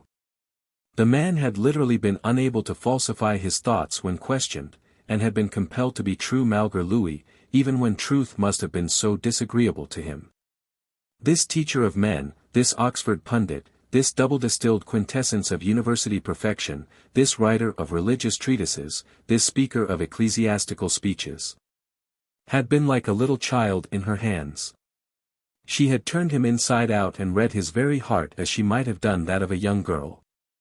She could not but despise him for his facile openness, and yet she liked him for it, too. It was a novelty to her, a new trait in a man's character. She felt also that she could never so completely make a fool of him as she did of the Slopes and Thorns. She felt that she never could induce Mr. Arabin to make protestations to her that were not true, or to listen to nonsense that was mere nonsense. It was quite clear that Mr. Arabin was heartily in love with Mrs. Bold, and the Signora, with very unwonted good nature, began to turn it over in her mind whether she could not do him a good turn. Of course Bertie was to have the first chance. It was an understood family arrangement that her brother was, if possible, to marry the widow Bold. Madeline knew too well his necessities and what was due to her sister to interfere with so excellent a plan, as long as it might be feasible. But she had strong suspicion that it was not feasible. She did not think it likely that Mrs. Bold would accept a man in her brother's position, and she had frequently said so to Charlotte. She was inclined to believe that Mr. Slope had more chance of success, and with her it would be a labor of love to rob Mr. Slope of his wife. And so the Signora resolved, should Bertie fail, to do a good-natured act for once in her life and give up Mr. Arabin to the woman whom he loved. Chapter 39. The Luculofts and the Greenacres. On the whole, Miss Thorne's provision for the amusement and feeding of the outer classes in the exoteric paddock was not unsuccessful. Two little drawbacks to the general happiness did take place, but they were of a temporary nature, and apparent rather than real. The first was the downfall of young Harry Greenacre, and the other the uprise of Mrs. Lookaloft and her family. As to the Quintin, it became more popular among the boys on foot than it would ever have been among the men on horseback, even had young Greenacre been more successful. It was twirled round and round till it was nearly twirled out of the ground. And the bag of flour was used with great gusto in powdering the backs and heads of all who could be coaxed within its vicinity. Of course it was reported all through the assemblage that Harry was dead, and there was a pathetic scene between him and his mother when it was found that he had escaped scatheless from the fall. A good deal of beer was drunk on the occasion, and the Quintin was drat and bothered, and very generally anathematized by all the mothers who had young sons likely to be placed in similar jeopardy. But the affair of Mrs. Lookaloft was of a more serious nature. I do tell plainly, face to face, she be there in Madam's drawing-room. Herself and Gussie, and them two walloping gals, dressed up to their very eyeses. This was said by a very positive, very indignant, and very fat farmer's wife, who was sitting on the end of a bench leaning on the handle of a huge, cotton umbrella. But, you didn't see her, Dame Guffern, said Mrs. Greenacre, whom this information, joined to the recent peril undergone by her son, almost overpowered. Mr. Greenacre held just as much land as Mr. Lookaloft, paid his rent quite as punctually, and his opinion in the vestry room was reckoned to be every whit as good.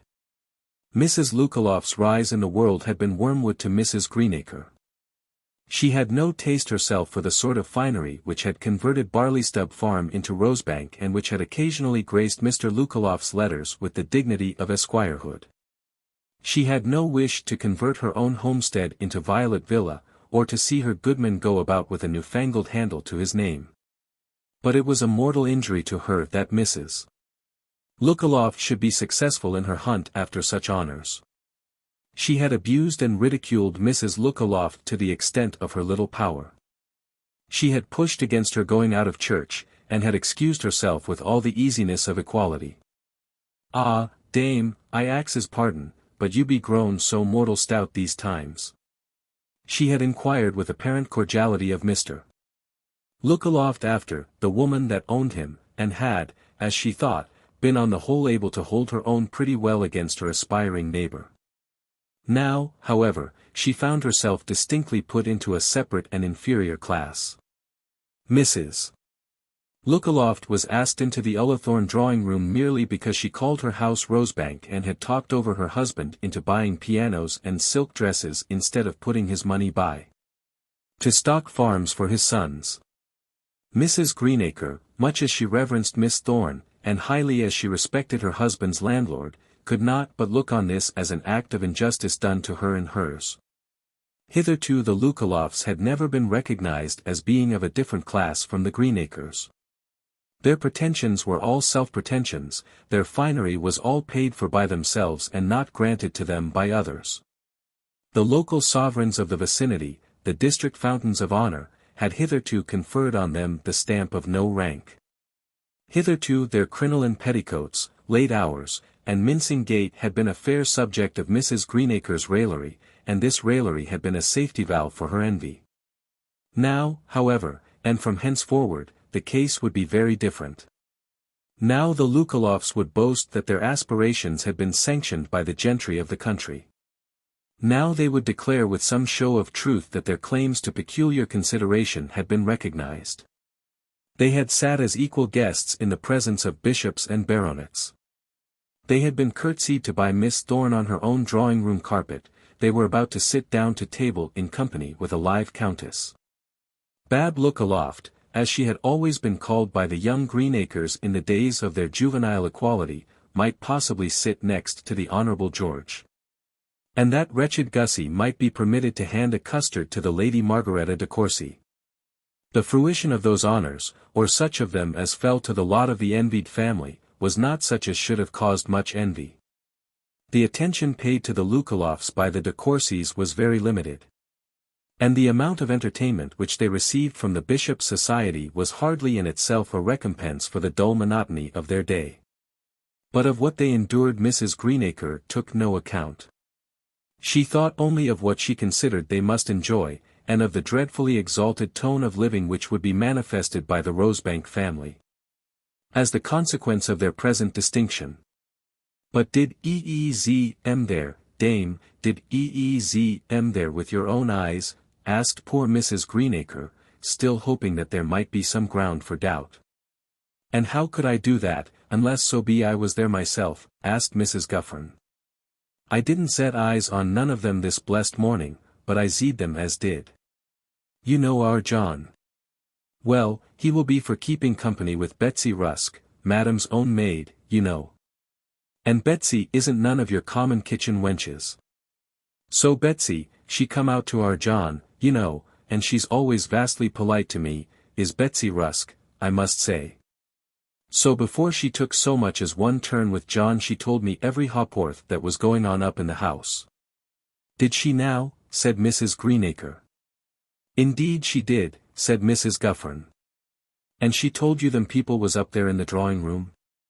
She told me she zeed 'em come in, that they was dressed finer by half nor any of the family, with all their nexes and bosoms stark naked as a born babby. The minxes, exclaimed Mrs. Greenacre, who felt herself more put about by this than any other mark of aristocratic distinction which her enemies had assumed.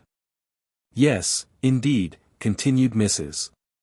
Guffern, as naked as you please, while all the quality was dressed just as you and I be, Mrs. Greenacre.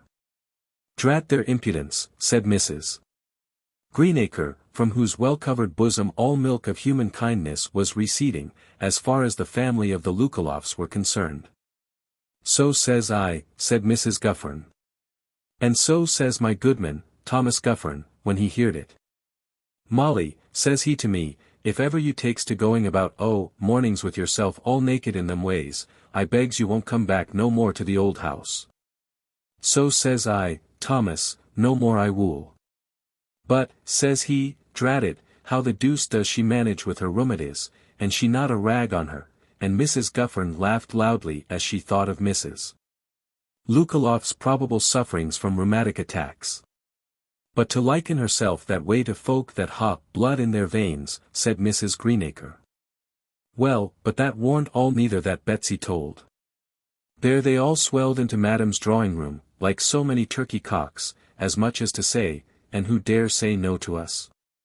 And Gregory was thinking of telling of M to come down here, only his heart failed him 'cause of the grand way they was dressed. So in they went, but Madam looked at them as glum as death. "Well, now," said Mrs. Greenacre, greatly relieved, "so they wasn't acts different from us at all then?" Betsy says that Gregory says that Madam wasn't a bit too well pleased to see them where they was, and that to his believing they was expected to come here just like the rest of us. There was great consolation in this. Not that Mrs. Greenacre was altogether satisfied. She felt that justice to herself demanded that Mrs. Lookaloft should not only not be encouraged, but that she should also be absolutely punished. What had been done at that scriptural banquet, of which Mrs. Greenacre so often read the account to her family? Why had not Miss Thorne boldly gone to the intruder and said, "Friend, thou hast come up hither to high places not fitted to thee. Go down lower, and thou wilt find thy mates." Let the Lookalofts be treated at the present moment with ever so cold a shoulder, they would still be enabled to boast hereafter of their position, their aspirations, and their honor. "Well, with all her grandeur, I do wonder that she be so mean," continued Mrs. Greenacre, unable to dismiss the subject. "Did you hear, Goodman?" she went on, about to repeat the whole story to her husband, who then came up. "There's Dame Lookaloft and Bab and Gussie and the lot of them all sitting as grand as 5 pence in Madam's drawing-room, and they not axed no more nor you nor me. Did you ever hear tell the like o' that?" "Well, and what for shouldn't they?" said Farmer Greenacre. "Likening theyselves to the quality, as though they was estate folk, or the like o' that," said Mrs. Guffern. "Well, if they likes it, and Madam likes it, they's welcome for me," said the farmer. "Now I likes this place better, 'cause I be more at home like, and don't have to pay for them fine clothes for the missus. Everyone to his taste, Mrs. Guffern, and if neighbor Lookaloft thinks that he has the best of it, he's welcome." Mrs. Greenacre sat down by her husband's side to begin the heavy work of the banquet, and she did so in some measure with restored tranquillity. But nevertheless she shook her head at her gossip to show that in this instance she did not quite approve of her husband's doctrine. "And I'll tell ye what, dames," continued he. "If so be that we cannot enjoy the dinner that Madam gives us because Mother Lookaloft is sitting up there on a grand sofa, I think we ought all to go home. If we greet at that, what'll we do when true sorrow comes across us? How would you be now, dame, if the boy there had broke his neck when he got the tumble?" Mrs. Greenacre was humbled and said nothing further on the matter. But let prudent men such as Mr. Greenacre preach as they will, the family of the Lookalofts certainly does occasion a good deal of heartburning in the world at large. It was pleasant to see Mr. Plomacy as, leaning on his stout stick, he went about among the rural guests, acting as a sort of head constable as well as master of the revels. "Now, young un, if you can't manage to get along without that screeching, you'd better go to the other side of the 12-acre field and take your dinner with you. Come, girls, what do you stand there for, twirling of your thumbs? Come out, and let the lads see you, you've no need to be so ashamed of your faces. Hollo there, who are you? How did you make your way in here?" This last disagreeable question was put to a young man of about 24 who did not, in Mr. Plomacy's eye, bear sufficient vestiges of a rural education and residence. "If you please, your worship, Master Barrow the coachman let me in at the church wicket, 'cause I do be working mostly allies for the family." "Then Master Barrow the coachman may let you out again," said Mr. Plomacy, not even conciliated by the magisterial dignity which had been conceded to him. "What's your name?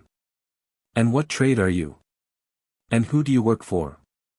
"I'm Stubbs, your worship, Bob Stubbs, Ann. "And what's your trade, Stubbs?" "Plasterer, please your worship." "I'll plaster you, and Barrow too. You'll just walk out of this air field as quick as you walked in. We don't want no plasterers, when we do, we'll send for 'em. Come my buck, walk." Stubbs the plasterer was much downcast at this dreadful edict. He was a sprightly fellow, and had contrived since his ingress into the Ullathorne Elysium to attract to himself a forest nymph, to whom he was whispering a plasterer's usual soft nothings. When he was encountered by the great Mr. Plomacy. It was dreadful to be thus dissevered from his dryad and sent howling back to a Barchester pandemonium just as the nectar and ambrosia were about to descend on the fields of asphodel. He began to try what prayers would do, but city prayers were vain against the great rural potentate. Not only did Mr. Plomacy order his exit but, raising his stick to show the way which led to the gate that had been left in the custody of that false Cerberus Beryl, proceeded himself to see the edict of banishment carried out. The goddess Mercy, however, the sweetest goddess that ever sat upon a cloud, and the dearest to poor, frail, erring man, appeared on the field in the person of Mr. Greenacre. Never was interceding goddess more welcome. "Come, man," said Mr. Greenacre, "never stick at trifles such a day as this. I know the lad well. Let him bide at my axing. Madam won't miss what he can eat and drink, I know." Now Mr. Plomacy and Mr. Greenacre were sworn friends. Mr. Plomacy had at his own disposal as comfortable a room as there was in Ullathorne House, but he was a bachelor, and alone there, and, moreover, smoking in the house was not allowed even to Mr. Plomacy. His moments of truest happiness were spent in a huge armchair in the warmest corner of Mrs. Greenacre's beautifully clean front kitchen. 'Twas there that the inner man dissolved itself and poured itself out in streams of pleasant chat, 'twas there that he was respected and yet at his ease.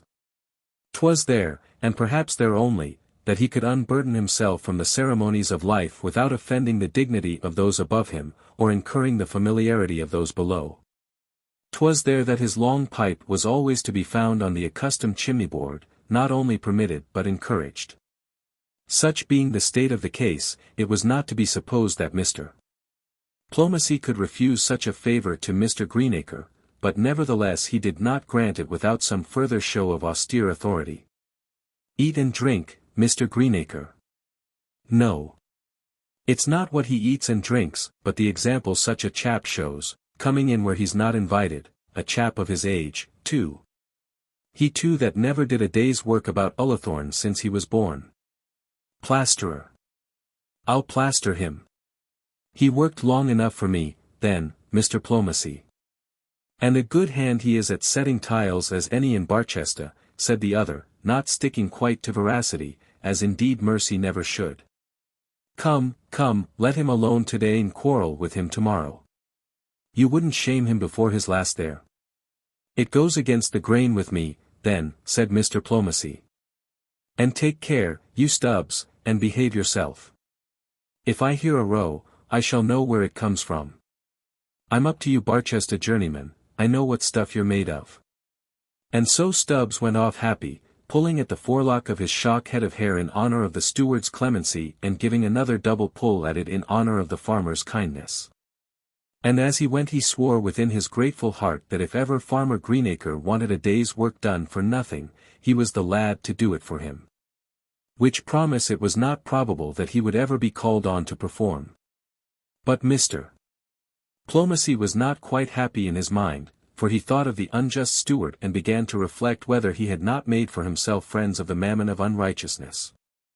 This, however, did not interfere with the manner in which he performed his duties at the bottom of the long board, nor did Mr. Greenacre perform his the worse at the top on account of the good wishes of Stubbs the plasterer. Moreover the guests did not think it anything amiss when Mr. Plomacy, rising to say grace, prayed that God would make them all truly thankful for the good things which Madam Thorne in her great liberality had set before them. All this time the quality and the tent on the lawn were getting on swimmingly, that is, if champagne without restriction can enable quality folk to swim. Sir Harkaway Gorse proposed the health of Miss Thorne, and likened her to a blood racehorse, always in condition and not to be tired down by any amount of work. Mr. Thorne returned thanks, saying he hoped his sister would always be found able to run when called upon, and then gave the health and prosperity of the De Courcy family. His sister was very much honoured by seeing so many of them at her poor board. They were all aware that important avocations made the absence of the Earl necessary. As his duty to his prince had called him from his family hearth, he, Mr. Thorne, could not venture to regret that he did not see him at Ullathorne. But nevertheless he would venture to say, that was, to express a wish, an opinion, he meant to say, and so Mr. Thorne became somewhat gravelled, as country gentlemen in similar circumstances usually do. But he ultimately sat down, declaring that he had much satisfaction in drinking the noble Earl's health, together with that of the Countess, and all the family of de Courcy Castle. And then the Honourable George returned thanks. We will not follow him through the different periods of his somewhat irregular eloquence. Those immediately in his neighbourhood found it at first rather difficult to get him on his legs, but much greater difficulty was soon experienced in inducing him to resume his seat. One of two arrangements should certainly be made in these days: either let all speech-making on festive occasions be utterly tabooed and made as it were impossible. Or else let those who are to exercise the privilege be first subjected to a competing examination before the Civil Service examining commissioners. As it is now, the Honourable George do but little honour to our exertions in favour of British education. In the dining room the bishop went through the honours of the day with much more neatness and propriety. He also drank Miss Thorne's health, and did it in a manner becoming the bench which he adorned. The party there was perhaps a little more dull, a shade less lively than that in the tent. But what was lost in mirth was fully made up in decorum. And so the banquets passed off at the various tables with great eclat and universal delight. Chapter 40. Ullathorne Sports, Act 2. That which has made them drunk has made me bold. 'Twas thus that Mr. Slope encouraged himself, as he left the dining-room in pursuit of Eleanor. He had not indeed seen in that room any person really intoxicated, but there had been a good deal of wine drunk, and Mr.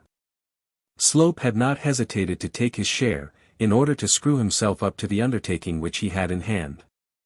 He is not the first man who has thought it expedient to call in the assistance of Bacchus on such an occasion. Eleanor was out through the window and on the grass before she perceived that she was followed. Just at that moment the guests were nearly all occupied at the tables. Here and there were to be seen a constant couple or two, who preferred their own sweet discourse to the jingle of glasses or the charms of rhetoric which fell from the mouths of the Honourable George and the Bishop of Barchester. But the grounds were as nearly vacant as Mr. Slope could wish them to be. Eleanor saw that she was pursued, and as a deer, when escape is no longer possible, will turn to bay and attack the hounds, so did she turn upon Mr. Slope. "Pray don't let me take you from the room," said she, speaking with all the stiffness which she knew how to use. "I have come out to look for a friend. I must beg of you, Mr. Slope, to go back." But Mr. Slope would not be thus entreated. He had observed all day that Mrs. Bold was not cordial to him, and this had to a certain extent oppressed him.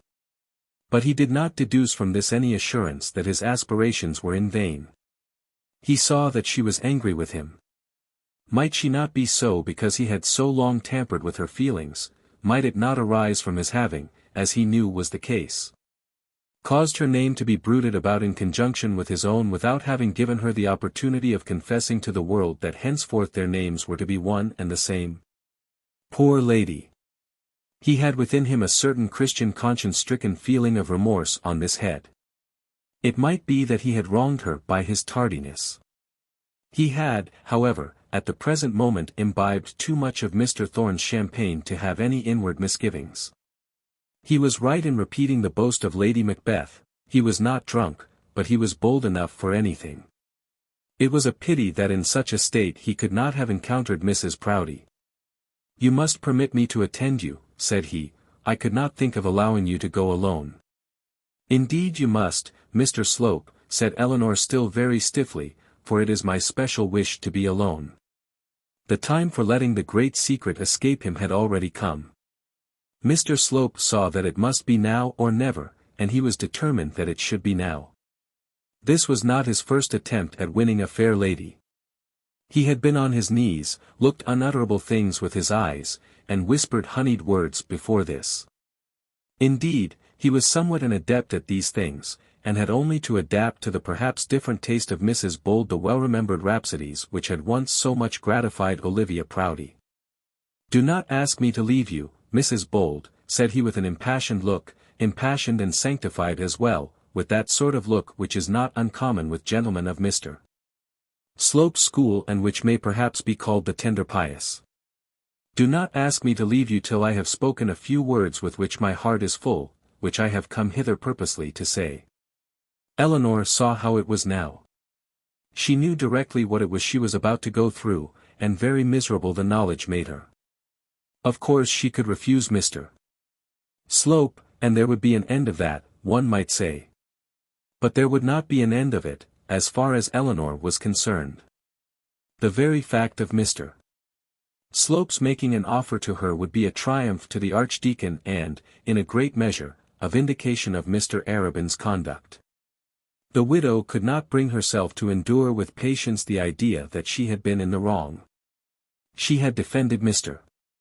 Slope, she had declared herself quite justified in admitting him among her acquaintance, had ridiculed the idea of his considering himself as more than an acquaintance, and had resented the Archdeacon's caution in her behalf. Now it was about to be proved to her in a manner sufficiently disagreeable that the Archdeacon had been right, and she herself had been entirely wrong. "I don't know what you can have to say to me, Mr. Slope, that you could not have said when we were sitting at table just now." And she closed her lips, and steadied her eyeballs, and looked at him in a manner that ought to have frozen him. But gentlemen are not easily frozen when they are full of champagne, and it would not at any time have been easy to freeze Mr. Slope. There are things, Mrs. Bold, which a man cannot well say before a crowd, which perhaps he cannot well say at any time. Which indeed he may most fervently desire to get spoken, and which he may yet find it almost impossible to utter. It is such things as these that I now wish to say to you.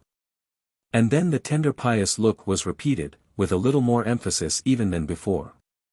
Eleanor had not found it practicable to stand stock still before the dining-room window, to receive his offer in full view of Miss Thorne's guests. She had therefore in self-defence walked on, and thus Mr. Slope had gained his object of walking with her. He now offered her his arm. "Thank you, Mr. Slope, I am much obliged to you.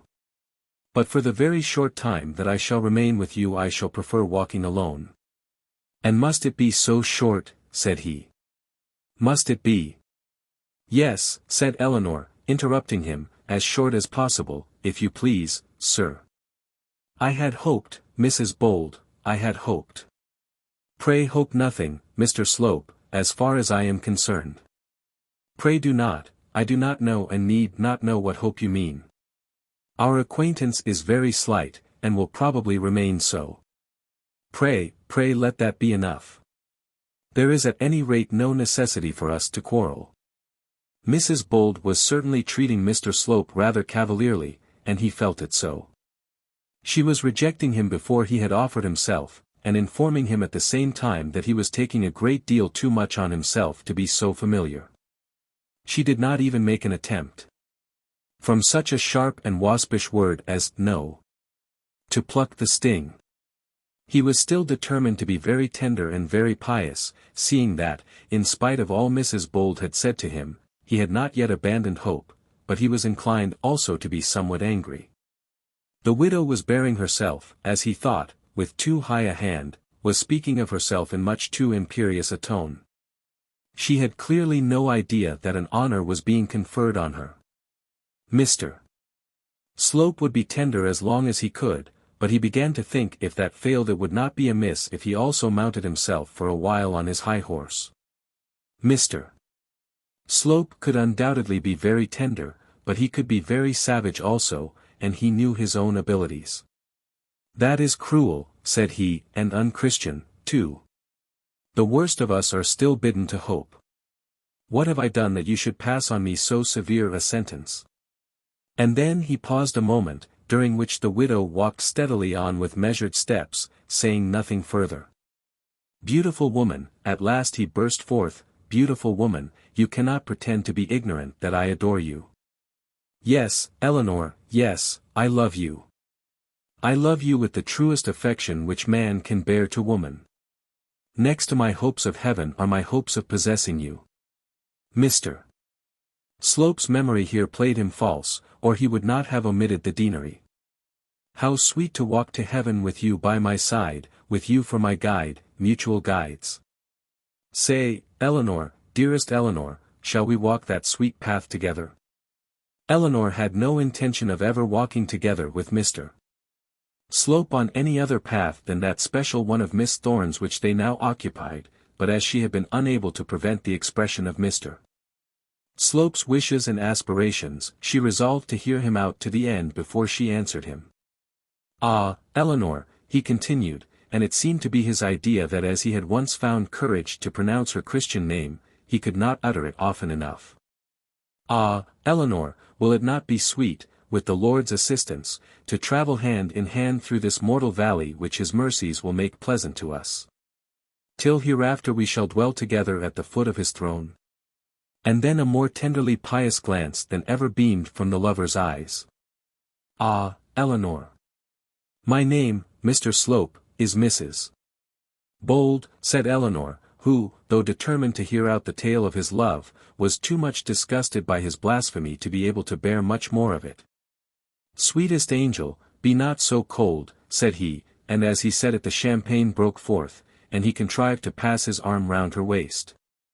He did this with considerable cleverness, for up to this point Eleanor had contrived with tolerable success to keep her distance from him.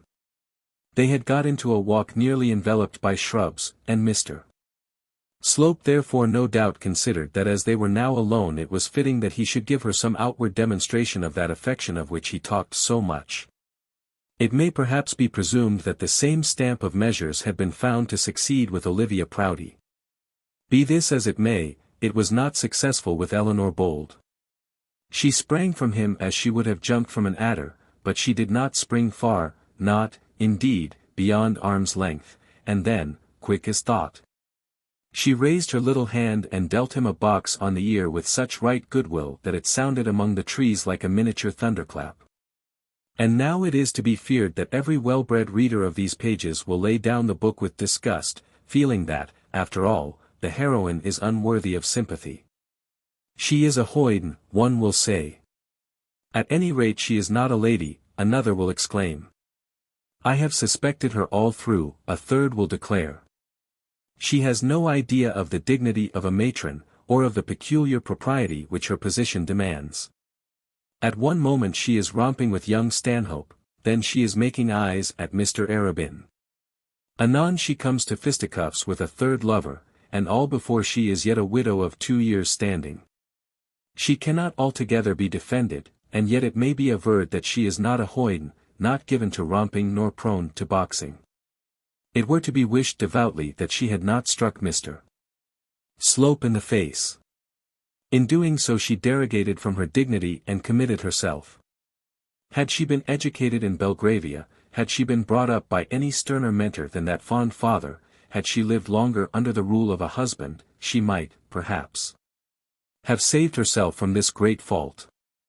As it was, the provocation was too much for her, the temptation to instant resentment of the insult too strong. She was too keen in the feeling of independence, a feeling dangerous for a young woman, but one in which her position peculiarly tempted her to indulge. And then Mr. Slope's face, tinted with a deeper dye than usual by the wine he had drunk, simpering and puckering itself with pseudo-pitying tender grimaces, seemed specially to call for such punishment. She had, too, a true instinct as to the man, he was capable of rebuke in this way and in no other. To him the blow from her little hand was as much an insult as a blow from a man would have been to another. It went directly to his pride. He conceived himself lowered in his dignity and personally outraged. He could almost have struck at her again in his rage. Even the pain was a great annoyance to him, and the feeling that his clerical character had been wholly disregarded sorely vexed him. There are such men who can endure no taint on their personal self-respect, even from a woman. Men whose bodies are to themselves such sacred temples that a joke against them is desecration, and a rough touch downright sacrilege. Mr. Slope was such a man, and therefore the slap on the face that he got from Eleanor was, as far as he was concerned, the fittest rebuke which could have been administered to him. But nevertheless, she should not have raised her hand against the man. Ladies' hands, so soft, so sweet, so delicious to the touch, so graceful to the eye, so gracious in their gentle doings, were not made to belabor men's faces. The moment the deed was done, Eleanor felt that she had sinned against all propriety, and would have given little worlds to recall the blow. In her first agony of sorrow she all but begged the man's pardon. Her next impulse, however, and the one which she obeyed, was to run away. "I never will speak another word to you," she said, gasping with emotion and the loss of breath which her exertion and violent feelings occasioned her. And so saying she put foot to the ground and ran quickly back along the path to the house. But how shall I sing the divine wrath of Mr. Slope, or how invoke the tragic muse to describe the rage which swelled the celestial bosom of the bishop's chaplain? Such an undertaking by no means befits the low-heeled buskin of modern fiction. The painter put a veil over Agamemnon's face when called on to depict the father's grief at the early doom of his devoted daughter. The god, when he resolved to punish the rebellious winds, abstained from mouthing empty threats. We will not attempt to tell with what mighty surgings of the inner heart Mr. Slope swore to revenge himself on the woman who had disgraced him, nor will we vainly strive to depict his deep agony of soul. There he is, however, alone in the garden walk, and we must contrive to bring him out of it. He was not willing to come forth quite at once. His cheek was stinging with the weight of Eleanor's fingers, and he fancied that everyone who looked at him would be able to see on his face the traces of what he had endured. He stood a while, becoming redder and redder with rage. He stood motionless, undecided, glaring with his eyes, thinking of the pains and penalties of Hades, and meditating how he might best devote his enemy to the infernal gods with all the passion of his accustomed eloquence. He longed in his heart to be preaching at her. 'Twas thus that he was ordinarily avenged of sinning mortal men and women. Could he at once have ascended his Sunday rostrum and fulminated at her such denunciations as his spirit delighted in, his bosom would have been greatly eased. But how preach to Mr. Thorne's laurels, or how preach indeed at all in such a Vanity Fair as this now going on at Ullathorne? And then he began to feel a righteous disgust at the wickedness of the doings around him. He had been justly chastised for lending, by his presence, a sanction to such worldly lures. The gaiety of society, the mirth of banquets, the laughter of the young, and the eating and drinking of the elders were, for a while, without excuse in his sight. What had he now brought down upon himself by sojourning thus in the tents of the heathen? He had consorted with idolaters round the altars of Baal, and therefore a sore punishment had come upon him. He then thought of the Signora Neroni, and his soul within him was full of sorrow. He had an inkling, a true inkling, that he was a wicked, sinful man, but it led him in no right direction. He could admit no charity in his heart. He felt debasement coming on him, and he longed to shake it off, to rise up in his stirrup, to mount to high places and great power. That he might get up into a mighty pulpit and preach to the world a loud sermon against Mrs. Bold. There he stood fixed to the gravel for about 10 minutes. Fortune favored him so far that no prying eyes came to look upon him in his misery. Then a shudder passed over his whole frame. He collected himself and slowly wound his way round to the lawn, advancing along the path and not returning in the direction which Eleanor had taken. When he reached the tent, he found the bishop standing there in conversation with the master of Lazarus. His lordship had come out to air himself after the exertion of his speech. "This is very pleasant, my lord, is it not?" said Mr. Slope with his most gracious smile, pointing to the tent. "Very pleasant. It is delightful to see so many persons enjoying themselves so thoroughly." Mr. Slope thought he might force the bishop to introduce him to Dr. Gwynne. A very great example had declared and practiced the wisdom of being everything to everybody, and Mr. Slope was desirous of following it. His maxim was never to lose a chance. The bishop, however, at the present moment was not very anxious to increase Mr. Slope's circle of acquaintance among his clerical brethren. He had his own reasons for dropping any marked allusion to his domestic chaplain, and he therefore made his shoulder rather cold for the occasion. "Very, very," said he without turning round, or even deigning to look at Mr. Slope. "And therefore, Dr. Gwyn, I really think that you will find that the hebdomadal board will exercise as wide and as general an authority as at the present moment. I, for one, Dr. Gwyn." "Dr. Gwyn," said Mr. Slope, raising his hat and resolving not to be outwitted by such an insignificant little goose as the Bishop of Barchester. The Master of Lazarus also raised his hat and bowed very politely to Mr. Slope. There is not a more courteous gentleman in the Queen's dominions than the Master of Lazarus. "My lord," said Mr. Slope, "pray do me the honour of introducing me to Dr. Gwyn. The opportunity is too much in my favour to be lost." The bishop had no help for it. "My chaplain, Dr. Gwyn," said he, "my present chaplain, Mr. Slope." He certainly made the introduction as unsatisfactory to the chaplain as possible, and by the use of the word "present" seemed to indicate that Mr. Slope might probably not long enjoy the honour which he now held. But Mr. Slope cared nothing for this. He understood the innuendo, and disregarded it. It might probably come to pass that he would be in a situation to resign his chaplaincy before the bishop was in a situation to dismiss him from it.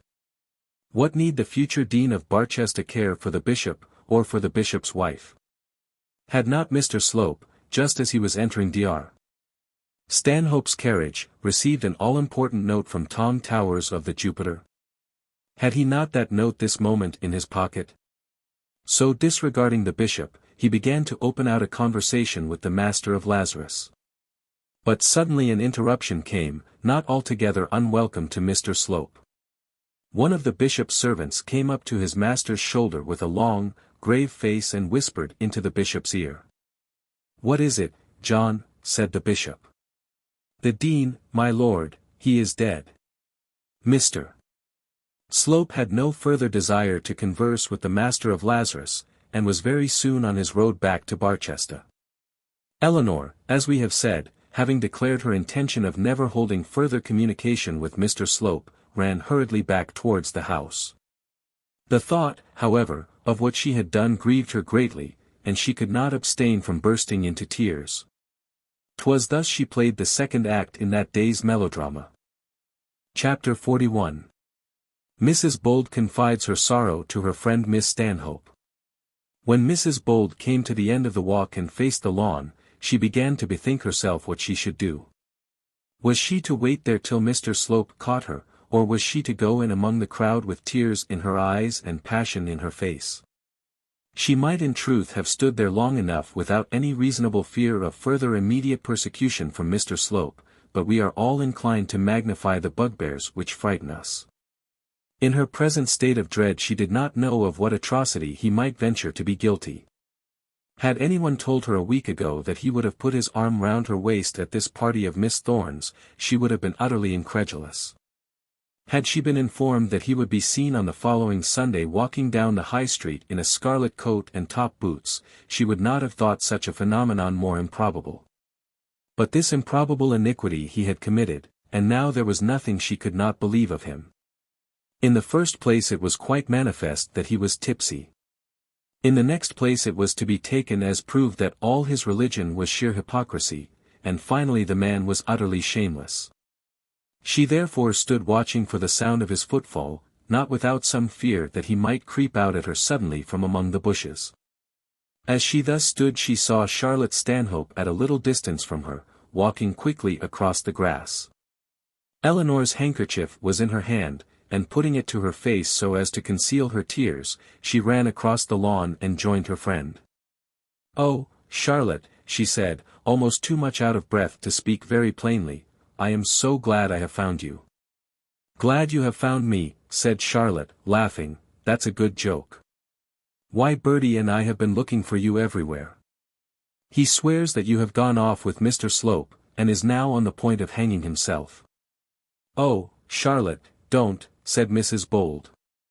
"Why, my child, what on earth is the matter with you?" said Miss Stanhope, perceiving that Eleanor's hand trembled on her own arm, and finding also that her companion was still half choked by tears. Goodness heaven! Something has distressed you. What is it? What can I do for you? Eleanor answered her only by a sort of spasmodic gurgle in her throat. She was a good deal upset, as people say, and could not at the moment collect herself. Come here, this way, Mrs. Bold, come this way, and we shall not be seen. What has happened to vex you so? What can I do for you? Can Bertie do anything? Oh, no, no, no, no, said Eleanor. There is nothing to be done. Only that horrid man. What horrid man? Asked Charlotte.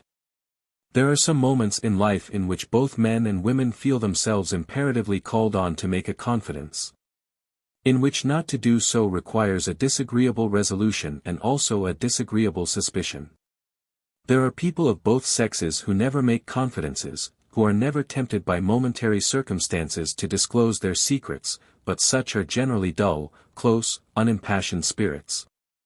Gloomy gnomes, who live in cold dark minds.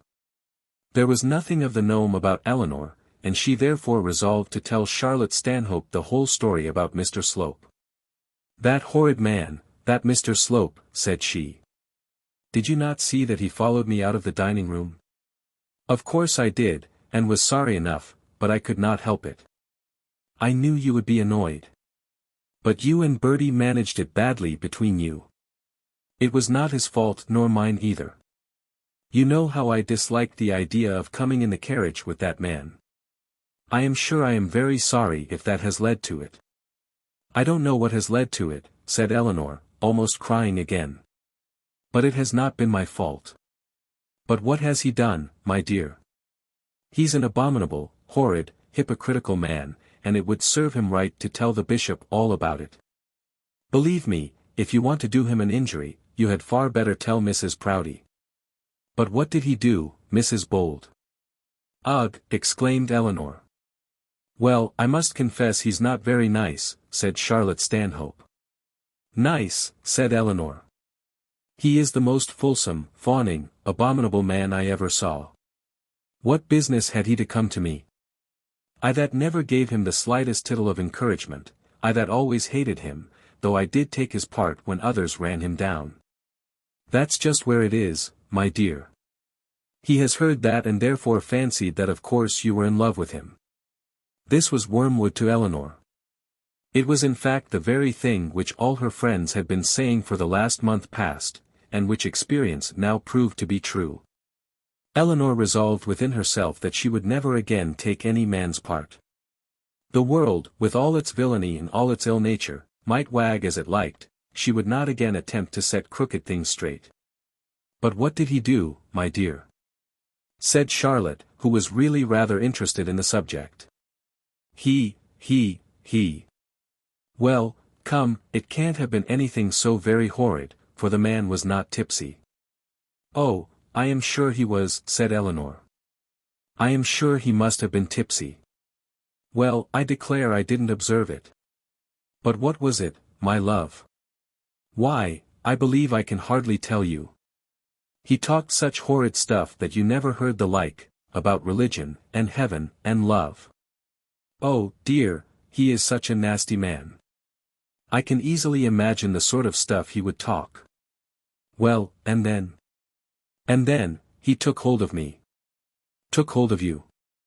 Yes, he somehow got close to me and took hold of me. By the waist? Yes, said Eleanor shuddering. And then? Then I jumped away from him, and gave him a slap on the face, and ran away along the path till I saw you. Ha, ha, ha. Charlotte Stanhope laughed heartily at the finale to the tragedy. It was delightful to her to think that Mr. Slope had had his ears boxed. She did not quite appreciate the feeling which made her friend so unhappy at the result of the interview. To her thinking the matter had ended happily enough as regarded the widow, who indeed was entitled to some sort of triumph among her friends. Whereas to Mr. Slope would be due all those jibes and jeers which would naturally follow such an affair. His friends would ask him whether his ears tingled whenever he saw a widow, and he would be cautioned that beautiful things were made to be looked at and not to be touched. Such were Charlotte Stanhope's views on such matters, but she did not at the present moment clearly explain them to Mrs. Bold. Her object was to endear herself to her friend, and therefore, having had her laugh, she was ready enough to offer sympathy. Could Bertie do anything? Should Bertie speak to the man and warn him that in future he must behave with more decorum? Bertie indeed, she declared, would be more angry than anyone else when he heard to what insult Mrs. Bold had been subjected. "But you won't tell him," said Mrs. Bold with a look of horror. "Not if you don't like it," said Charlotte, "but considering everything, I would strongly advise it. If you had a brother, you know, it would be unnecessary. But it is very right that Mr. Slope should know that you have somebody by you that will and can protect you." "But my father is here." "Yes, but it is so disagreeable for clergymen to have to quarrel with each other. And circumstanced as your father is just at this moment, it would be very inexpedient that there should be anything unpleasant between him and Mr. Slope. Surely you and Bertie are intimate enough for you to permit him to take your part." Charlotte Stanhope was very anxious that her brother should at once on that very day settle matters with his future wife. Things had now come to that point between him and his father, and between him and his creditors, that he must either do so, or leave Barchester. Either do that, or go back to his unwashed associates, dirty lodgings, and poor living at Carrara. Unless he could provide himself with an income, he must go to Carrara, or to. His father the prebendary had not said this in so many words, but had he done so, he could not have signified it more plainly. Such being the state of the case, it was very necessary that no more time should be lost. Charlotte had seen her brother's apathy, when he neglected to follow Mrs. Bold out of the room, with anger which she could hardly suppress. It was grievous to think that Mr. Slope should have so distanced him. Charlotte felt that she had played her part with sufficient skill. She had brought them together and induced such a degree of intimacy that her brother was really relieved from all trouble and labor in the matter. And moreover, it was quite plain that Mrs. Bold was very fond of Bertie. And now it was plain enough also that he had nothing to fear from his rival, Mr. Slope. There was certainly an awkwardness in subjecting Mrs. Bold to a second offer on the same day. It would have been well perhaps to have put the matter off for a week, could a week have been spared. But circumstances are frequently too peremptory to be arranged as we would wish to arrange them, and such was the case now. This being so, could not this affair of Mr. Slope's be turned to advantage? Could it not be made the excuse for bringing Bertie and Mrs. Bold into still closer connection, into such close connection that they could not fail to throw themselves into each other's arms? Such was the game which Miss Stanhope now at a moment's notice resolved to play. And very well she played it. In the first place, it was arranged that Mr. Slope should not return in the Stanhope's carriage to Barchester. It so happened that Mr. Slope was already gone, but of that of course they knew nothing. The Signora should be induced to go first, with only the servants and her sister, and Bertie should take Mr. Slope's place in the second journey. Bertie was to be told in confidence of the whole affair, and when the carriage was gone off with its first load, Eleanor was to be left under Bertie's special protection, so as to ensure her from any further aggression from Mr. Slope. While the carriage was getting ready, Bertie was to seek out that gentleman and make him understand that he must provide himself with another conveyance back to Barchester. Their immediate object should be to walk about together in search of Bertie. Bertie, in short, was to be the Pegasus on whose wings they were to ride out of their present dilemma. There was a warmth of friendship and cordial kindliness in all this that was very soothing to the widow, but yet, though she gave way to it, she was hardly reconciled to doing so. It never occurred to her that, now that she had killed one dragon, another was about to spring up in her path. She had no remote idea that she would have to encounter another suitor in her proposed protector, but she hardly liked the thought of putting herself so much into the hands of young Stanhope. She felt that if she wanted protection, she should go to her father. She felt that she should ask him to provide a carriage for her back to Barchester. Mrs. Clantantram she knew would give her a seat. She knew that she should not throw herself entirely upon friends whose friendship dated, as it were, but from yesterday. But yet she could not say no to one who was so sisterly in her kindness, so eager in her good nature, so comfortably sympathetic as Charlotte Stanhope. And thus she gave way to all the propositions made to her. They first went into the dining room, looking for their champion, and from thence to the drawing room. Here they found Mr. Arabin, still hanging over the signora's sofa, or rather they found him sitting near her head, as a physician might have sat had the lady been his patient. There was no other person in the room. The guests were some in the tent, some few still in the dining room, some at the bows and arrows. But most of them walking with Miss Thorne through the park and looking at the games that were going on. All that had passed, and was passing between Mr. Arabin and the lady, it is unnecessary to give in detail. She was doing with him as she did with all others. It was her mission to make fools of men, and she was pursuing her mission with Mr. Arabin. She had almost got him to own his love for Mrs. Bold and had subsequently almost induced him to acknowledge a passion for herself. He, poor man, was hardly aware what he was doing or saying, hardly conscious whether was in heaven or in hell. So little had he known of female attractions of that peculiar class which the signora owned, that he became affected with a kind of temporary delirium when first subjected to its power. He lost his head rather than this heart, and toppled about mentally, reeling in his ideas as a drunken man does on his legs. She had whispered to him words that really meant nothing but which, coming from such beautiful lips and accompanied by such lustrous glances, seemed to have a mysterious significance, which he felt though he could not understand. In being thus bezironed, Mr. Arabin behaved himself very differently from Mr. Slope. The signora had said truly that the two men were the contrasts of each other, that the one was all for action, the other all for thought. Mr. Slope, when this lady laid upon his senses the overpowering breath of her charms, immediately attempted to obtain some fruition, to achieve some mighty triumph. He began by catching at her hand and progressed by kissing it. He made vows of love and asked for vows in return. He promised everlasting devotion, knelt before her, and swore that had she been on Mount Ida, Juno would have had no cause to hate the offspring of Venus. But Mr.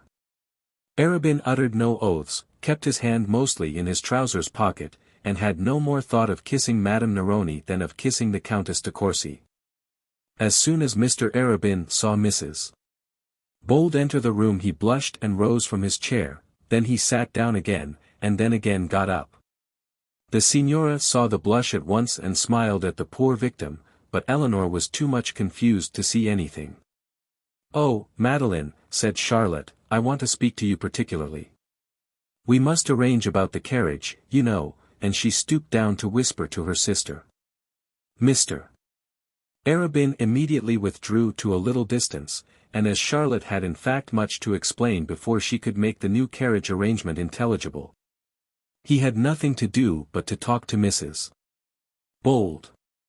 "We have had a very pleasant party," said he, using the tone he would have used had he declared that the sun was shining very brightly, or the rain falling very fast. "Very," said Eleanor, who never in her life had passed a more unpleasant day. "I hope Mr. Harding has enjoyed himself." "Oh, yes, very much," said Eleanor, who had not seen her father since she parted from him soon after her arrival. "He returns to Barchester tonight, I suppose?" "Yes, I believe so, that is, I think he is staying at Plumstead." "Oh, staying at Plumstead," said Mr. Arabin. "He came from there this morning. I believe he is going back, he didn't exactly say, however. I hope Mrs. Grantly is quite well." "She seemed to be quite well. She is here, that is, unless she has gone away." "Oh, yes, to be sure. I was talking to her. Looking very well indeed." Then there was a considerable pause. For Charlotte could not at once make Madeline understand why she was to be sent home in a hurry without her brother. "Are you returning to Plumstead, Mrs. Bold?" Mr.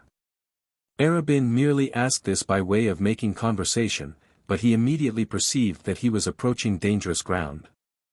"No," said Mrs. Bold very quietly, "I am going home to Barchester." "Oh, yes. I had forgotten that you had returned. And then Mr. Arabin, finding it impossible to say anything further, stood silent till Charlotte had completed her plans, and Mrs. Bold stood equally silent, intently occupied as it appeared in the arrangement of her rings. And yet these two people were thoroughly in love with each other. And though one was a middle-aged clergyman, and the other a lady at any rate past the wishy-washy bread-and-butter period of life, they were as unable to tell their own minds to each other as any Damon and Phyllis, whose united ages would not make up that to which Mr. Arabin had already attained. Madeline Neroni consented to her sister's proposal, and then the two ladies again went off in quest of Bertie Stanhope. Chapter 42. Ullathorne Sports, Act 3. And now Miss Thorne's guests were beginning to take their departure, and the amusement of those who remained was becoming slack. It was getting dark, and ladies in morning costumes were thinking that, if they were to appear by candlelight, they ought to readjust themselves. Some young gentlemen had been heard to talk so loud that prudent mammas determined to retire judiciously, and the more discreet of the male sex, whose libations had been moderate, felt that there was not much more left for them to do. Morning parties, as a rule, are failures. People never know how to get away from them gracefully. A picnic on an island or a mountain or in a wood may perhaps be permitted. There is no master of the mountain bound by courtesy to bid you stay while in his heart he is longing for your departure. But in a private house or in private grounds a morning party is a bore. One is called on to eat and drink at unnatural hours.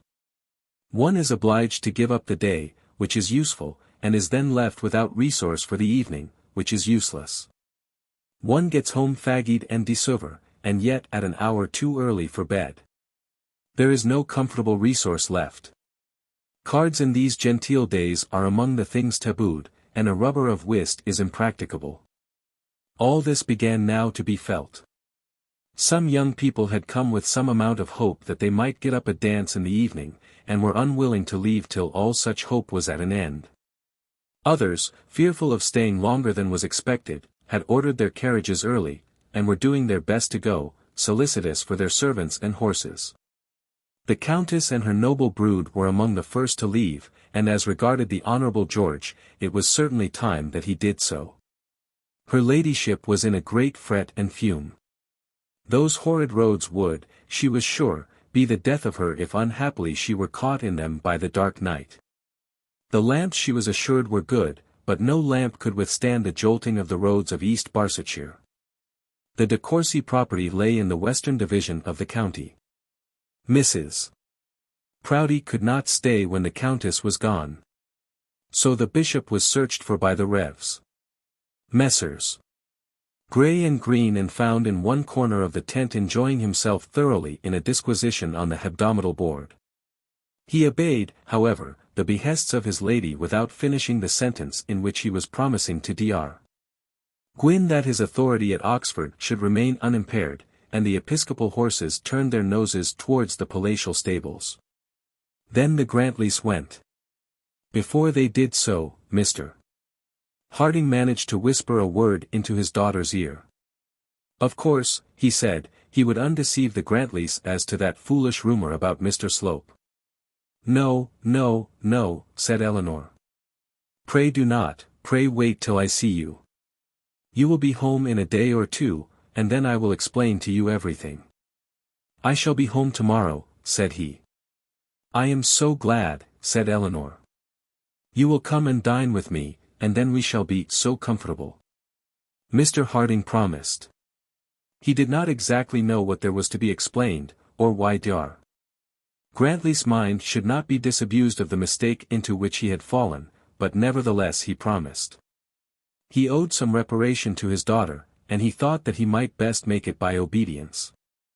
And thus the people were thinning off by degrees as Charlotte and Eleanor walked about in quest of Bertie. Their search might have been long had they not happened to hear his voice. He was comfortably ensconced in the ha-ha, with his back to the sloping side, smoking a cigar, and eagerly engaged in conversation with some youngster from the further side of the county, whom he had never met before, who was also smoking under Bertie's pupilage and listening with open ears to an account given by his companion of some of the pastimes of eastern clime. "Bertie, I am seeking you everywhere," said Charlotte. "Come up here at once." Bertie looked up out of the ha-ha and saw the two ladies before him. As there was nothing for him but to obey, he got up and threw away his cigar. From the first moment of his acquaintance with her he had liked Eleanor Bold. Had he been left to his own devices, had she been penniless, and had it then been quite out of the question that he should marry her, he would most probably have fallen violently in love with her. But now he could not help regarding her somewhat as he did the marble workshops at Carrara, as he had done his easel and palette, as he had done the lawyer's chambers in London, in fact, as he had invariably regarded everything by which it had been proposed to him to obtain the means of living. Eleanor Bold appeared before him, no longer as a beautiful woman, but as a new profession called matrimony. It was a profession indeed requiring but little labor, and one in which an income was insured to him. But nevertheless he had been as it were goaded on to it. His sister had talked to him of Eleanor, just as she had talked of busts and portraits. Bertie did not dislike money, but he hated the very thought of earning it. He was now called away from his pleasant cigar to earn it, by offering himself as a husband to Mrs. Bold. The work indeed was made easy enough, for in lieu of his having to seek the widow had apparently come to seek him. He made some sudden absurd excuse to his auditor and then, throwing away his cigar, climbed up the wall of the ha-ha and joined the ladies on the lawn. "Come and give Mrs.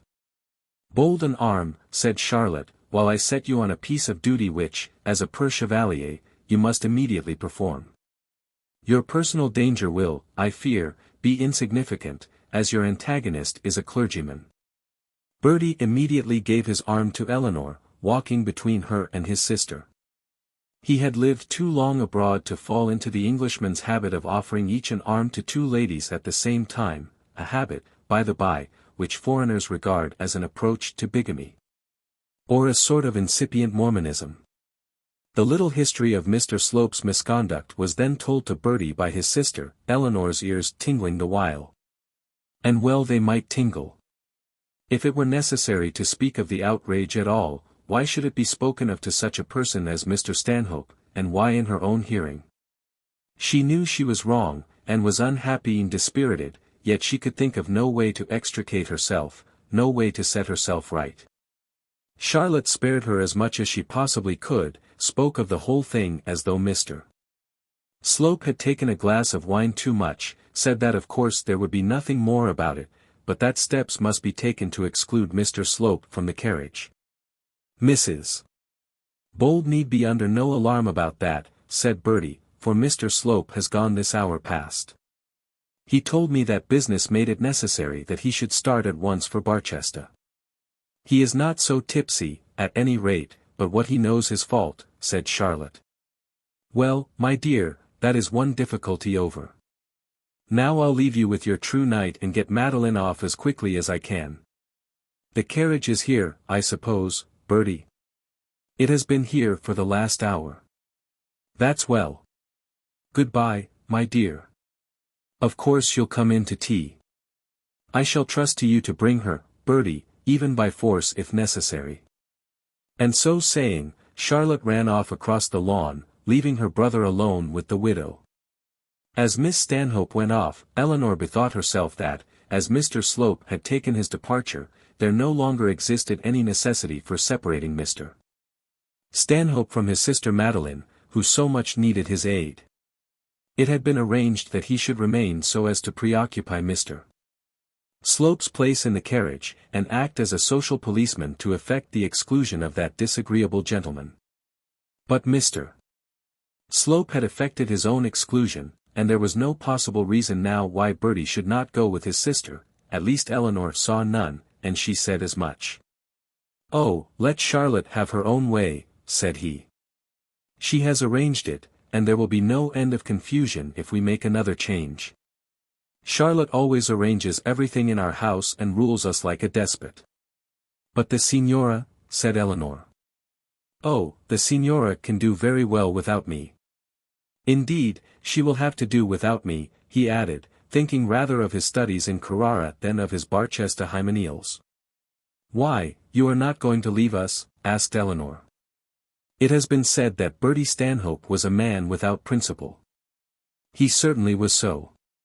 He had no power of using active mental exertion to keep himself from doing evil. Evil had no ugliness in his eyes, virtue no beauty. He was void of any of these feelings which actuate men to do good. But he was perhaps equally void of those which actuate men to do evil. He got into debt with utter recklessness, thinking nothing as to whether the tradesmen would ever be paid or not. But he did not invent active schemes of deceit for the sake of extracting the goods of others. If a man gave him credit, that was the man's lookout. Bertie Stanhope troubled himself nothing further. In borrowing money he did the same. He gave people references to his governor, told them that the old chap had a good income, and agreed to pay 60% for the accommodation. All this he did without a scruple of conscience, but then he never contrived active villainy. In this affair of his marriage it had been represented to him as a matter of duty that he ought to put himself in possession of Mrs. Bolt's hand and fortune, and at first he had so regarded it. About her he had thought but little. It was the customary thing for men situated as he was to marry for money, and there was no reason why he should not do what others around him did. And so he consented. But now he began to see the matter in another light. He was setting himself down to catch this woman, as a cat sits to catch a mouse. He was to catch her, and swallow her up, her and her child, and her houses and land, in order that he might live on her instead of on his father. There was a cold, calculating, cautious cunning about this quite at variance with Bertie's character. The prudence of the measure was quite as antagonistic to his feelings as the iniquity. And then, should he be successful, what would be the reward? Having satisfied his creditors with half of the widow's fortune, he would be allowed to sit down quietly at Barchester, keeping economical house with the remainder. His duty would be to rock the cradle of the late Mr. Bolt's child, and his highest excitement a demure party at Plumstead Rectory, should it ultimately turn out that the Archdeacon would be sufficiently reconciled to receive him. There was very little in the programme to allure such a man as Bertie Stanhope. Would not the Carrara workshop, or whatever worldly career fortune might have in store for him, would not almost anything be better than this? The lady herself was undoubtedly all that was desirable, but the most desirable lady becomes nauseous when she has to be taken as a pill. He was pledged to his sister, however, and let him quarrel with whom he would, it behoved him not to quarrel with her. If she were lost to him, all would be lost that he could ever hope to derive henceforward from the paternal roof-tree. His mother was apparently indifferent to his weal or woe, to his wants or his warfare. His father's brow got blacker and blacker from day to day, as the old man looked at his hopeless son. And as for Madeline, poor Madeline, whom of all of them he liked the best, she had enough to do to shift for herself. No. Come what might, he must cling to his sister and obey her behests, let them be ever so stern, or at the very least seem to obey them. Could not some happy deceit bring him through in this matter, so that he might save appearances with his sister and yet not betray the widow to her ruin? What if he made a confederate of Eleanor? 'Twas in this spirit that Bertie Stanhope set about his wooing. "But you are not going to leave Barchester?" asked Eleanor. "I do not know," he replied, "I hardly know yet what I am going to do. But it is at any rate certain that I must do something." "You mean about your profession?" said she. "Yes, about my profession, if you can call it one." "And is it not one?" said Eleanor. "Were I a man, I know none I should prefer to it, except painting. And I believe the one is as much in your power as the other." "Yes, just about equally so," said Bertie with a little touch of inward satire directed at himself. He knew in his heart that he would never make a penny by either. "I have often wondered, Mr. Stanhope, why you do not exert yourself more," said Eleanor, who felt a friendly fondness for the man with whom she was walking. "But I know it is very impertinent in me to say so." "Impertinent?" said he. "Not so, but much too kind. It is much too kind in you to take any interest in so idle a scamp." But you are not a scamp, though you are perhaps idle. And I do take an interest in you, a very great interest," she added in a voice which almost made him resolve to change his mind. "And when I call you idle, I know you are only so for the present moment. Why can't you settle steadily to work here in Barchester?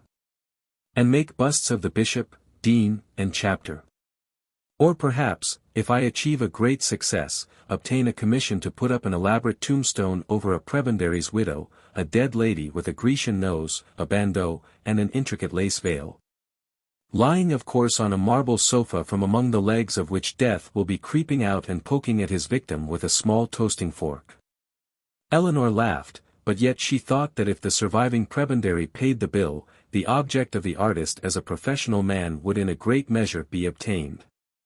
"I don't know about the dean and chapter and the prebendary's widow," said Eleanor. "Of course you must take them as they come. But the fact of your having a great cathedral in which such ornaments are required could not but be in your favor." "No real artist could descend to the ornamentation of a cathedral," said Bertie, who had his ideas of the high ecstatic ambition of art. "As indeed all artists have who are not in receipt of a good income. Buildings should be fitted to grace the sculpture, not the sculpture to grace the building. Yes, when the work of art is good enough to merit it. Do you, Mr. Stanhope, do something sufficiently excellent and we ladies of Barchester will erect for it a fitting receptacle. Come, what shall the subject be? I'll put you in your pony chair, Mrs. Bold, as Danneker put Ariadne on her lion. Only you must promise to sit for me. My ponies are too tame, I fear, and my broad-brimmed straw hat will not look so well in marble as the lace veil of the prebendary's wife. If you will not consent to that, Mrs. Bold, I will consent to try no other subject in Barchester. You are determined then to push your fortune in other lands?" "I am determined," said Bertie slowly and significantly, as he tried to bring up his mind to a great resolve, "I am determined in this matter to be guided wholly by you." "Wholly by me?" said Eleanor, astonished at, and not quite liking, his altered manner. "Wholly by you," said Bertie, dropping his companion's arm and standing before her on the path. In their walk they had come exactly to the spot in which Eleanor had been provoked into slapping Mr. Slope's face. Could it be possible that this place was peculiarly unpropitious to her comfort? Could it be possible that she should here have to encounter yet another amorous swain? "If you will be guided by me, Mr. Stanhope, you will set yourself down to steady and persevering work, and you will be ruled by your father as to the place in which it will be most advisable for you to do so. Nothing could be more prudent, if only it were practicable. But now, if you will let me, I will tell you how it is that I will be guided by you, and why. Will you let me tell you? I really do not know what you can have to tell. No, you cannot know. It is impossible that you should. But we have been very good friends, Mrs. Bold, have we not?" "Yes, I think we have," said she, observing in his demeanor an earnestness very unusual with him. "You were kind enough to say just now that you took an interest in me, and I was perhaps vain enough to believe you.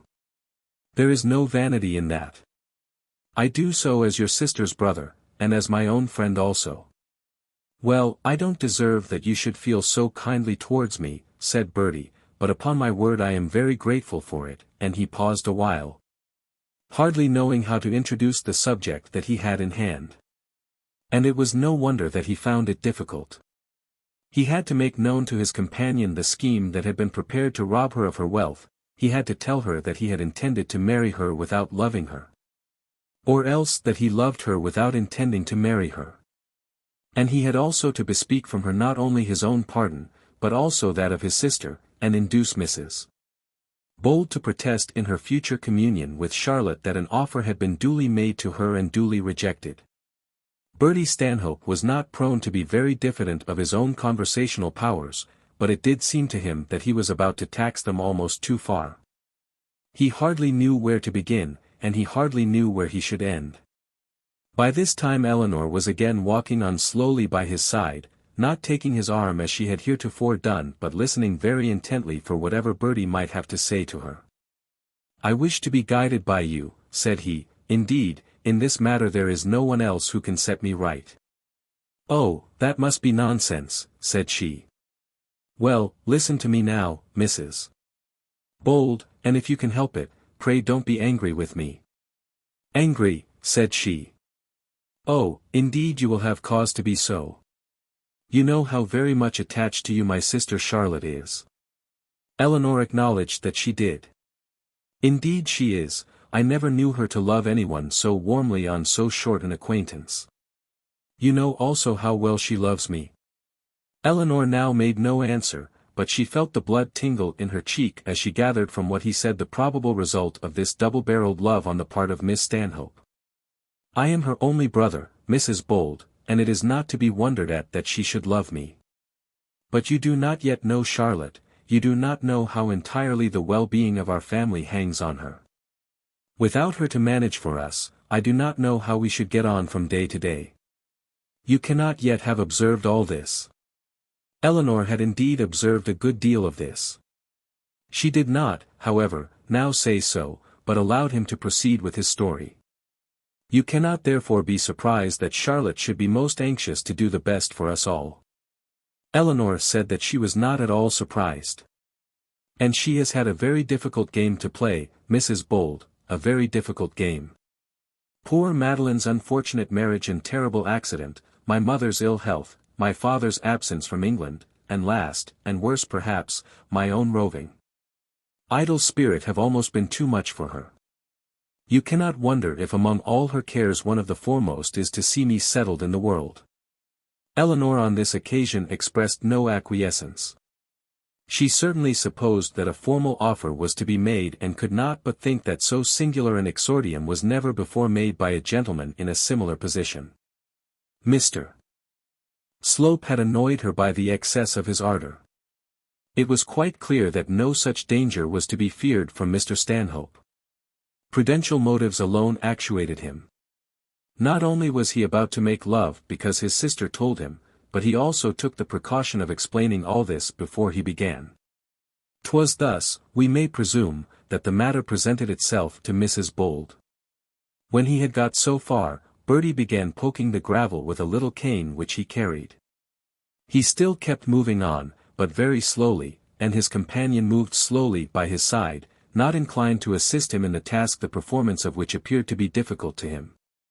Knowing how fond she is of yourself, Mrs. Bold, cannot you imagine what scheme should have occurred to her? I can imagine no better scheme, Mr. Stanhope, than the one I proposed to you just now. No, said he somewhat lackadaisically, I suppose that would be the best, but Charlotte thinks another plan might be joined with it. She wants me to marry you. 1,000 remembrances flashed across Eleanor's mind all in a moment, how Charlotte had talked about and praised her brother, how she had continually contrived to throw the two of them together. How she had encouraged all manner of little intimacies, how she had with singular cordiality persisted in treating Eleanor as one of the family. All this had been done to secure her comfortable income for the benefit of one of the family. Such a feeling as this is very bitter when it first impresses itself on a young mind. To the old, such plots and plans, such matured schemes for obtaining the goods of this world without the trouble of earning them. Such long-headed attempts to convert tuum into meum are the ways of life to which they are accustomed. 'Tis thus that many live, and it therefore behoves all those who are well-to-do in the world to be on their guard against those who are not. With them it is the success that disgusts, not the attempt. But Eleanor had not yet learnt to look on her money as a source of danger. She had not begun to regard herself as fair game to be hunted down by hungry gentlemen. She had enjoyed the society of the Stanhopes, she had greatly liked the cordiality of Charlotte, and had been happy in her new friends. Now she saw the cause of all this kindness, and her mind was open to a new phase of human life. Miss Stanhope, said she haughtily, has been contriving for me a great deal of honor, but she might have saved herself the trouble. I am not sufficiently ambitious. Pray don't be angry with her, Mrs. Bold, said he, or with me either. Certainly not with you, Mr. Stanhope, said she with considerable sarcasm in her tone. Certainly not with you. No, nor with her, said he imploringly.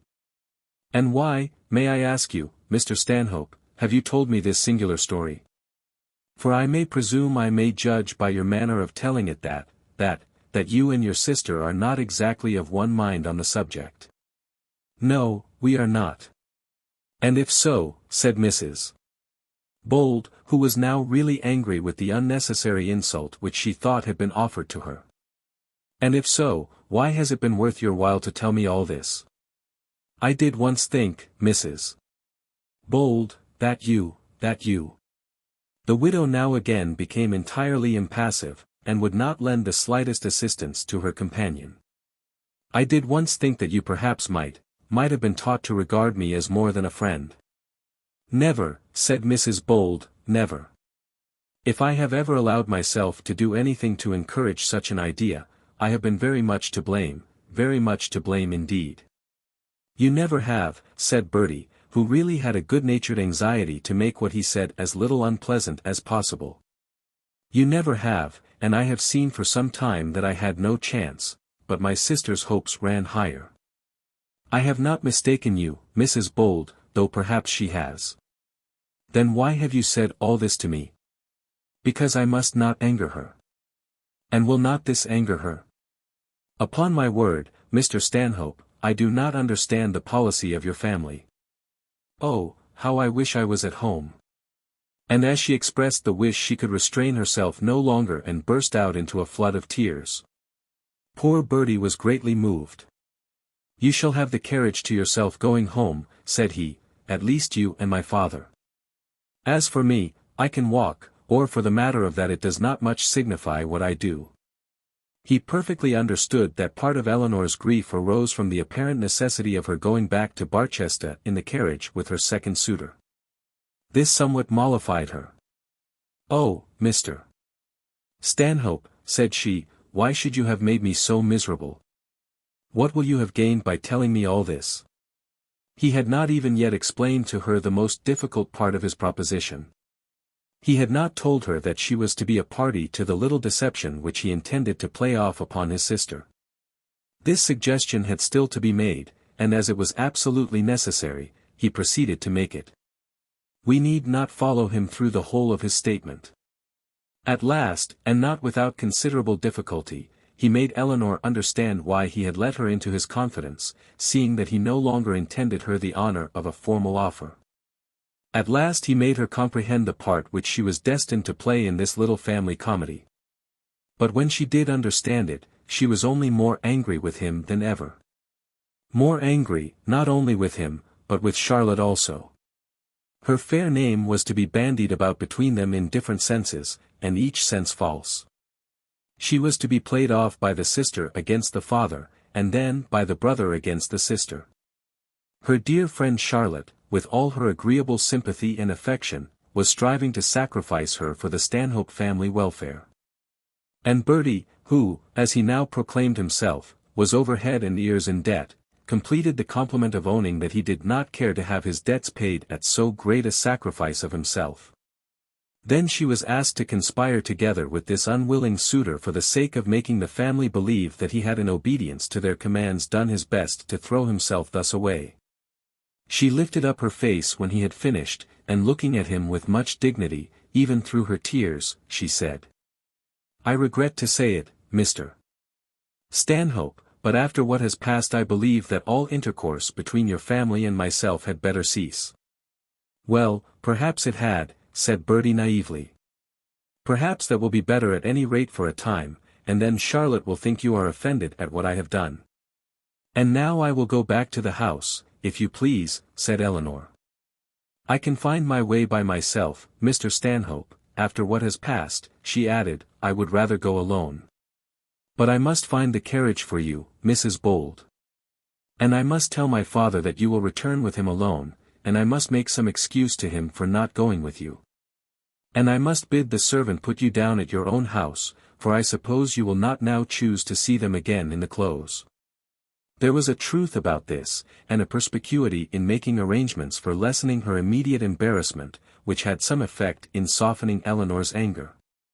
So she suffered herself to walk by his side over the now deserted lawn, till they came to the drawing-room window.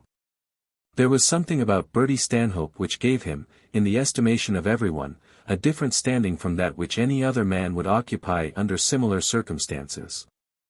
Angry as Eleanor was, and great as was her cause for anger, she was not half as angry with him as she would have been with anyone else. He was apparently so simple, so good-natured, so unaffected and easy to talk to, that she had already half forgiven him before he was at the drawing-room window. When they arrived there, Dr. Stanhope was sitting nearly alone with Mr. and Miss Thorne. One or two other unfortunates were there, who from one cause or another were still delayed in getting away, but they were every moment getting fewer in number. As soon as he had handed Eleanor over to his father, Bertie started off to the front gate in search of the carriage, and there he waited leaning patiently against the front wall, comfortably smoking a cigar, till it came up. When he returned to the room, Dr. Stanhope and Eleanor were alone with their hosts. "At last, Miss Thorne," said he cheerily, "I have come to relieve you. Mrs. Bold and my father are the last roses of the very delightful summer you have given us, and desirable as Mrs. Bold's society always is, now at least you must be glad to see the last flowers plucked from the tree." Miss Thorne declared that she was delighted to have Mrs. Bold and Dr. Stanhope still with her, and Mr. Thorne would have said the same, had he not been checked by a yawn, which he could not suppress. "Father, will you give your arm to Mrs. Bold?" said Bertie, and so the last adieus were made, and the prebendary led out Mrs. Bold, followed by his son. "I shall be home soon after you," said he as the two got into the carriage. "Are you not coming in the carriage?" said the father. "No, no, I have someone to see on the road, and shall walk." "John, mind you drive to Mrs. Bold's house first." Eleanor, looking out of the window, saw him with his hat in his hand, bowing to her with his usual gay smile, as though nothing had happened to mar the tranquillity of the day. It was many a long year before she saw him again. Dr. Stanhope hardly spoke to her on her way home, and she was safely deposited by John at her own hall door before the carriage drove into the close. And thus our heroine played the last act of that day's melodrama. Chapter 43. Mr. and Mrs. Quiverful are made happy. Mr. Slope is encouraged by the press. Before she started for Ullathorne, Mrs. Proudie, careful soul, caused 2 letters to be written, one by herself and one by her lord, to the inhabitants of Puddingdale Vicarage, which made happy the hearth of those within it. As soon as the departure of the horses left the bishop's stable-groom free for other services, that humble denizen of the diocese started on the bishop's own pony with the 2 dispatches. We have had so many letters lately that we will spare ourselves these. That from the bishop was simply a request that Mr. Quiverful would wait upon his lordship the next morning at 11 a.m. That from the lady was as simply a request that Mrs. Quiverful would do the same by her, though it was couched in somewhat longer and more grandiloquent phraseology. It had become a point of conscience with Mrs. Proudie to urge the settlement of this great hospital question. She was resolved that Mr. Quiverful should have it. She was resolved that there should be no more doubt or delay, no more refusals and resignations, no more secret negotiations carried on by Mr. Slope on his own account in opposition to her behests. "Bishop," she said immediately after breakfast on the morning of that eventful day, "have you signed the appointment yet?" "No, my dear, not yet, it is not exactly signed as yet." "Then do it," said the lady. The bishop did it, and a very pleasant day indeed he spent at Ullathorne. And when he got home, he had a glass of hot negus in his wife's sitting-room, and read the last number of the Little Dorrit of the day with great inward satisfaction. "Oh, husbands, oh, my marital friends, what great comfort is there to be derived from a wife well obeyed. Much perturbation and flutter, high expectation and renewed hopes, were occasioned at Puddingdale, by the receipt of these episcopal dispatches." Mrs. Quiverful, whose careful ear caught the sound of the pony's feet as he trotted up to the vicarage kitchen door, brought them in hurriedly to her husband. She was at the moment concocting the Irish stew destined to satisfy the noonday wants of 14 young birds, let alone the parent couple. She had taken the letters from the man's hands between the folds of her capacious apron so as to save them from the contamination of the stew.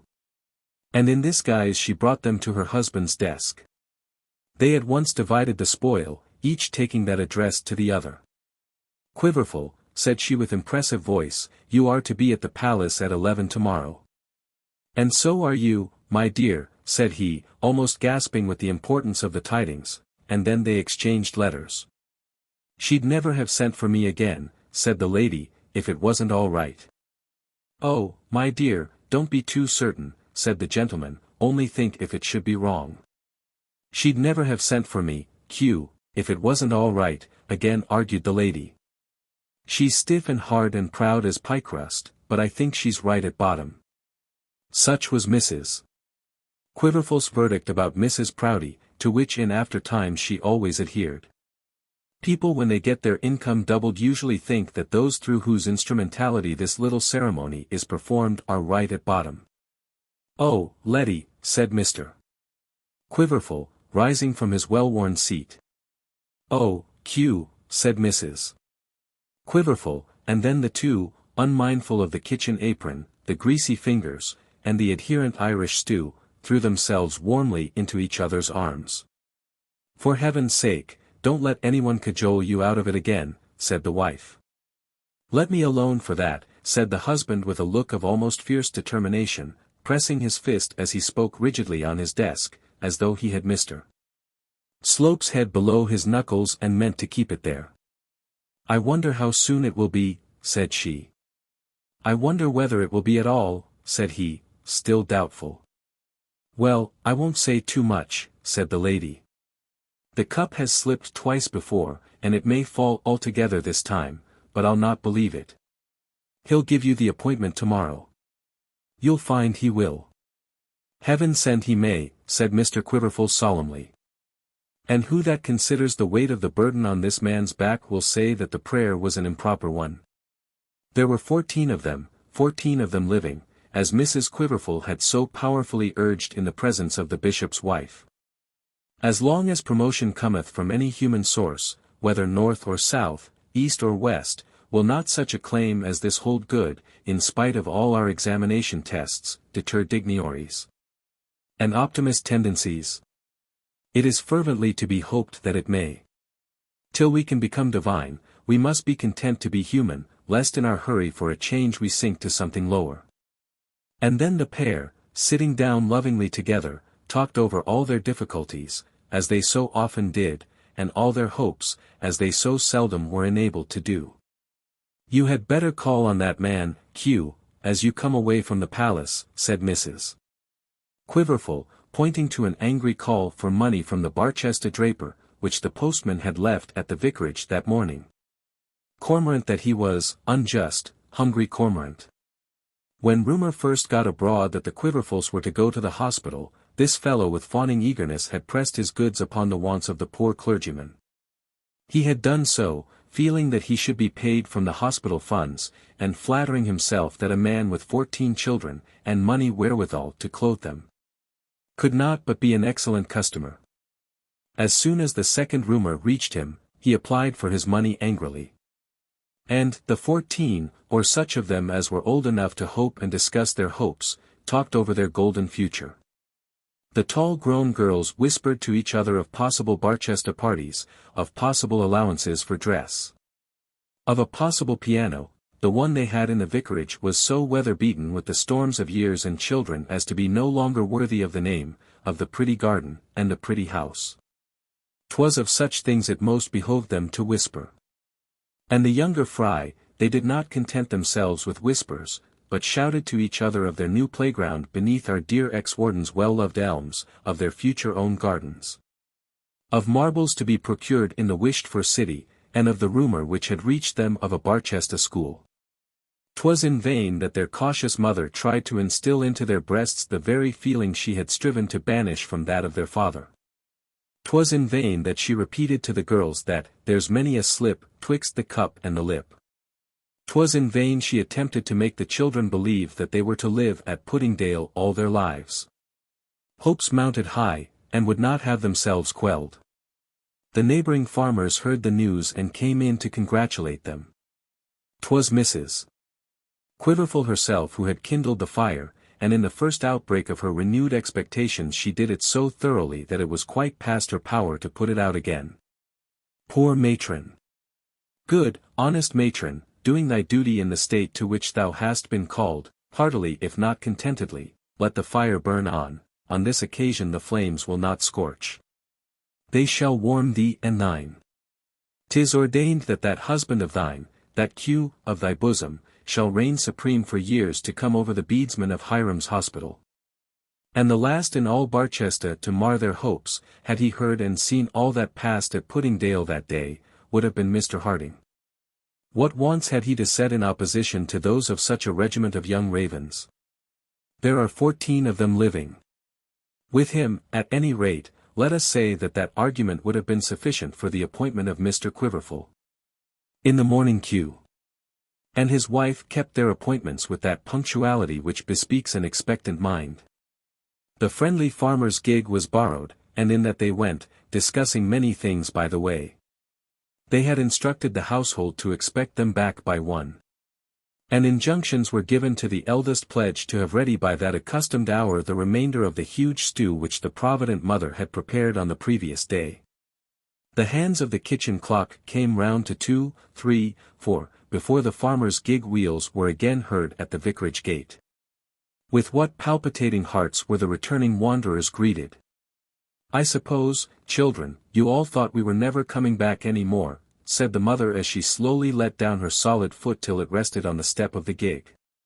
Well, such a day as we've had, and then leaning heavily on a big boy's shoulder, she stepped once more on terra firma. There was no need for more than the tone of her voice to tell them that all was right. The Irish stew might burn itself to cinders now. Then there was such kissing and hugging, such crying and laughing. Mr. Quiverful could not sit still at all, but kept walking from room to room, then out into the garden, then down the avenue into the road, and then back again to his wife. She, however, lost no time so idly. We must go to work at once, girls, and that in earnest. Mrs. Proudie expects us to be in the hospital house on the 15th of October. Had Mrs. Proudie expressed a wish that they should all be there on the next morning, the girls would have had nothing to say against it. And when will the pay begin? Asked the eldest boy. Today, my dear, said the gratified mother. Oh, that is jolly, said the boy. Mrs. Proudie insisted on our going down to the house, continued the mother, and when there, I thought I might save a journey by measuring some of the rooms and windows. So I got a knot of tape from Bobbins. Bobbins is as civil as you please, now. I wouldn't thank him, said Letty the younger. Oh, it's the way of the world, my dear. They all do just the same. You might just as well be angry with the turkey cock for gobbling at you. It's the bird's nature. And as she enunciated to her bairns the upshot of her practical experience, she pulled from her pocket the portions of tape which showed the length and breadth of the various rooms at the hospital house. And so we will leave her happy in her toils. The Quiverfuls had hardly left the palace, and Mrs. Proudie was still holding forth on the matter to her husband, when another visitor was announced in the person of Dr. Gwynn. The master of Lazarus had asked for the bishop and not for Mrs. Proudie, and therefore when he was shown into the study, he was surprised rather than rejoiced to find the lady there. But we must go back a little, and it shall be but a little. For a difficulty begins to make itself manifest in the necessity of disposing of all our friends in the small remainder of this one volume. Oh, that Mr. Longman would allow me a fourth. It should transcend the other three as the seventh heaven transcends all the lower stages of celestial bliss. Going home in the carriage that evening from Ullathorne, Dr. Gwynn had not without difficulty brought round his friend the Archdeacon to a line of tactics much less bellicose than that which his own taste would have preferred. It will be unseemly in us to show ourselves in a bad humour, moreover, we have no power in this matter, and it will therefore be bad policy to act as though we had. 'Twas thus the master of Lazarus argued. If, he continued, the bishop be determined to appoint another to the hospital, threats will not prevent him, and threats should not be lightly used by an archdeacon to his bishop. If he will place a stranger in the hospital, we can only leave him to the indignation of others. It is probable that such a step may not eventually injure your father-in-law. I will see the bishop, if you will allow me, alone. At this the archdeacon winced visibly. Yes, alone, for so I shall be calmer. And then I shall at any rate learn what he does mean to do in the matter. The archdeacon puffed and blew, put up the carriage window and then put it down again, argued the matter up to his own gate, and at last gave way. Everybody was against him, his own wife, Mr. Harding, and Dr. Gwynne. Pray keep him out of hot water, Dr. Gwynne, Mrs. Grantly had said to her guest. My dearest madam, I'll do my best, the courteous master had replied. 'Twas thus he did it and earned for himself the gratitude of Mrs. Grantly. And now we may return to the bishop's study. Dr. Gwynne had certainly not foreseen the difficulty which here presented itself. He, together with all the clerical world of England, had heard it rumoured about that Mrs. Proudie did not confine herself to her wardrobes, still-rooms, and laundries. But yet it had never occurred to him that if he called on a bishop at 1 o'clock in the day, he could by any possibility find him closeted with his wife. Or that if he did so, the wife would remain longer than necessary to make her curtsy. It appeared, however, as though in the present case Mrs. Proudie had no idea of retreating. The bishop had been very much pleased with Dr. Gwynne on the preceding day, and of course thought that Dr. Gwynne had been as much pleased with him. He attributed the visit solely to compliment. And thought it an extremely gracious and proper thing for the Master of Lazarus to drive over from Plumstead specially to call at the palace so soon after his arrival in the country. The fact that they were not on the same side either in politics or doctrines made the compliment the greater. The bishop, therefore, was all smiles. And Mrs. Proudie, who liked people with good handles to their names, was also very well disposed to welcome the Master of Lazarus. We had a charming party at Ullathorne, master, had we not? Said she. I hope Mrs. Grantly got home without fatigue. Dr. Gwynne said that they had all been a little tired, but were none the worse this morning. An excellent person, Miss Thorne, suggested the bishop. And an exemplary Christian, I am told, said Mrs. Proudie. Dr. Gwynne declared that he was very glad to hear it. I have not seen her Sabbath day schools yet, continued the lady, but I shall make a point of doing so before long. Dr. Gwynne merely bowed at this intimation. He had heard something of Mrs. Proudie and her Sunday schools, both from Dr. Grantly and Mr. Harding. By the by, master, continued the lady, I wonder whether Mrs. Grantly would like me to drive over and inspect her Sabbath day school. I hear that it is most excellently kept. Dr. Gwynne really could not say. He had no doubt Mrs. Grantly would be most happy to see Mrs. Proudie any day Mrs. Proudie would do her the honor of calling, that was, of course, if Mrs. Grantly should happen to be at home. A slight cloud darkened the lady's brow. She saw that her offer was not taken in good part. This generation of unregenerate vipers was still perverse, stiff-necked, and hardened in their iniquity. The Archdeacon, I know, said she, sets his face against these institutions. At this Dr. Gwynne laughed slightly. It was but a smile. Had he given his cap for it he could not have helped it. Mrs. Proudie frowned again. Suffer little children, and forbid them not, she said. Are we not to remember that, Dr. Gwynne? Take heed that ye despise not one of these little ones. Are we not to remember that, Dr. Gwynne? And at each of these questions she raised at him her menacing forefinger. Certainly, madam, certainly, said the master, and so does the Archdeacon, I am sure, on weekdays as well as on Sundays. On weekdays you can't take heed not to despise them, said Mrs. Proudie, because then they are out in the fields. On weekdays they belong to their parents, but on Sundays they ought to belong to the clergyman. And the finger was again raised. The master began to understand and to share the intense disgust which the Archdeacon always expressed and Mrs. Proudie's name was mentioned. What was he to do with such a woman as this? To take his hat and go would have been his natural resource, but then he did not wish to be foiled in his object.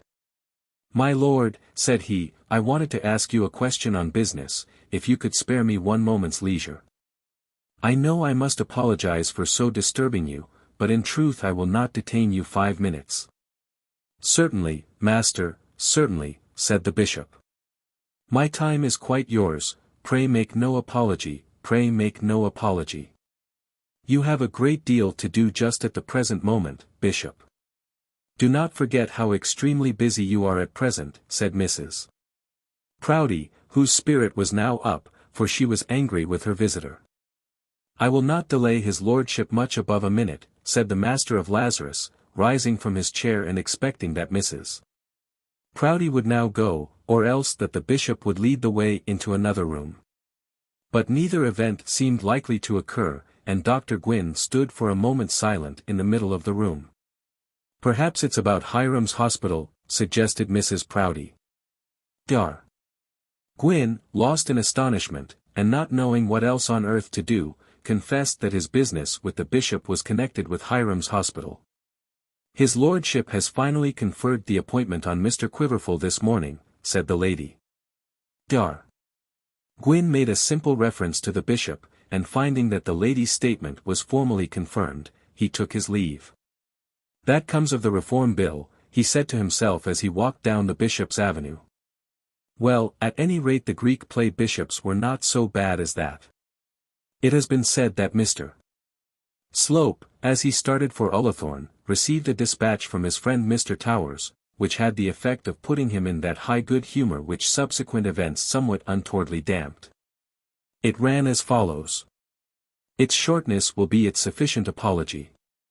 "My dear sir, I wish you every success. I don't know that I can help you, but if I can, I will. Yours ever. T.T. September 30th, 185. There was more in this than in all Sir Nicholas Fitzwiggin's flummery, more than in all the bishop's promises, even had they been ever so sincere. More than in any archbishop's good word, even had it been possible to obtain it. Tom Towers would do for him what he could. Mr. Slope had from his youth upwards been a firm believer in the public press. He had dabbled in it himself ever since he had taken his degree, and he regarded it as the great arranger and distributor of all future British terrestrial affairs whatever. He had not yet arrived at the age, an age which sooner or later comes to most of us, which dissipates the golden dreams of youth. He delighted in the idea of wresting power from the hands of his country's magnates and placing it in a custody which was at any rate nearer to his own reach. 60,000 broadsheets dispersing themselves daily among his reading fellow citizens formed in his eyes a better depot for supremacy than a throne at Windsor, a cabinet in Downing Street, or even an assembly at Westminster. And on this subject we must not quarrel with Mr. Slope, for the feeling is too general to be met with disrespect. Tom Towers was as good, if not better, than his promise. On the following morning the Jupiter, spouting forth public opinion with 60,000 loud clarions, did proclaim to the world that Mr. Slope was the fitting man for the vacant post. It was pleasant for Mr. Slope to read the following lines in the Barchester newsroom, which he did within 30 minutes after the morning train from London had reached the city. It is just now 5 years since we called the attention of our readers to the quiet city of Barchester. From that day to this, we have in no way meddled with the affairs of that happy ecclesiastical community. Since then, an old bishop has died there, and a young bishop has been installed. But we believe we did not do more than give some customary record of the interesting event. Nor are we now about to meddle very deeply in the affairs of the diocese. If any of the chapter feel a qualm of conscience on reading thus far, let it be quieted. Above all, let the mind of the new bishop be at rest. We are now not armed for war, but approach the reverend towers of the old cathedral with an olive branch in our hands. It will be remembered that at the time alluded to, now 5 years past, we had occasion to remark on the state of a charity in Barchester called Hiram's Hospital. We thought that it was maladministered, and that the very estimable and reverend gentleman who held the office of Warden was somewhat too highly paid for duties which were somewhat too easily performed. This gentleman, and we say it in all sincerity and with no touch of sarcasm, had never looked on the matter in this light before. We do not wish to take praise to ourselves whether praise be due to us or not. But the consequence of our remark was that the warden did look into the matter, and finding on so doing that he himself could come to no other opinion than that expressed by us, he very creditably threw up the appointment. The then bishop as creditably declined to fill the vacancy till the affair was put on a better footing.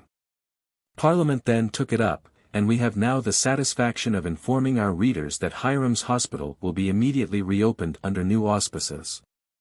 Heretofore, provision was made for the maintenance of 12 old men. This will now be extended to the fair sex, and 12 elderly women, if any such can be found in Barchester, will be added to the establishment. There will be a matron. There will, it is hoped, be schools attached for the poorest of the children of the poor, and there will be a steward. The warden, for there will still be a warden, will receive an income more in keeping with the extent of the charity than that heretofore paid. The stipend we believe will be £450. We may add that the excellent house which the former warden inhabited will still be attached to the situation. Barchester Hospital cannot perhaps boast a worldwide reputation, but as we adverted to its state of decadence, we think it right also to advert to its renaissance. May it go on and prosper. Whether the salutary reform which has been introduced within its walls has been carried as far as could have been desired may be doubtful.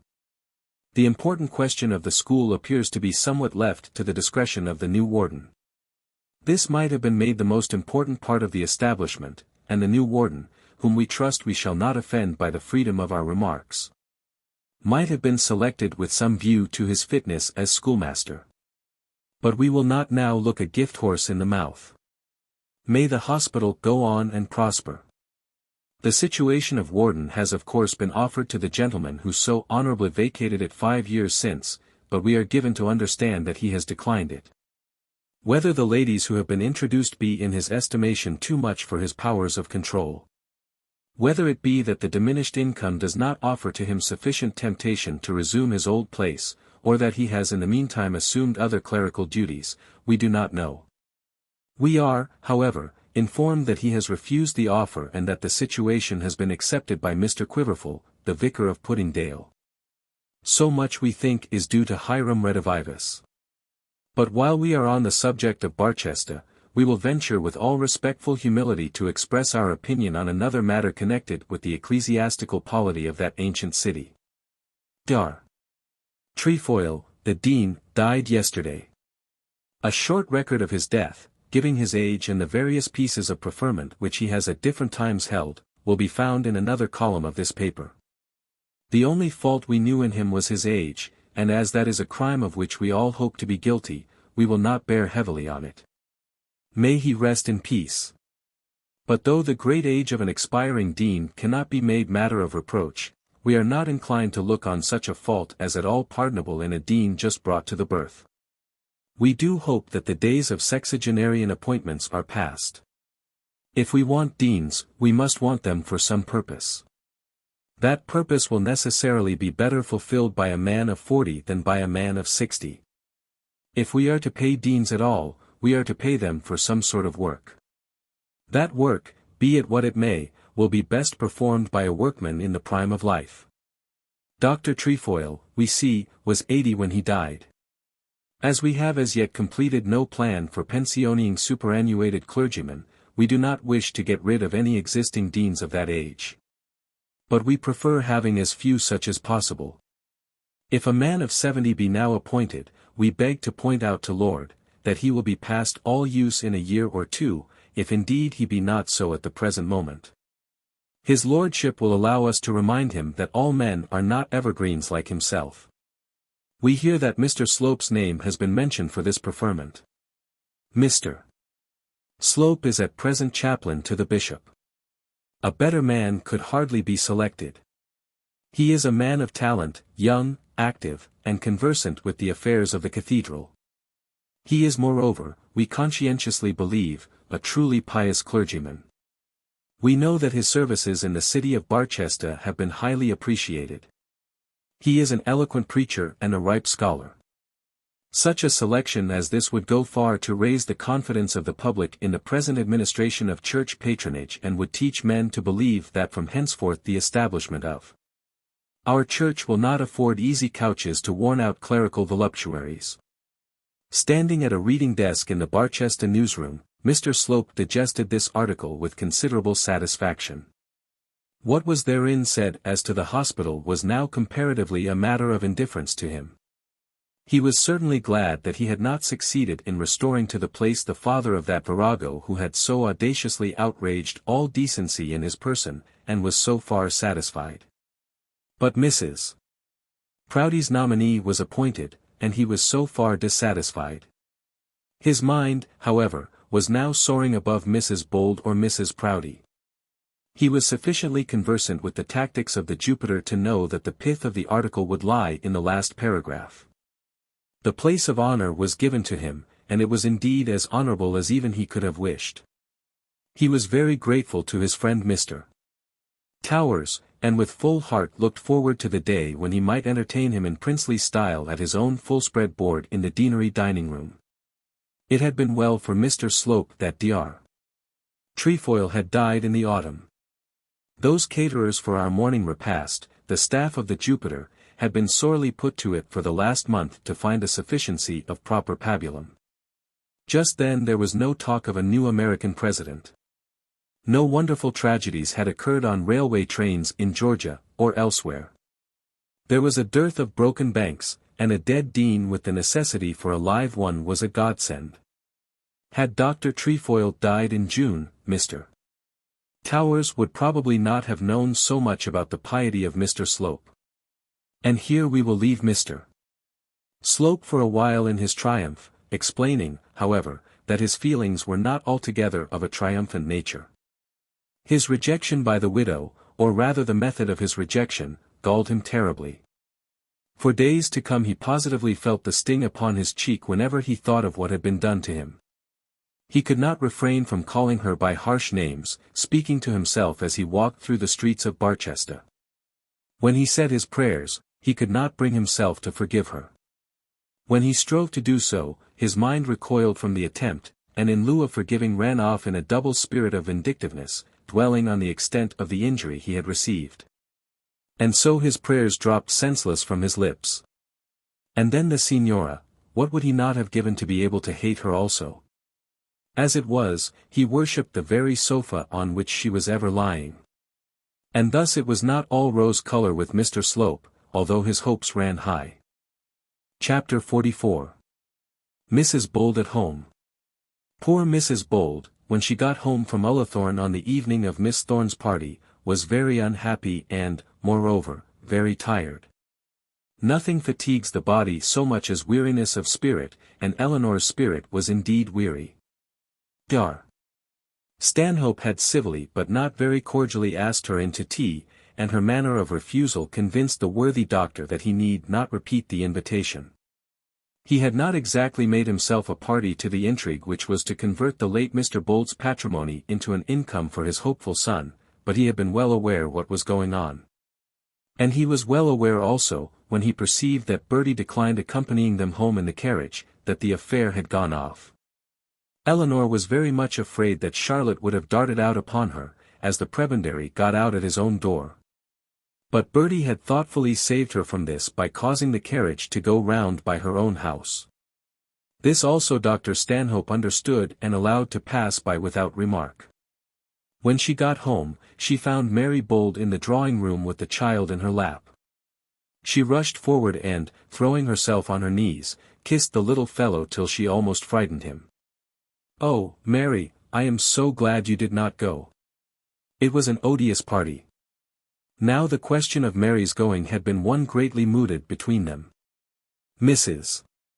Bold, when invited, had been the guest of the Grantlys, and Miss Thorne, who had chiefly known Eleanor at the hospital or at Plumstead Rectory, had forgotten all about Mary Bold. Her sister-in-law had implored her to go under her wing and had offered to write to Miss Thorne, or to call on her. But Miss Bold had declined. In fact, Mr. Bold had not been very popular with such people as the Thornes, and his sister would not go among them unless she were specially asked to do so. "Well, then," said Mary cheerfully, "I have the less to regret." "You have nothing to regret, but oh, Mary, I have, so much, so much."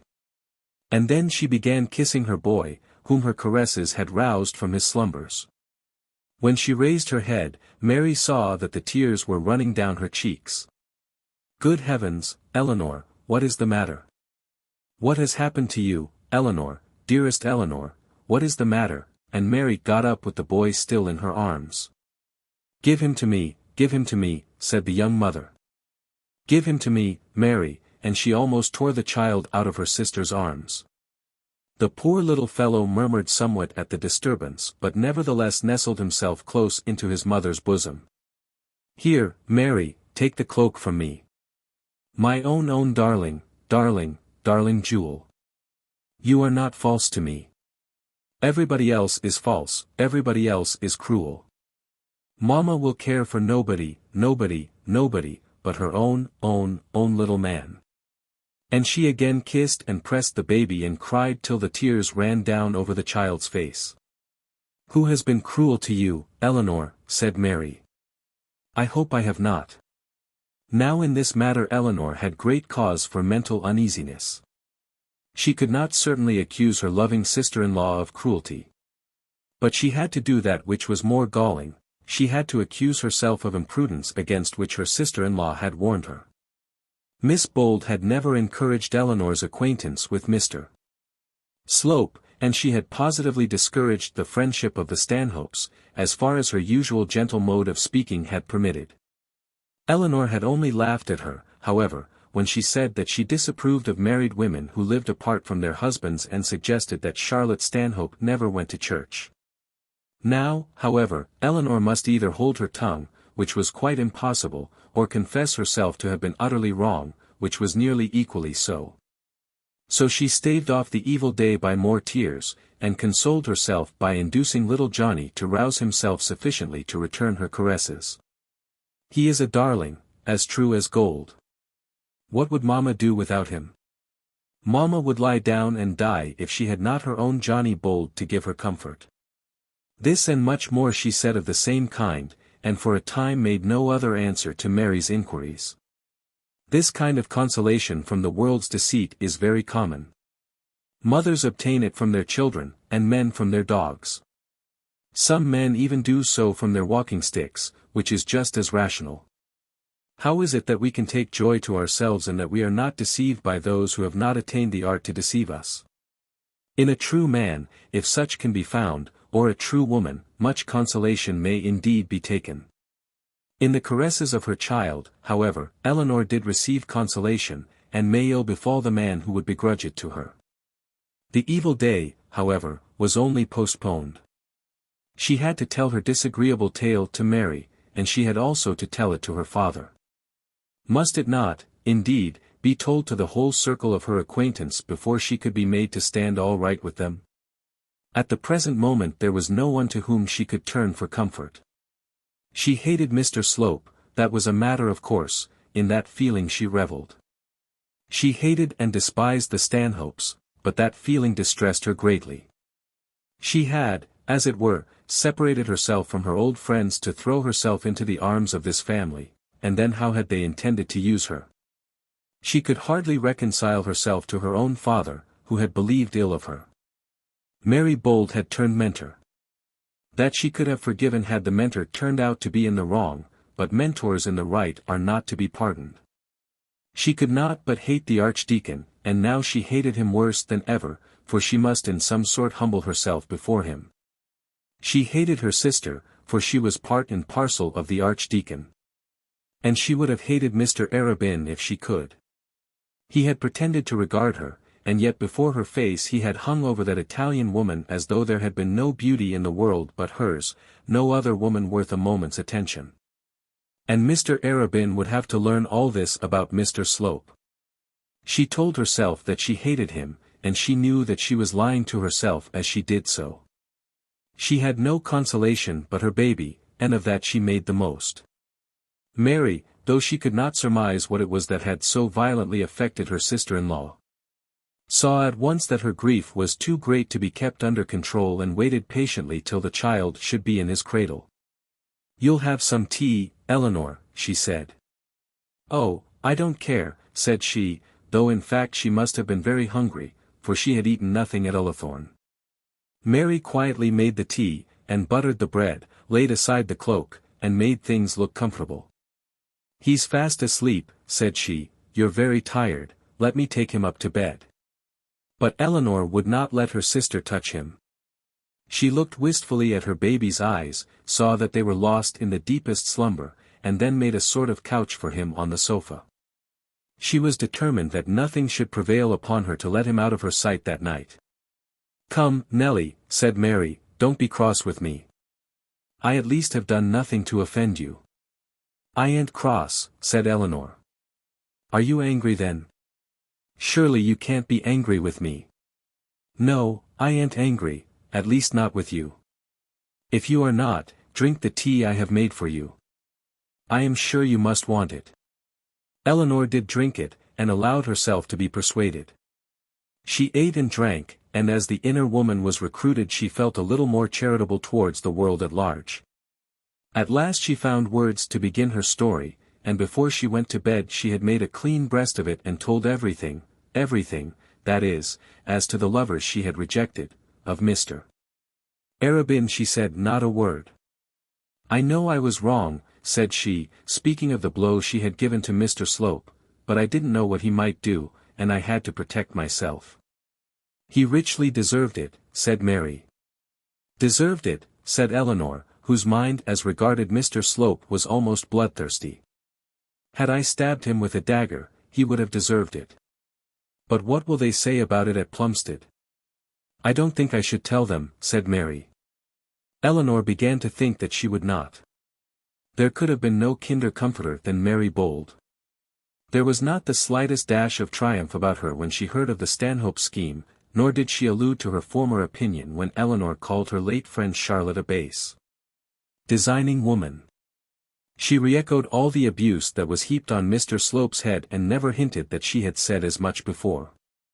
I told you so," is the croak of a true job's comforter.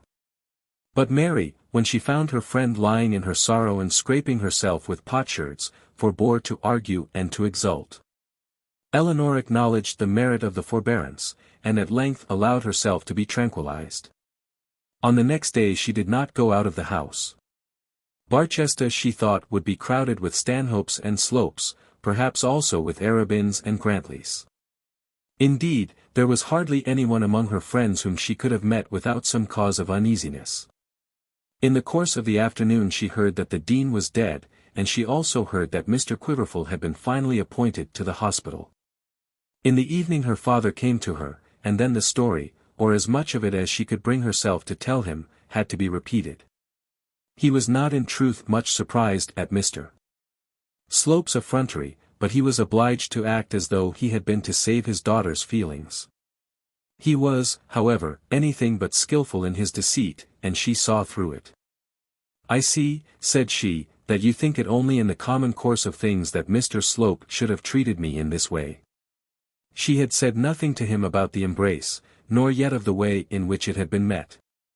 "I do not think it at all strange," said he, "that anyone should admire my Eleanor. It is strange to me," said she, "that any man should have so much audacity, without ever having received the slightest encouragement." To this Mr. Harding answered nothing. With the Archdeacon it would have been the text for a rejoinder which would not have disgraced Bildad the Shuhite. "But you'll tell the Archdeacon?" asked Mr. Harding. "Tell him what?" said she sharply. "Or Susan," continued Mr. Harding. "You'll tell Susan, you'll let them know that they wronged you in supposing that this man's addresses would be agreeable to you. They may find that out their own way," said she. "I shall not ever willingly mention Mr. Slope's name to either of them. But I may. I have no right to hinder you from doing anything that may be necessary to your own comfort, but pray do not do it for my sake. Dr. Grantly never thought well of me, and never will. I don't know now that I am even anxious that he should do so." And then they went to the affair of the hospital. "But is it true, Papa?" "What, my dear," said he. "About the dean. Yes, I fear quite true. Indeed I know there is no doubt about it. Poor Miss Trefoil, I am so sorry for her." "But I did not mean that," said Eleanor. "But about the hospital, Papa?" "Yes, my dear. I believe it is true that Mr. Quiverful is to have it." "Oh, what a shame." "No, my dear, not at all a shame. I am sure I hope it will suit him." "But, Papa, you know it is a shame. After all your hopes, all your expectations to get back to your old house, to see it given away in this way to a perfect stranger." "My dear, the bishop had a right to give it to whom he pleased." "I deny that, Papa. He had no such right. It is not as though you were a candidate for a new piece of preferment. If the bishop has a grain of justice. The bishop offered it to me on his terms, and as I did not like the terms, I refused it. After that, I cannot complain. Terms. He had no right to make terms. I don't know about that, but it seems he had the power. But to tell you the truth, Nelly, I am as well satisfied as it is.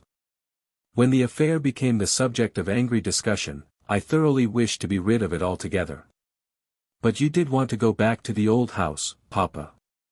You told me so yourself." "Yes, my dear, I did. For a short time I did wish it. And I was foolish in doing so. I am getting old now, and my chief worldly wish is for peace and rest. Had I gone back to the hospital, I should have had endless contentions with the bishop, contentions with his chaplain, and contentions with the archdeacon. I am not up to this now. I am not able to meet such troubles, and therefore I am not ill-pleased to find myself left to the little church of St. Cuthbert's. I shall never starve," added he, laughing, "as long as you are here." "But will you come and live with me, Papa?" she said earnestly, taking him by both his hands. "If you will do that, if you will promise that, I will own that you are right. I will dine with you today at any rate." "No, but live here altogether. Give up that close, odious little room in High Street." "My dear, it's a very nice little room, and you are really quite uncivil." "Oh, Papa, don't joke. It's not a nice place for you. You say you are growing old, though I am sure you are not." "Am not I, my dear?" "No, Papa, not old, not to say old. But you are quite old enough to feel the want of a decent room to sit in. You know how lonely Mary and I are here. You know nobody ever sleeps in the big front bedroom. It is really unkind of you to remain up there alone, when you are so much wanted here." "Thank you, Nelly, thank you. But, my dear, if you had been living here, Papa, with us, as I really think you ought to have done, considering how lonely we are, there would have been none of all this dreadful affair about Mr. Slope." Mr. Harding, however, did not allow himself to be talked over into giving up his own and only little pied à terre in the High Street. He promised to come and dine with his daughter, and stay with her, and visit her, and do everything but absolutely live with her. It did not suit the peculiar feelings of the man to tell his daughter that though she had rejected Mr. Slope, and been ready to reject Mr. Stanhope, some other more favoured suitor would probably soon appear. And that on the appearance of such a suitor the big front bedroom might perhaps be more frequently in requisition than at present. But doubtless such an idea crossed his mind, and added its weight to the other reasons which made him decide on still keeping the close, odious little room in High Street. The evening passed over quietly and in comfort. Eleanor was always happier with her father than with anyone else. He had not, perhaps, any natural taste for baby worship, but he was always ready to sacrifice himself. And therefore made an excellent third in a trio with his daughter and Mary Bold in singing the praises of the wonderful child. They were standing together over their music in the evening, the baby having again been put to bed upon the sofa, when the servant brought in a very small note in a beautiful pink envelope. It quite filled the room with perfume as it lay upon the small salver. Mary Bold and Mrs. Bold were both at the piano, and Mr. Harding was sitting close to them, with the violoncello between his legs, so that the elegancy of the epistle was visible to them all. "Please ma'am, Dar. Stanhope's coachman says he is to wait for an answer," said the servant. Eleanor got very red in the face as she took the note in her hand. She had never seen the writing before. Charlotte's epistles, to which she was well accustomed, were of a very different style and kind. She generally wrote on large notepaper. She twisted up her letters into the shape and sometimes into the size of cocked hats. She addressed them in a sprawling, manly hand, and not unusually added a blot or a smudge, as though such were her own peculiar sign manual. The address of this note was written in a beautiful female hand, and the gummed wafer bore on it an impress of a gilt coronet. Though Eleanor had never seen such a one before, she guessed that it came from the signora. Such epistles were very numerously sent out from any house in which the signora might happen to be dwelling, but they were rarely addressed to ladies. When the coachman was told by the lady's maid to take the letter to Mrs. Bold, he openly expressed his opinion that there was some mistake about it. Whereupon the lady's maid boxed the coachman's ears. Had Mr. Slope seen in how meek a spirit the coachman took the rebuke, he might have learnt a useful lesson, both in philosophy and religion. The note was as follows. It may be taken as a faithful promise that no further letter whatever shall be transcribed at length in these pages. My dear Mrs. Bold. May I ask you, as a great favor, to call on me tomorrow? You can say what hour will best suit you, but quite early, if you can. I need hardly say that if I could call upon you, I should not take this liberty with you. I partly know what occurred the other day, and I promise you that you shall meet with no annoyance if you will come to me. My brother leaves us for London today, from thence he goes to Italy. It will probably occur to you that I should not thus intrude on you, unless I had that to say to you which may be of considerable moment. Pray therefore excuse me, even if you do not grant my request. And believe me, very sincerely yours, M. Vici Neroni. Thursday evening. The three of them sat in consultation on this epistle for some 10 or 15 minutes. And then decided that Eleanor should write a line saying that she would see the signora the next morning at 12 o'clock. Chapter 45. The Stanhopes at home. We must now return to the Stanhopes and see how they behaved themselves on their return from Ullathorne. Charlotte, who came back in the first homeward journey with her sister, waited in palpitating expectation till the carriage drove up to the door a second time. She did not run down, or stand at the window, or show in any outward manner that she looked for anything wonderful to occur. But when she heard the carriage wheels, she stood up with erect ears, listening for Eleanor's footfall on the pavement, or the cheery sound of Bertie's voice welcoming her in. Had she heard either, she would have felt that all was right, but neither sound was there for her to hear. She heard only her father's slow step as he ponderously let himself down from the carriage and slowly walked along the hall, till he got into his own private room on the ground floor. "Send Miss Stanhope to me," he said to the servant. "There's something wrong now," said Madeline, who was lying on her sofa in the back drawing-room. "It's all up with Bertie," replied Charlotte. I know," she said to the servant as he brought up the message. "Tell my father I will be with him immediately." "Bertie's wooing has gone astray," said Madeline. "I knew it would." "It has been his own fault then." "She was ready enough, I am quite sure," said Charlotte with that sort of ill nature which is not uncommon when one woman speaks of another. "What will you say to him now?" By him, the signora meant their father. "That will be as I find him. He was ready to pay £200 for Bertie to stave off the worst of his creditors, if this marriage had gone on. Bertie must now have the money instead and go and take his chance. Where is he now? Heaven knows. Smoking in the bottom of Mr. Thorne's ha-ha, or philandering with some of those Miss Chadwicks. Nothing will ever make an impression on him. But he'll be furious if I don't go down. No, nothing ever will. But don't be long, Charlotte, for I want my tea."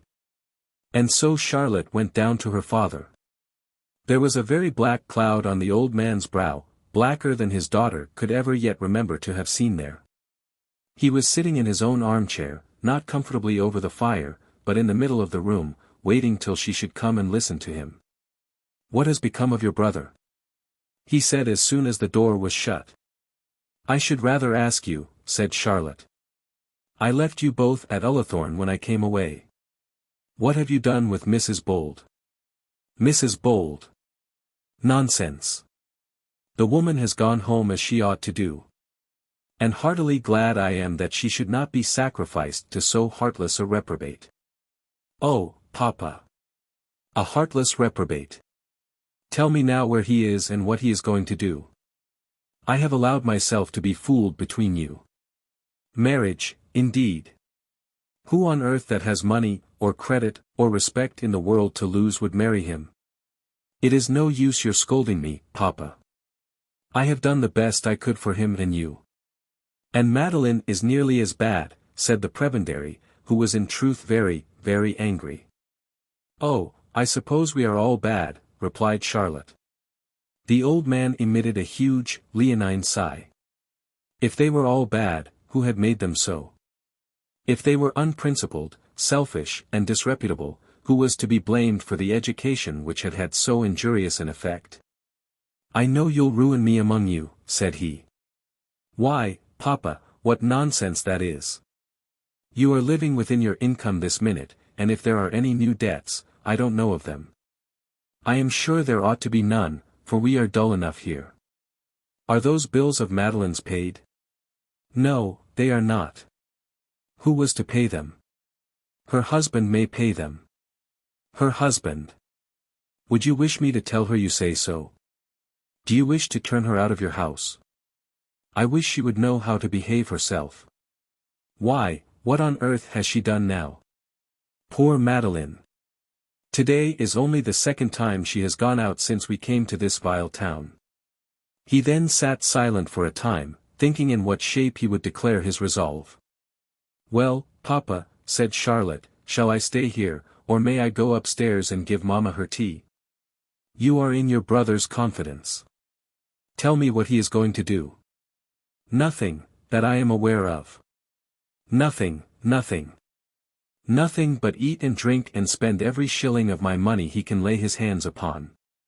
I have made up my mind, Charlotte. He shall eat and drink no more in this house." "Very well. Then I suppose he must go back to Italy." "He may go where he pleases." "That's easily said, Papa, but what does it mean?" "You can't let him." "It means this," said the doctor, speaking more loudly than was his wont and with wrath flashing from his eyes. "That as sure as God rules in heaven I will not maintain him any longer in idleness." "Oh, ruling in heaven," said Charlotte. "It is no use talking about that. You must rule him here on earth. And the question is, how can you do it? You can't turn him out of the house penniless, to beg about the street. He may beg where he likes. He must go back to Carrara. That is the cheapest place he can live at, and nobody there will give him credit for above 200 or 300 pauls. But you must let him have the means of going.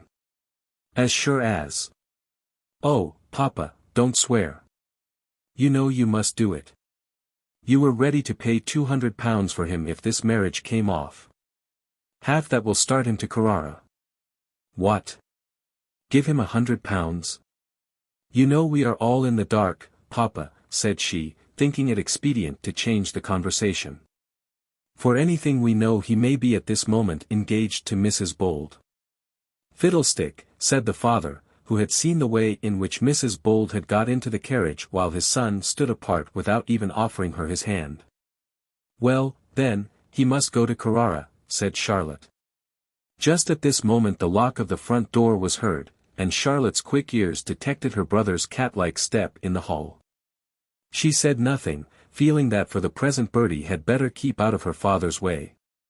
But Dr. Stanhope also heard the sound of the lock. "Who's that?" he demanded. Charlotte made no reply, and he asked again, "Who is that has just come in? Open the door. Who is it?" "I suppose it is Bertie." "Bid him come here," said the father. But Bertie, who was close to the door and heard the call, required no further bidding, but walked in with a perfectly unconcerned and cheerful air. It was this peculiar insouciance which angered Dr. Stanhope, even more than his son's extravagance. "Well, sir," said the doctor. "And how did you get home, sir, with your fair companion?" said Bertie. "I suppose she is not upstairs, Charlotte?" "Bertie," said Charlotte, "Papa is in no humor for joking. He is very angry with you." "Angry?" said Bertie, raising his eyebrows as though he had never yet given his parent cause for a single moment's uneasiness. "Sit down, if you please, sir," said Dr. Stanhope very sternly but not now very loudly. "And I'll trouble you to sit down, too, Charlotte. Your mother can wait for her tea a few minutes." Charlotte sat down on the chair nearest to the door in somewhat of a perverse sort of manner, as much as though she would say, "Well, here I am, you shan't say I don't do what I am bid. But I'll be whipped if I give way to you." And she was determined not to give way. She too was angry with Bertie, but she was not the less ready on that account to defend him from his father. Bertie also sat down. He drew his chair close to the library table, upon which he put his elbow, and then resting his face comfortably on one hand, he began drawing little pictures on a sheet of paper with the other. Before the scene was over he had completed admirable figures of Miss Thorne, Mrs. Proudie, and Lady de Courcy, and begun a family piece to comprise the whole set of the Lookalofts. "Would it suit you, sir," said the father, "to give me some idea as to what your present intentions are? What way of living you propose to yourself?" "I'll do anything you can suggest, sir," replied Bertie. "No, I shall suggest nothing further. My time for suggesting has gone by. I have only one order to give, and that is that you leave my house." "Tonight?" said Bertie, and the simple tone of the question left the doctor without any adequately dignified method of reply. "Papa does not quite mean tonight," said Charlotte, "at least I suppose not." "Tomorrow, perhaps," suggested Bertie. "Yes, sir, tomorrow," said the doctor. "You shall leave this tomorrow." "Very well, sir. Will the 4:30 p.m. train be soon enough?" and Bertie, as he asked, put the finishing touch to Miss Thorne's high-heeled boots. "You may go how and when and where you please, so that you leave my house tomorrow. You have disgraced me, sir, you have disgraced yourself and me, and your sisters." "I am glad at least, sir, that I have not disgraced my mother," said Bertie. Charlotte could hardly keep her countenance, but the doctor's brow grew still blacker than ever. Bertie was executing his chef d'oeuvre in the delineation of Mrs. Proudie's nose and mouth. "You are a heartless reprobate, sir, a heartless, thankless, good-for-nothing reprobate. I have done with you.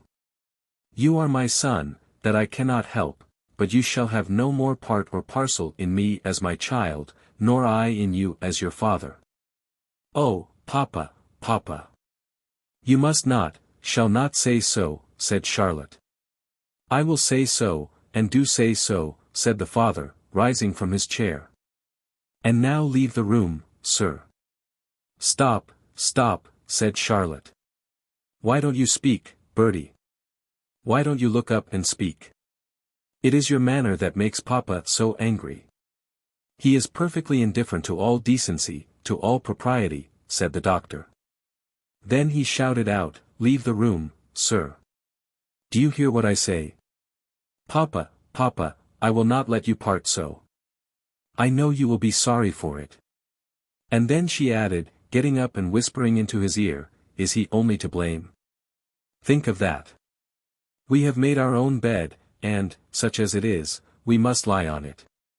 It is no use for us to quarrel among ourselves," and as she finished her whisper, Bertie finished off the Countess's bustle, which was so well done that it absolutely seemed to be swaying to and fro on the paper with its usual lateral motion.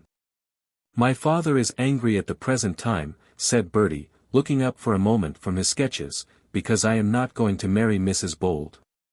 What can I say on the matter? It is true that I am not going to marry her. In the first place." "That is not true, sir," said Dr. Stanhope, but I will not argue with you. You were angry just this moment because I would not speak, said Bertie, going on with a young look aloft. Give over drawing, said Charlotte, going up to him and taking the paper from under his hand. The caricatures, however, she preserved and showed them afterwards to the friends of the Thornes, the Proudies, and de Courcys. Bertie, deprived of his occupation, threw himself back in his chair and waited further orders. I think it will certainly be for the best that Bertie should leave this at once. Perhaps tomorrow, said Charlotte, but pray, Papa, let us arrange some scheme together. If he will leave this tomorrow, I will give him £10, and he shall be paid £5 a month by the banker at Carrara as long as he stays permanently in that place. Well, sir, it won't be long, said Bertie, for I shall be starved to death in about 3 months. He must have marble to work with, said Charlotte. I have plenty there in the studio to last me 3 months, said Bertie. It will be no use attempting anything large in so limited a time, unless I do my own tombstone. Terms, however, were ultimately come to somewhat more liberal than those proposed, and the doctor was induced to shake hands with his son and bid him good night. Dar. Stanhope would not go up to tea, but had it brought to him in his study by his daughter. But Bertie went upstairs and spent a pleasant evening. He finished the Lookalofts, greatly to the delight of his sisters, though the manner of portraying their décolleté dresses was not the most refined. Finding how matters were going, he by degrees allowed it to escape from him that he had not pressed his suit upon the widow in a very urgent way. I suppose, in point of fact, you never proposed at all, said Charlotte. Oh, she understood that she might have me if she wished, said he. And she didn't wish, said the signora. You have thrown me over in the most shameful manner, said Charlotte. I suppose you told her all about my little plan. Well, it came out somehow, at least the most of it. There's an end of that alliance, said Charlotte, but it doesn't matter much. I suppose we shall all be back at Como soon. I am sure I hope so, said the signora. I'm sick of the sight of black coats. If that Mr. Slope comes here any more, he'll be the death of me. You've been the ruin of him, I think, said Charlotte. And as for a second black-coated lover of mine, I am going to make a present of him to another lady with most singular disinterestedness. The next day, true to his promise, Bertie packed up and went off by the 4:30 p.m. train, with £20 in his pocket, bound for the marble quarries of Carrara. And so he disappears from our scene. At 12 o'clock on the day following that on which Bertie went, Mrs. Bold, true also to her word, knocked at Dr. Stanhope's door with a timid hand and palpitating heart. She was at once shown up to the back drawing-room, the folding doors of which were closed. So that in visiting the Signora Eleanor was not necessarily thrown into any communion with those in the front room. As she went up the stairs, she saw none of the family and was so far saved much of the annoyance which she had dreaded. This is very kind of you, Mrs. Bold. Very kind, after what has happened, said the lady on the sofa with her sweetest smile. You wrote in such a strain that I could not but come to you. I did. I wanted to force you to see me. Well, signora, I am here. How cold you are to me. But I suppose I must put up with that. I know you think you have reason to be displeased with us all. Poor Bertie, if you knew all, you would not be angry with him. I am not angry with your brother, not in the least. But I hope you did not send for me here to talk about him. If you are angry with Charlotte, that is worse, for you have no warmer friend in all Barchester. But I did not send for you to talk about this. Pray bring your chair nearer, Mrs. Bold, so that I may look at you. It is so unnatural to see you keeping so far off from me. Eleanor did as she was bid and brought her chair close to the sofa. And now, Mrs. Bold, I am going to tell you something which you may perhaps think indelicate, but yet I know that I am right in doing so. Hereupon Mrs. Bold said nothing but felt inclined to shake in her chair. The signora, she knew, was not very particular, and that which to her appeared to be indelicate might to Mrs. Bold appear to be extremely indecent. I believe you know Mr. Arabin. Mrs.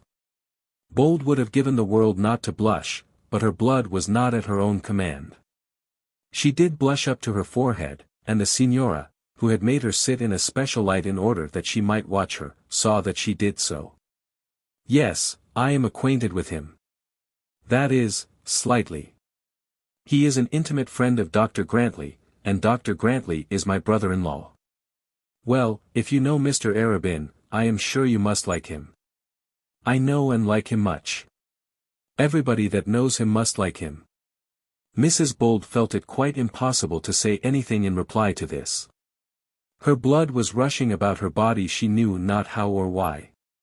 She felt as though she were swinging in her chair, and she knew that she was not only red in the face but also almost suffocated with heat. However, she sat still and said nothing. "How stiff you are with me, Mrs. Bold," said the signora, "and I the while am doing for you all that one woman can do to serve another." A kind of thought came over the widow's mind that perhaps the signora's friendship was real, and that at any rate it could not hurt her. And another kind of thought, a glimmering of a thought, came to her also, that Mr. Arabin was too precious to be lost. She despised the signora, but might she not stoop to conquer? It should be but the smallest fraction of a stoop. "I don't want to be stiff," she said, "but your questions are so very singular." "Well, then, I will ask you one more singular still," said Madeline Neroni, raising herself on her elbow and turning her own face full upon her companion's. "Do you love him with all your heart and soul, with all the love your bosom can feel?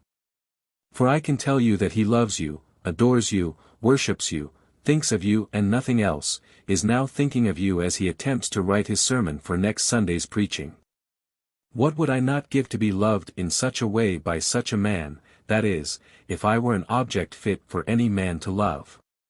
Mrs. Bold got up from her seat and stood speechless before the woman who was now addressing her in this impassioned way. When the signora thus alluded to herself, the widow's heart was softened, and she put her own hand, as though caressingly, on that of her companion, which was resting on the table. The signora grasped it and went on speaking. "What I tell you is God's own truth, and it is for you to use it as may be best for your own happiness. But you must not betray me. He knows nothing of this. He knows nothing of my knowing his inmost heart. He is simple as a child in these matters. He told me his secret in 1,000 ways because he could not dissemble, but he does not dream that he has told it. You know it now, and I advise you to use it." Eleanor returned the pressure of the other's hand with an infinitesimal soupçon of a squeeze. "And remember," continued the signora, "he is not like other men. You must not expect him to come to you with vows and oaths and pretty presents, to kneel at your feet, and kiss your shoestrings. If you want that, there are plenty to do it, but he won't be one of them." Eleanor's bosom nearly burst with a sigh, but Madeline, not heeding her, went on. "With him, ye will stand for ye, and nay for nay. Though his heart should break for it, the woman who shall reject him once will have rejected him once and for all. Remember that. And now, Mrs. Bold, I will not keep you, for you are fluttered. I partly guess what use you will make of what I have said to you.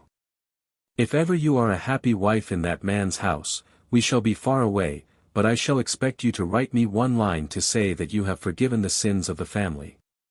Eleanor half whispered that she would, and then, without uttering another word, crept out of the room and down the stairs, opened the front door for herself without hearing or seeing anyone, and found herself in the close.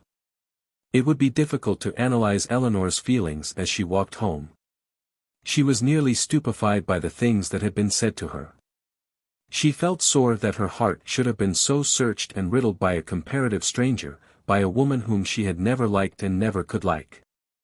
She was mortified that the man whom she owned to herself that she loved should have concealed his love from her and shown it to another. There was much to vex her proud spirit. But there was, nevertheless, an understratum of joy in all this which buoyed her up wondrously. She tried if she could disbelieve what Madame Neroni had said to her, but she found that she could not. It was true, it must be true. She could not, would not, did not doubt it. On one point she fully resolved to follow the advice given her. If it should ever please Mr. Arabin to put such a question to her as that suggested, her "yeah" should be "yeah." Would not all her miseries be at an end if she could talk of them to him openly, with her head resting on his shoulder? Chapter 46. Mr. Slope's parting interview with the Signora. On the following day the Signora was in her pride. She was dressed in her brightest of morning dresses, and had quite a levee round her couch. It was a beautifully bright October afternoon. All the gentlemen of the neighbourhood were in Barchester, and those who had the entry of Dr. Stanhope's house were in the Signora's back drawing-room. Charlotte and Mrs. Stanhope were in the front room, and such of the lady squires as could not for the moment get near the centre of attraction had to waste their fragrance on the mother and sister. The first who came and the last to leave was Mr. Arabin. This was the second visit he had paid to Madame Neroni since he had met her at Ullathorne. He came, he knew not why, to talk about, he knew not what. But, in truth, the feelings which now troubled him were new to him, and he could not analyze them. It may seem strange that he should thus come dangling about Madame Neroni because he was in love with Mrs. Bold, but it was nevertheless the fact. And though he could not understand why he did so, Madame Neroni understood it well enough. She had been gentle and kind to him and had encouraged his staying. Therefore he stayed on.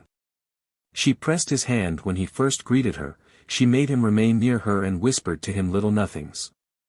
And then her eye, brilliant and bright, now mirthful, now melancholy, and invincible in either way. What man with warm feelings, blood unchilled, and a heart not guarded by a triple steel of experience could have withstood those eyes? The lady, it is true, intended to do him no mortal injury. She merely chose to inhale a slight breath of incense before she handed the casket over to another. Whether Mrs. Bold would willingly have spared even so much is another question. And then came Mr. Slope. All the world now knew that Mr. Slope was a candidate for the deanery and that he was generally considered to be the favourite. Mr. Slope, therefore, walked rather largely upon the earth. He gave to himself a portly air, such as might become a dean, spoke but little to other clergymen, and shunned the bishop as much as possible. How the meagre little prebendary, and the burly chancellor, and all the minor canons and vicars choral, aye, and all the choristers, too, cowered and shook and walked about with long faces when they read or heard of that article in the Jupiter. Now were coming the days when nothing would avail to keep the impure spirit from the cathedral pulpit. That pulpit would indeed be his own. Precentors, vicars, and choristers might hang up their harps on the willows. Ichabod! Ichabod! The glory of their house was departing from them. Mr. Slope, great as he was with embryo grandeur, still came to see the Signora. Indeed, he could not keep himself away. He dreamed of that soft hand which he had kissed so often, and of that imperial brow which his lips had once pressed, and he then dreamed also of further favours. And Mr. Thorne was there also. It was the first visit he had ever paid to the Signora, and he made it not without due preparation. Mr. Thorne was a gentleman usually precise in his dress and prone to make the most of himself in an unpretending way. The grey hairs in his whiskers were eliminated perhaps once a month. Those on his head were softened by a mixture which we will not call a dye, it was only a wash. His tailor lived in St. James's Street, and his bootmaker at the corner of that street and Piccadilly. He was particular in the article of gloves, and the getting up of his shirts was a matter not lightly thought of in the Ullathorne laundry. On the occasion of the present visit he had rather overdone his usual efforts, and caused some little uneasiness to his sister, who had not hitherto received very cordially the proposition for a lengthened visit from the Signora at Ullathorne. There were others also there, young men about the city who had not much to do and who were induced by the lady's charms to neglect that little, but all gave way to Mr. Thorne, who was somewhat of a grand senior, as a country gentleman always is in a provincial city. "Oh, Mr. Thorne, this is so kind of you," said the Signora.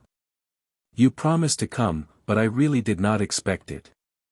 I thought you country gentlemen never kept your pledges."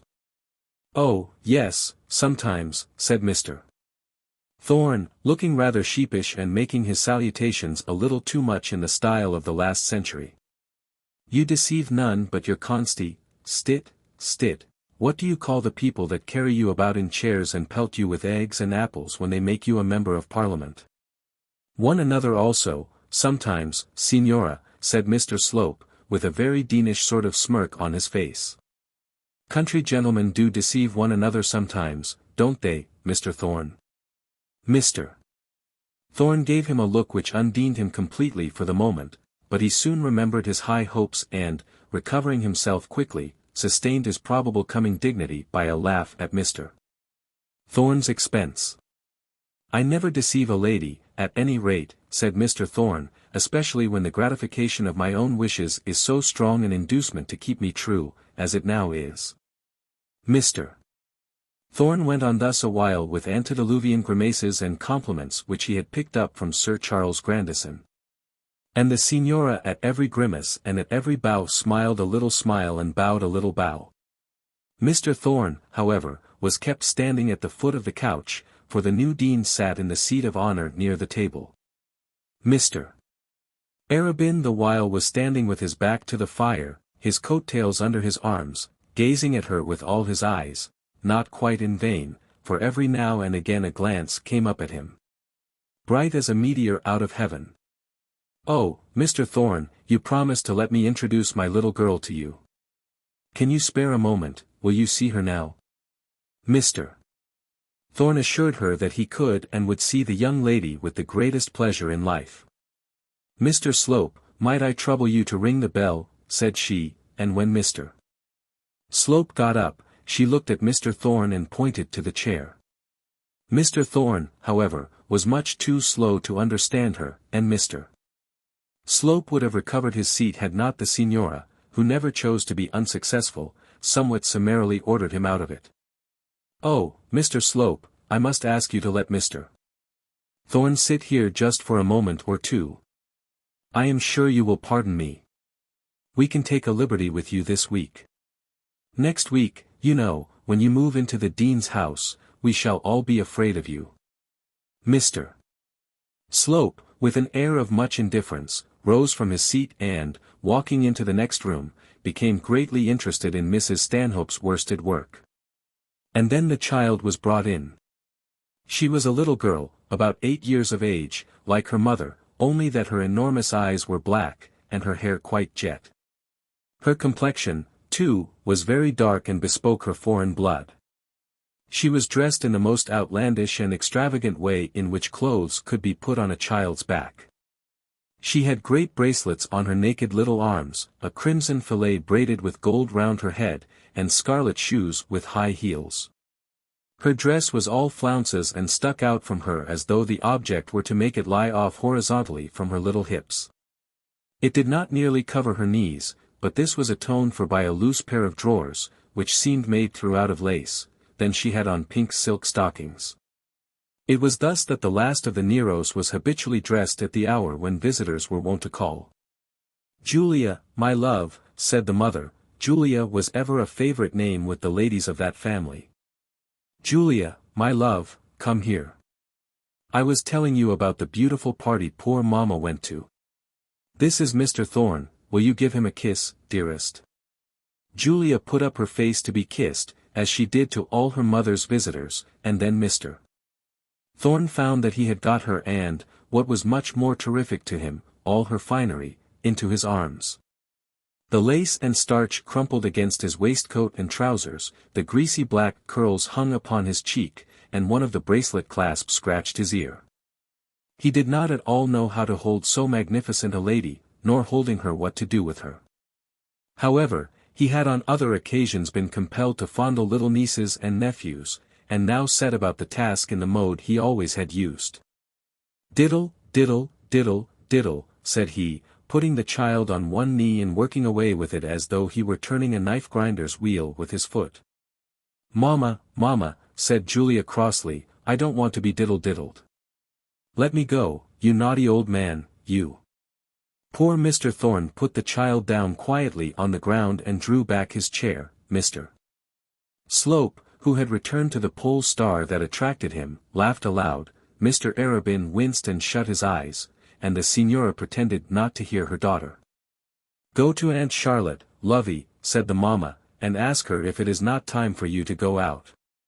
But little Miss Julia, though she had not exactly liked the nature of Mr. Thorne's attention, was accustomed to be played with by gentlemen, and did not relish the idea of being sent so soon to her aunt. "Julia, go when I tell you, my dear." But Julia still went pouting about the room. "Charlotte, do come and take her," said the Signora. "She must go out, and the days get so short now." And thus ended the much-talked-of interview between Mr. Thorne and the last of the Neros. Mr. Thorne recovered from the child's crossness sooner than from Mr. Slope's laughter. He could put up with being called an old man by an infant, but he did not like to be laughed at by the bishop's chaplain, even though that chaplain was about to become a dean. He said nothing, but he showed plainly enough that he was angry. The Signora was ready enough to avenge him. "Mr. Slope," said she, "I hear that you are triumphing on all sides." "How so?" said he, smiling. He did not dislike being talked to about the deanery, though, of course, he strongly denied the imputation. "You carry the day both in love and war." Mr. Slope hereupon did not look quite so satisfied as he had done. "Mr. Arabin," continued the Signora, "don't you think Mr. Slope is a very lucky man?" "Not more so than he deserves, I am sure," said Mr. Arabin. "Only think, Mr. Thorne, he is to be our new dean, of course we all know that." "Indeed, Signora," said Mr. Slope, "we all know nothing about it. I can assure you I myself. He is to be the new dean, there is no manner of doubt of it, Mr. Thorne." "Hum," said Mr. Thorne. "Passing over the heads of old men like my father and Archdeacon Grantly." Oh, said Mr. Slope. "The Archdeacon would not accept it," said Mr. Arabin, whereupon Mr. Slope smiled abominably and said, as plainly as a look could speak, that the grapes were sour. "Going over all our heads," continued the Signora, "for of course I consider myself one of the chapter." "If I am ever dean," said Mr. Slope, "that is, were I ever to become so, I should glory in such a canoness." "Oh, Mr. Slope, stop, I haven't half done. There is another canoness for you to glory in. Mr. Slope is not only to have the deanery but a wife to put in it." Mr. Slope again looked disconcerted. "A wife with a large fortune, too. It never rains but it pours, does it, Mr. Thorne?" "No, never," said Mr. Thorne, who did not quite relish talking about Mr. Slope and his affairs. "When will it be, Mr. Slope?" "When will what be?" said he. "Oh, we know when the affair of the dean will be, a week will settle that. The new hat, I have no doubt, has been already ordered. But when will the marriage come off?" "Do you mean mine or Mr. Arabin's?" said he, striving to be facetious. "Well, just then I meant yours, though, perhaps, after all, Mr. Arabin's may be first. But we know nothing of him. He is too close for any of us. Now all is open and above board with you, which, by the by, Mr. Arabin, I beg to tell you I like much the best. He who runs can read that Mr. Slope is a favoured lover. Come, Mr. Slope, when is the widow to be made Mrs. Dean?" To Mr. Arabin this badinage was peculiarly painful, and yet he could not tear himself away and leave it. He believed, still believed with that sort of belief which the fear of a thing engenders, that Mrs. Bold would probably become the wife of Mr. Slope. Of Mr. Slope's little adventure in the garden he knew nothing. For aught he knew, Mr. Slope might have had an adventure of quite a different character. He might have thrown himself at the widow's feet, been accepted, and then returned to town a jolly, thriving wooer. The Signora's jokes were bitter enough to Mr. Slope, but they were quite as bitter to Mr. Arabin. He still stood leaning against the fireplace, fumbling with his hands in his trousers pockets. "Come, Mr. Slope, don't be so bashful, continued the signora. We all know that you proposed to the lady the other day at Ullathorne. Tell us with what words she accepted you. Was it with a simple, yes, or with the two no-nos which make an affirmative? Or did silence give consent?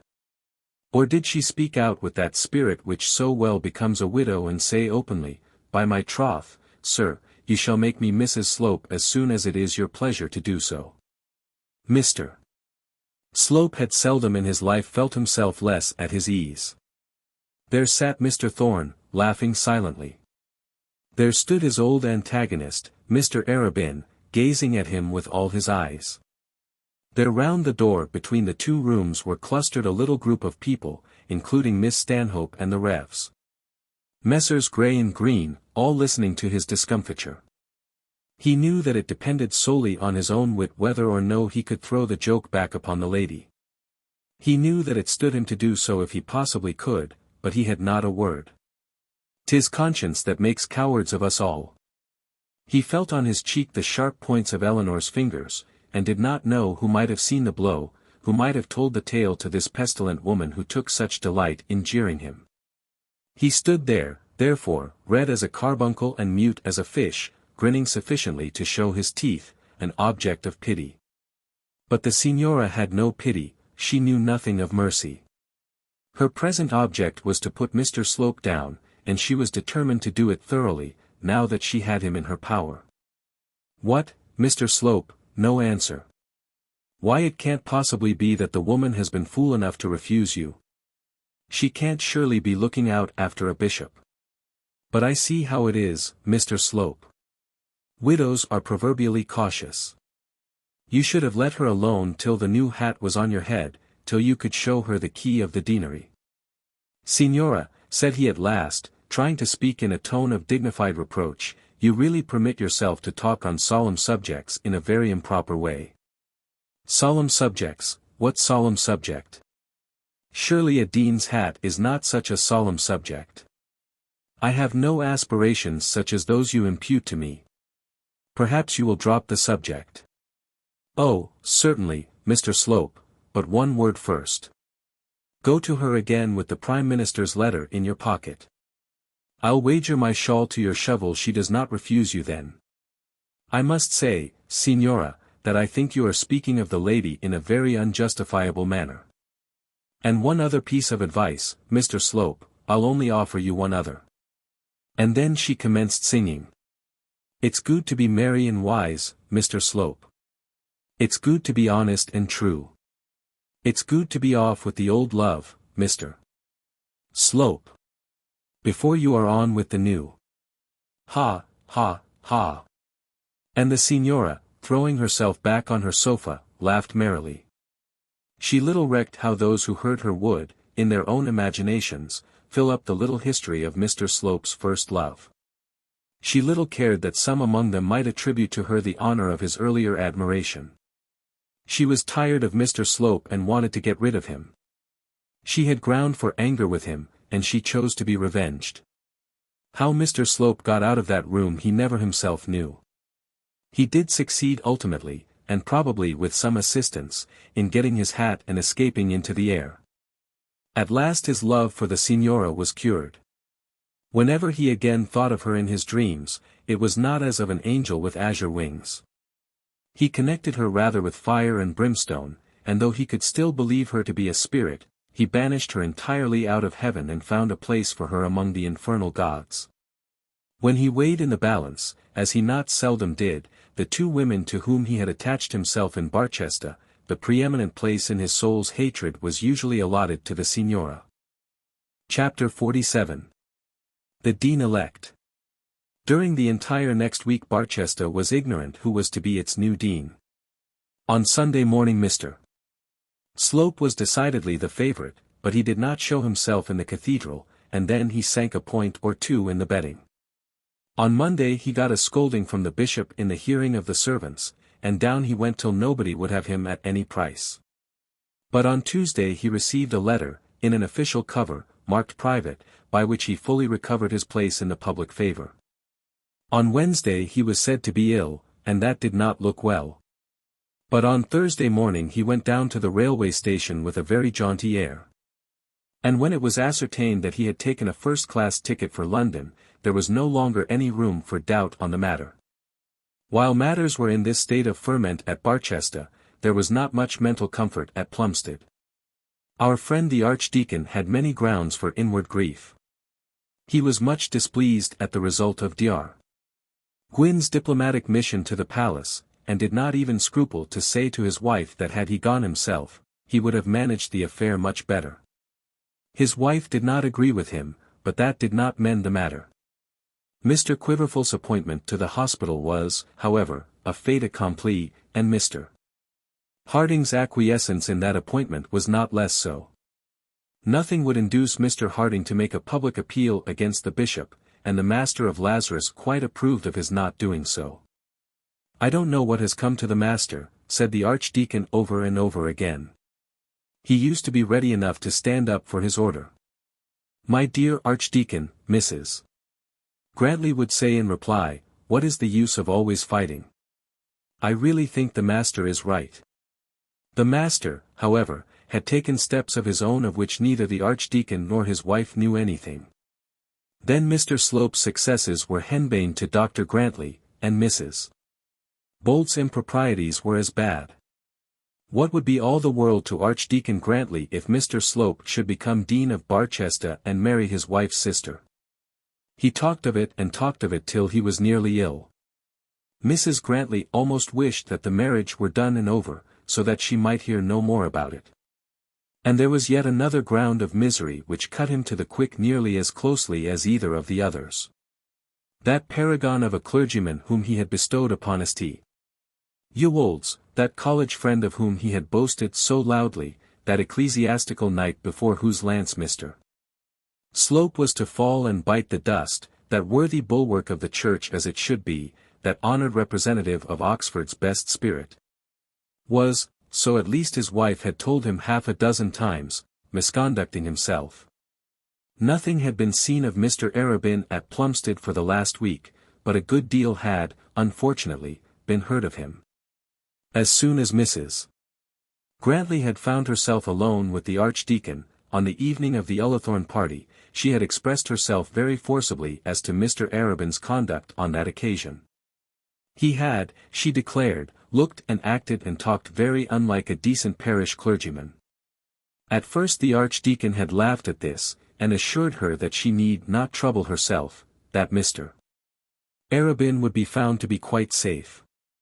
But by degrees he began to find that his wife's eyes had been sharper than his own.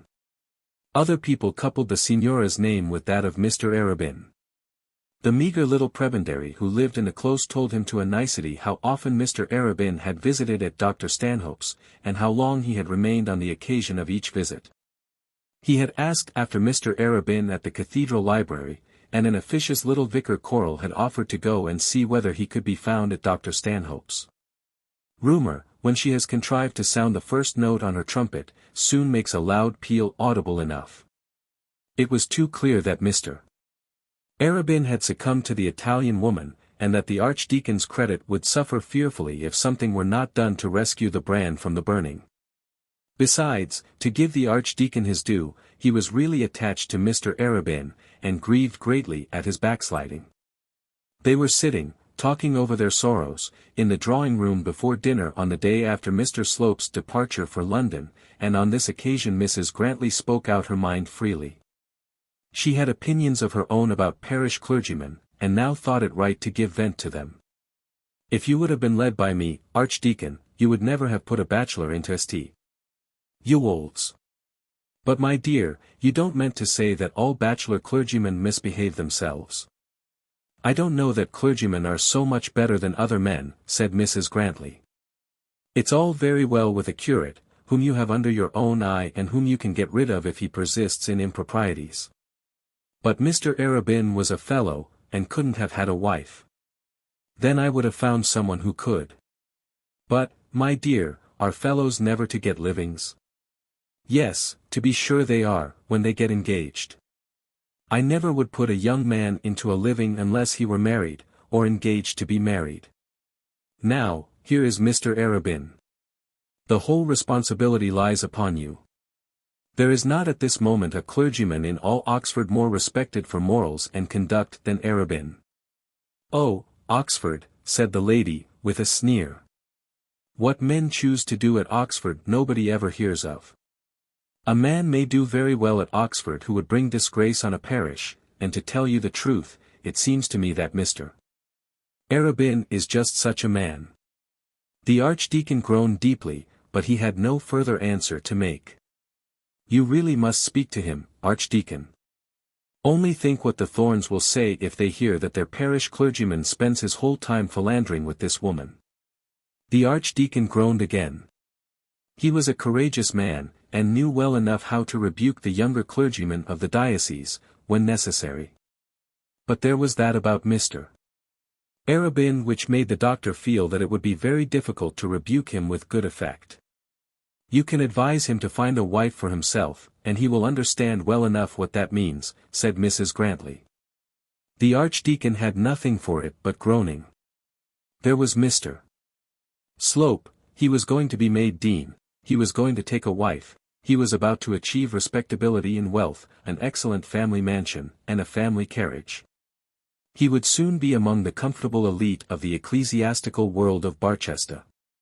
Whereas his own protégé, the true scion of the true church, by whom he had sworn, would be still but a poor vicar, and that with a very indifferent character for moral conduct. It might be all very well recommending Mr. Arabin to marry, but how would Mr. Arabin, when married, support a wife? Things were ordering themselves thus in Plumstead drawing-room when Dr. and Mrs. Grantly were disturbed in their sweet discourse by the quick rattle of a carriage and pair of horses on the gravel sweep. The sound was not that of visitors, whose private carriages are generally brought up to country-house doors with demure propriety, but betokened rather the advent of some person or persons who were in a hurry to reach the house, and had no intention of immediately leaving it. Guests invited to stay a week, and who were conscious of arriving after the first dinner bell, would probably approach in such a manner.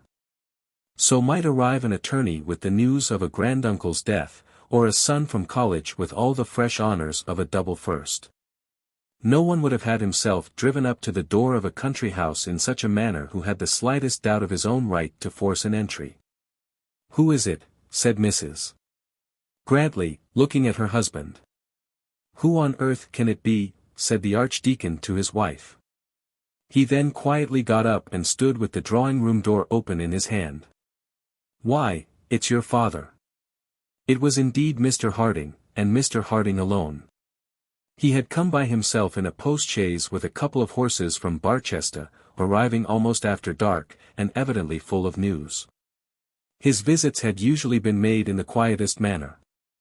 He had rarely presumed to come without notice, and had always been driven up in a modest old green fly, with one horse, that hardly made itself heard as it crawled up to the hall door. Good gracious, Warden, is it you? Said the Archdeacon, forgetting in his surprise the events of the last few years. But come in, nothing the matter, I hope. We are very glad you are come, Papa, said his daughter. I'll go and get your room ready at once.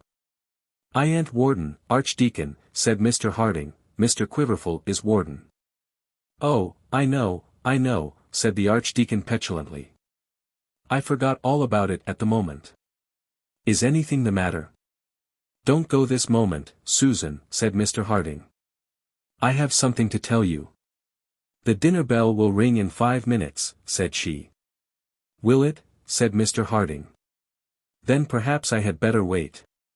He was big with news which he had come to tell, but which he knew could not be told without much discussion. He had hurried away to Plumstead as fast as 2 horses could bring him, and now, finding himself there, he was willing to accept the reprieve which dinner would give him. If you have anything of moment to tell us, said the Archdeacon, pray let us hear it at once. Has Eleanor gone off? No, she has not, said Mr. Harding with a look of great displeasure. Has Slope been made dean? No, he has not, but... But what? Said the Archdeacon, who was becoming very impatient. They have. They have what? Said the Archdeacon. They have offered it to me, said Mr. Harding, with a modesty which almost prevented his speaking. "Good heavens," said the Archdeacon, and sunk back exhausted in an easy chair. "My dear, dear father," said Mrs. Grantly, and threw her arms round her father's neck. "So I thought I had better come out and consult with you at once," said Mr. Harding. "Consult!" shouted the Archdeacon. "But, my dear Harding, I congratulate you with my whole heart, I do indeed. I never heard anything in my life that gave me so much pleasure." And he got hold of both his father-in-law's hands, and shook them as though he were going to shake them off, and walked round and round the room, twirling a copy of the Jupiter over his head to show his extreme exultation. "But," began Mr. Harding. "But me no buts," said the Archdeacon. "I never was so happy in my life. It was just the proper thing to do. Upon my honor I'll never say another word against Lord, the longest day I have to live." "That's Dr. Gwynne's doing, you may be sure," said Mrs. Grantly, who greatly liked the Master of Lazarus, he being an orderly married man with a large family. "I suppose it is," said the Archdeacon. "Oh, Papa, I am so truly delighted," said Mrs. Grantly, getting up and kissing her father. "But, my dear," said Mr. Harding. It was all in vain that he strove to speak, nobody would listen to him. "Well, Mr. Dean," said the Archdeacon, triumphing, "the deanery gardens will be some consolation for the hospital elms. Well, poor Quiverful. I won't begrudge him his good fortune any longer." "No, indeed," said Mrs. Grantly. "Poor woman, she has 14 children. I am sure I am very glad they have got it." "So am I," said Mr. Harding. "I would give £20, said the Archdeacon, to see how Mr. Slope will look when he hears it." The idea of Mr. Slope's discomfiture formed no small part of the Archdeacon's pleasure. At last Mr. Harding was allowed to go upstairs and wash his hands, having, in fact, said very little of all that he had come out to Plumstead on purpose to say. Nor could anything more be said till the servants were gone after dinner. The joy of Dr. Grantly was so uncontrollable that he could not refrain from calling his father-in-law Mr. Dean before the men, and therefore it was soon matter of discussion in the lower regions how Mr. Harding, instead of his daughter's future husband, was to be the new dean, and various were the opinions on the matter. The cook and butler, who were advanced in years, thought that it was just as it should be, but the footman and lady's maid, who were younger, thought it was a great shame that Mr. Slope should lose his chance. "He's a mean chap all the same," said the footman, "and it ain't along of him that I says so. But I always did admire the missus's sister. And she'd well become the situation." While these were the ideas downstairs, a very great difference of opinion existed above. As soon as the cloth was drawn and the wine on the table, Mr. Harding made for himself an opportunity of speaking. It was, however, with much inward troubling that he said, "It's very kind of Lord, very kind, and I feel it deeply, most deeply. I am, I must confess, gratified by the offer." "I should think so," said the Archdeacon. "But all the same I am afraid that I can't accept it." The decanter almost fell from the Archdeacon's hand upon the table, and the start he made was so great as to make his wife jump up from her chair. Not accept the deanship. If it really ended in this, there would be no longer any doubt that his father-in-law was demented. The question now was whether a clergyman with low rank and preferment amounting to less than £200 a year should accept high rank, £1,200 a year. And one of the most desirable positions which his profession had to afford. "What?" said the Archdeacon, gasping for breath and staring at his guest as though the violence of his emotion had almost thrown him into a fit. "What?" "I do not find myself fit for new duties," urged Mr. Harding. "New duties? What duties?" said the Archdeacon with unintended sarcasm. "Oh, Papa," said Mrs. Grantly, "nothing can be easier than what a dean has to do. Surely you are more active than Dr. Trefoil." "He won't have half as much to do as he has at present," said Dr. Grantly. Did you see what the Jupiter said the other day about young men? Yes, and I saw that the Jupiter said all that it could to induce the appointment of Mr. Slope. Perhaps you would wish to see Mr. Slope made Dean. Mr. Harding made no reply to this rebuke, though he felt it strongly. He had not come over to Plumstead to have further contention with his son-in-law about Mr. Slope, so he allowed it to pass by. I know I cannot make you understand my feeling, he said, for we have been cast in different molds. I may wish that I had your spirit and energy and power of combating, but I have not. Every day that is added to my life increases my wish for peace and rest. And where on earth can a man have peace and rest if not in a deanery, said the Archdeacon. People will say that I am too old for it. Good heavens! People! What people? What need you care for any people? But I think myself I am too old for any new place. Dear Papa, said Mrs. Grantly, men 10 years older than you are appointed to new situations day after day. My dear, said he, it is impossible that I should make you understand my feelings, nor do I pretend to any great virtue in the matter. The truth is, I want the force of character which might enable me to stand against the spirit of the times. The call on all sides now is for young men, and I have not the nerve to put myself in opposition to the demand. Were the Jupiter, when it hears of my appointment, to write article after article setting forth my incompetency, I am sure it would cost me my reason. I ought to be able to bear with such things, you will say. Well, my dear, I own that I ought. But I feel my weakness, and I know that I can't. And to tell you the truth, I know no more than a child what the dean has to do. Pshaw! Exclaimed the Archdeacon. Don't be angry with me, Archdeacon, don't let us quarrel about it, Susan. If you knew how keenly I feel the necessity of having to disoblige you in this matter, you would not be angry with me. This was a dreadful blow to Dr. Grantly. Nothing could possibly have suited him better than having Mr. Harding in the deanery. Though he had never looked down on Mr. Harding on account of his recent poverty, he did fully recognize the satisfaction of having those belonging to him in comfortable positions. It would be much more suitable that Mr. Harding should be Dean of Barchester than Vicar of St. Cuthbert's and precentor to boot. And then the great discomfiture of that archenemy of all that was respectable in Barchester, of that new low church clerical parvenu that had fallen amongst them, that alone would be worth more, almost, than the situation itself. It was frightful to think that such unhoped-for good fortune should be marred by the absurd crotchets and unwholesome hallucinations by which Mr. Harding allowed himself to be led astray. To have the cup so near his lips and then to lose the drinking of it was more than Dr. Grantly could endure. And yet it appeared as though he would have to endure it. In vain he threatened and in vain he coaxed. Mr. Harding did not indeed speak with perfect decision of refusing the proffered glory, but he would not speak with anything like decision of accepting it. When pressed again and again, he would again and again allege that he was wholly unfitted to new duties. It was in vain that the Archdeacon tried to insinuate, though he could not plainly declare, that there were no new duties to perform. It was in vain he hinted that in all cases of difficulty he the Archdeacon, was willing and able to guide a weak-minded dean. Mr. Harding seemed to have a foolish idea, not only that there were new duties to do, but that no one should accept the place who was not himself prepared to do them.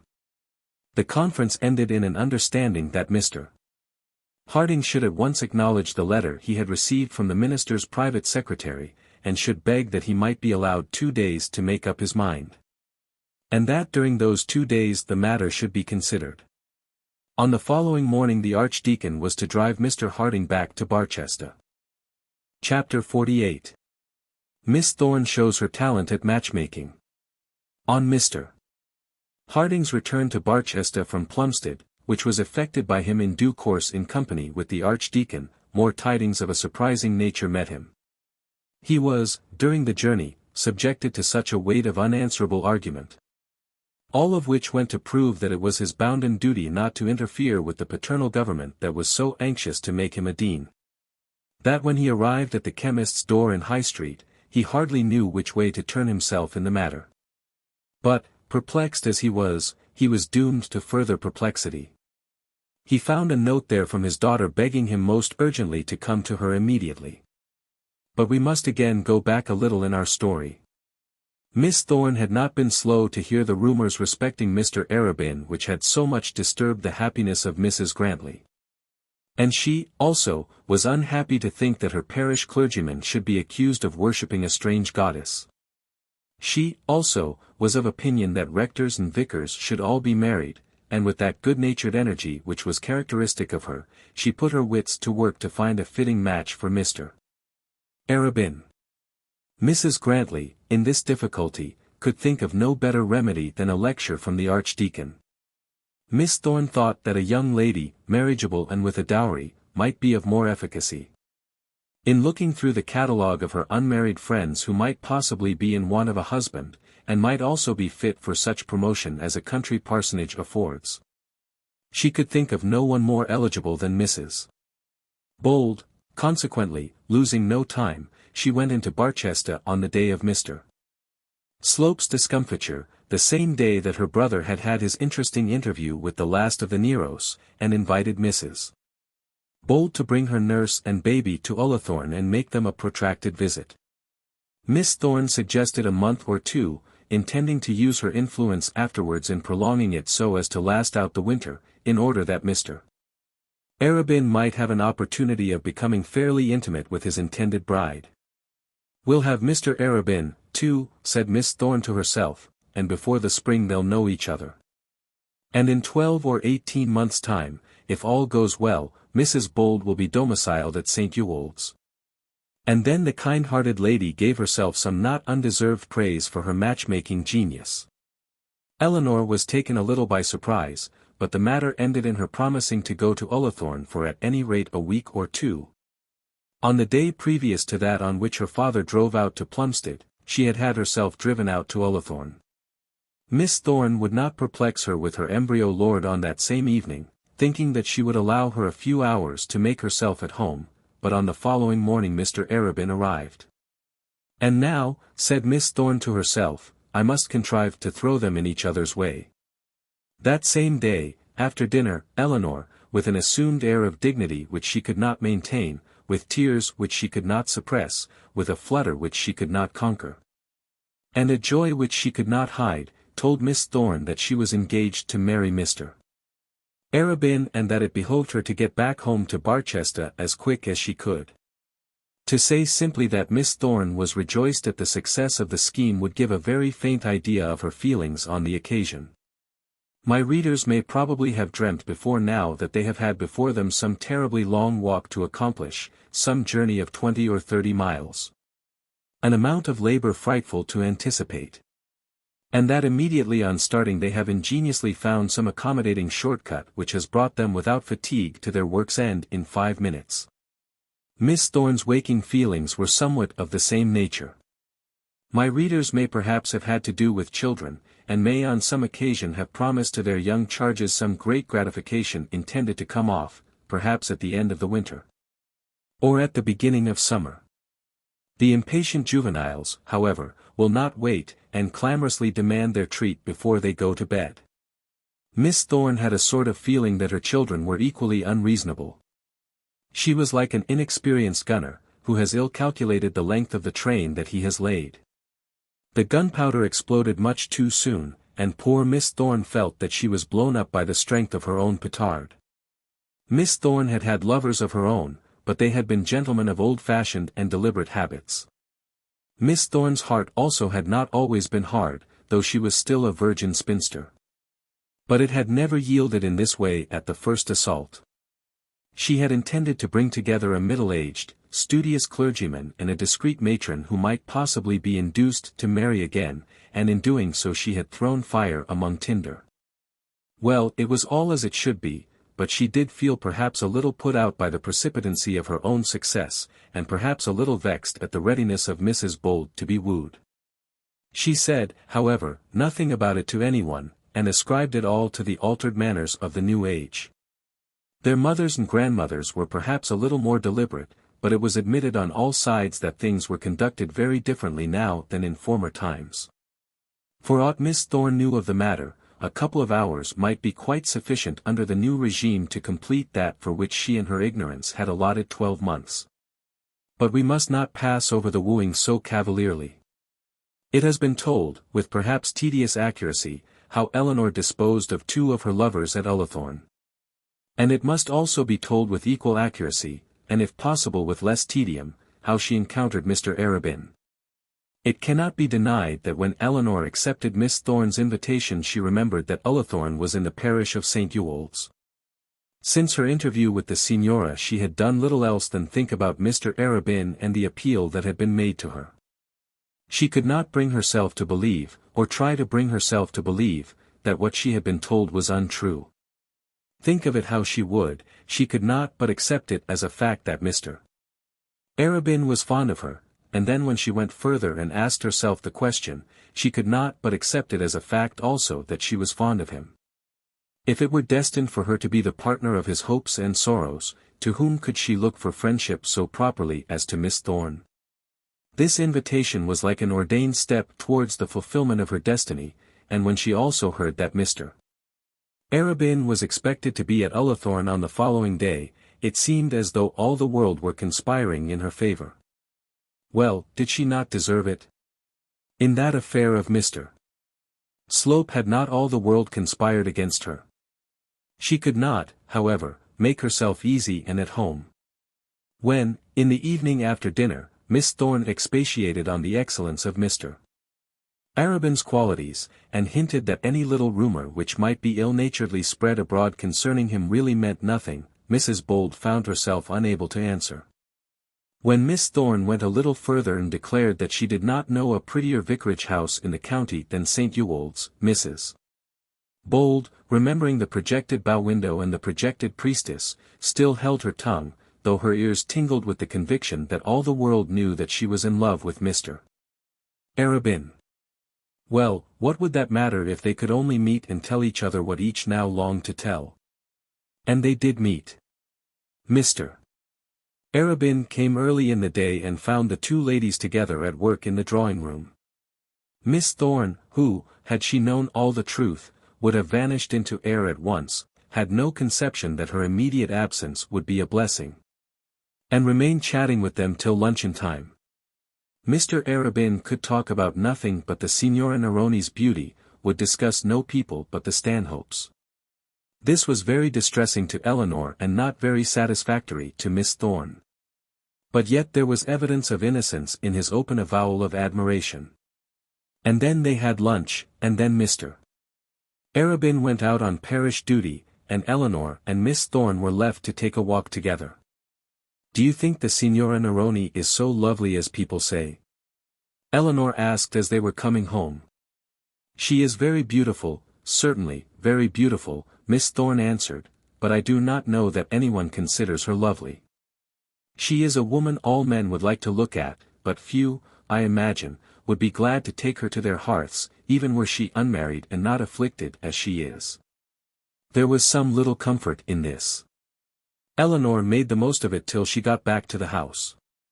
She was then left alone in the drawing-room, and just as it was getting dark Mr. Arabin came in. It was a beautiful afternoon in the beginning of October, and Eleanor was sitting in the window to get the advantage of the last daylight for her novel. There was a fire in the comfortable room, but the weather was not cold enough to make it attractive, and as she could see the sun set from where she sat, she was not very attentive to her book. Mr. Arabin, when he entered, stood a while with his back to the fire in his usual way, merely uttering a few commonplace remarks about the beauty of the weather, while he plucked up courage for more interesting converse. It cannot probably be said that he had resolved then and there to make an offer to Eleanor. Men, we believe, seldom make such resolves. Mr. Slope and Mr. Stanhope had done so, it is true, but gentlemen generally propose without any absolutely defined determination as to their doing so. Such was now the case with Mr. Arabin. "It is a lovely sunset," said Eleanor, answering him on the dreadfully trite subject which he had chosen. Mr. Arabin could not see the sunset from the hearth-rug, so he had to go close to her. "Very lovely," said he, standing modestly so far away from her as to avoid touching the flounces of her dress. Then it appeared that he had nothing further to say. So, after gazing for a moment in silence at the brightness of the setting sun, he returned to the fire. Eleanor found that it was quite impossible for herself to commence a conversation. In the first place she could find nothing to say, words, which were generally plenty enough with her, would not come to her relief. And moreover, do what she would, she could hardly prevent herself from crying. "Do you like Ullathorne?" said Mr. Arabin, speaking from the safely distant position which he had assumed on the hearth-rug. "Yes, indeed, very much. I don't mean Mr. and Miss Thorne, I know you like them, but the style of the house. There is something about old-fashioned mansions, built as this is, and old-fashioned gardens, that to me is especially delightful." "I like everything old-fashioned," said Eleanor, "old-fashioned things are so much the honestest." "I don't know about that," said Mr. Arabin, gently laughing. "That is an opinion on which very much may be said on either side. It is strange how widely the world is divided on a subject which so nearly concerns us all, and which is so close beneath our eyes. Some think that we are quickly progressing towards perfection, while others imagine that virtue is disappearing from the earth." "And you, Mr. Arabin, what do you think?" said Eleanor. She felt somewhat surprised at the tone which his conversation was taking, and yet she was relieved at his saying something which enabled herself to speak without showing her own emotion. "What do I think, Mrs. Bold?" And then he rumbled his money with his hands in his trousers pockets, and looked and spoke very little like a thriving lover. "It is the bane of my life that on important subjects I acquire no fixed opinion.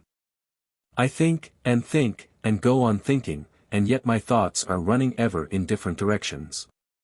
I hardly know whether or no we do lean more confidently than our fathers did on those high hopes to which we profess to aspire." "I think the world grows more worldly every day," said Eleanor. "That is because you see more of it than when you were younger. But we should hardly judge by what we see so very, very little." There was then a pause for a while, during which Mr. Arabin continued to turn over his shillings and half-crowns. "If we believe in Scripture, we can hardly think that mankind in general will now be allowed to retrograde." Eleanor, whose mind was certainly engaged otherwise than on the general state of mankind, made no answer to this. She felt thoroughly dissatisfied with herself. She could not force her thoughts away from the topic on which the Signora had spoken to her in so strange a way, and yet she knew that she could not converse with Mr. Arabin in an unrestrained, natural tone till she did so. She was most anxious not to show to him any special emotion, and yet she felt that if he looked at her, he would at once see that she was not at ease. But he did not look at her. Instead of doing so, he left the fireplace and began walking up and down the room. Eleanor took up her book resolutely, but she could not read, for there was a tear in her eye, and do what she would, it fell on her cheek. When Mr. Arabin's back was turned to her, she wiped it away. But another was soon coursing down her face in its place. They would come, not a deluge of tears that would have betrayed her at once, but one by one, single monitors. Mr. Arabin did not observe her closely, and they passed unseen. Mr. Arabin, thus pacing up and down the room, took 4 or 5 turns before he spoke another word, and Eleanor sat equally silent with her face bent over her book. She was afraid that her tears would get the better of her, and was preparing for an escape from the room, when Mr. Arabin in his walk stood opposite to her. He did not come close up but stood exactly on the spot to which his course brought him, and then, with his hands under his coat-tails, thus made his confession. "Mrs. Bold," said he, "I owe you retribution for a great offence of which I have been guilty towards you." Eleanor's heart beat so that she could not trust herself to say that he had never been guilty of any offence. So Mr. Arabin thus went on. "I have thought much of it since, and I am now aware that I was wholly unwarranted in putting to you a question which I once asked you. It was indelicate on my part, and perhaps unmanly. No intimacy which may exist between myself and your connection, Dr. Grantly, could justify it. Nor could the acquaintance which existed between ourselves. This word acquaintance struck cold on Eleanor's heart. Was this to be her doom after all? I therefore think it right to beg your pardon in a humble spirit, and I now do so. What was Eleanor to say to him? She could not say much because she was crying, and yet she must say something. She was most anxious to say that something graciously, kindly, and yet not in such a manner as to betray herself. She had never felt herself so much at a loss for words. Indeed, I took no offense, Mr. Arabin. Oh, but you did. And had you not done so, you would not have been yourself. You were as right to be offended as I was wrong so to offend you. I have not forgiven myself, but I hope to hear that you forgive me. She was now past speaking calmly, though she still continued to hide her tears, and Mr. Arabin, after pausing a moment in vain for her reply, was walking off towards the door. She felt that she could not allow him to go unanswered without grievously sinning against all charity. So, rising from her seat, she gently touched his arm and said, "Oh, Mr. Arabin, do not go till I speak to you.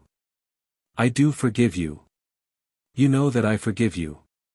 He took the hand that had so gently touched his arm and then gazed into her face as if he would peruse there, as though written in a book, the whole future destiny of his life. As he did so, there was a sober, sad seriousness in his own countenance which Eleanor found herself unable to sustain. She could only look down upon the carpet, let her tears trickle as they would, and leave her hand within his. It was but for a minute that they stood so, but the duration of that minute was sufficient to make it ever memorable to them both. Eleanor was sure now that she was loved. No words, be their eloquence what it might, could be more impressive than that eager, melancholy gaze. Why did he look so into her eyes? Why did he not speak to her? Could it be that he looked for her to make the first sign? And he, though he knew but little of women, even he knew that he was loved. He had only to ask, and it would be all his own, that inexpressible loveliness, those ever-speaking but yet now mute eyes, that feminine brightness and eager, loving spirit which had so attracted him since first he had encountered it at St. Ewolds. It must, all be his own now. On no other supposition was it possible that she should allow her hand to remain thus clasped within his own. He had only to ask. Ah, but that was the difficulty. Did a minute suffice for all this? Nay, perhaps it might be more than a minute. Mrs. Bold, at last he said, and then stopped himself. If he could not speak, how was she to do so? He had called her by her name, the same name that any merest stranger would have used. She withdrew her hand from his and moved as though to return to her seat. Eleanor. He then said in his softest tone, as though the courage of a lover were as yet but half assumed, as though he were still afraid of giving offence by the freedom which he took. She looked slowly, gently, almost piteously up into his face. There was at any rate no anger there to deter him. Eleanor, he again exclaimed, and in a moment he had her clasped to his bosom. How this was done, whether the doing was with him or her, whether she had flown thither conquered by the tenderness of his voice, or he with a violence not likely to give offence had drawn her to his breast, neither of them knew. Nor can I declare. There was now that sympathy between them which hardly admitted of individual motion. They were one and the same, one flesh, one spirit, one life. Eleanor, my own, my wife. She ventured to look up at him through her tears, and he, bowing his face down over hers, pressed his lips upon her brow, his virgin lips, which, since a beard first grew upon his chin, had never yet tasted the luxury of a woman's cheek. She had been told that her yea must be yea, or her nay, nay, but she was called on for neither the one nor the other. She told Miss Thorne that she was engaged to Mr. Arabin, but no such words had passed between them, no promises had been asked or given.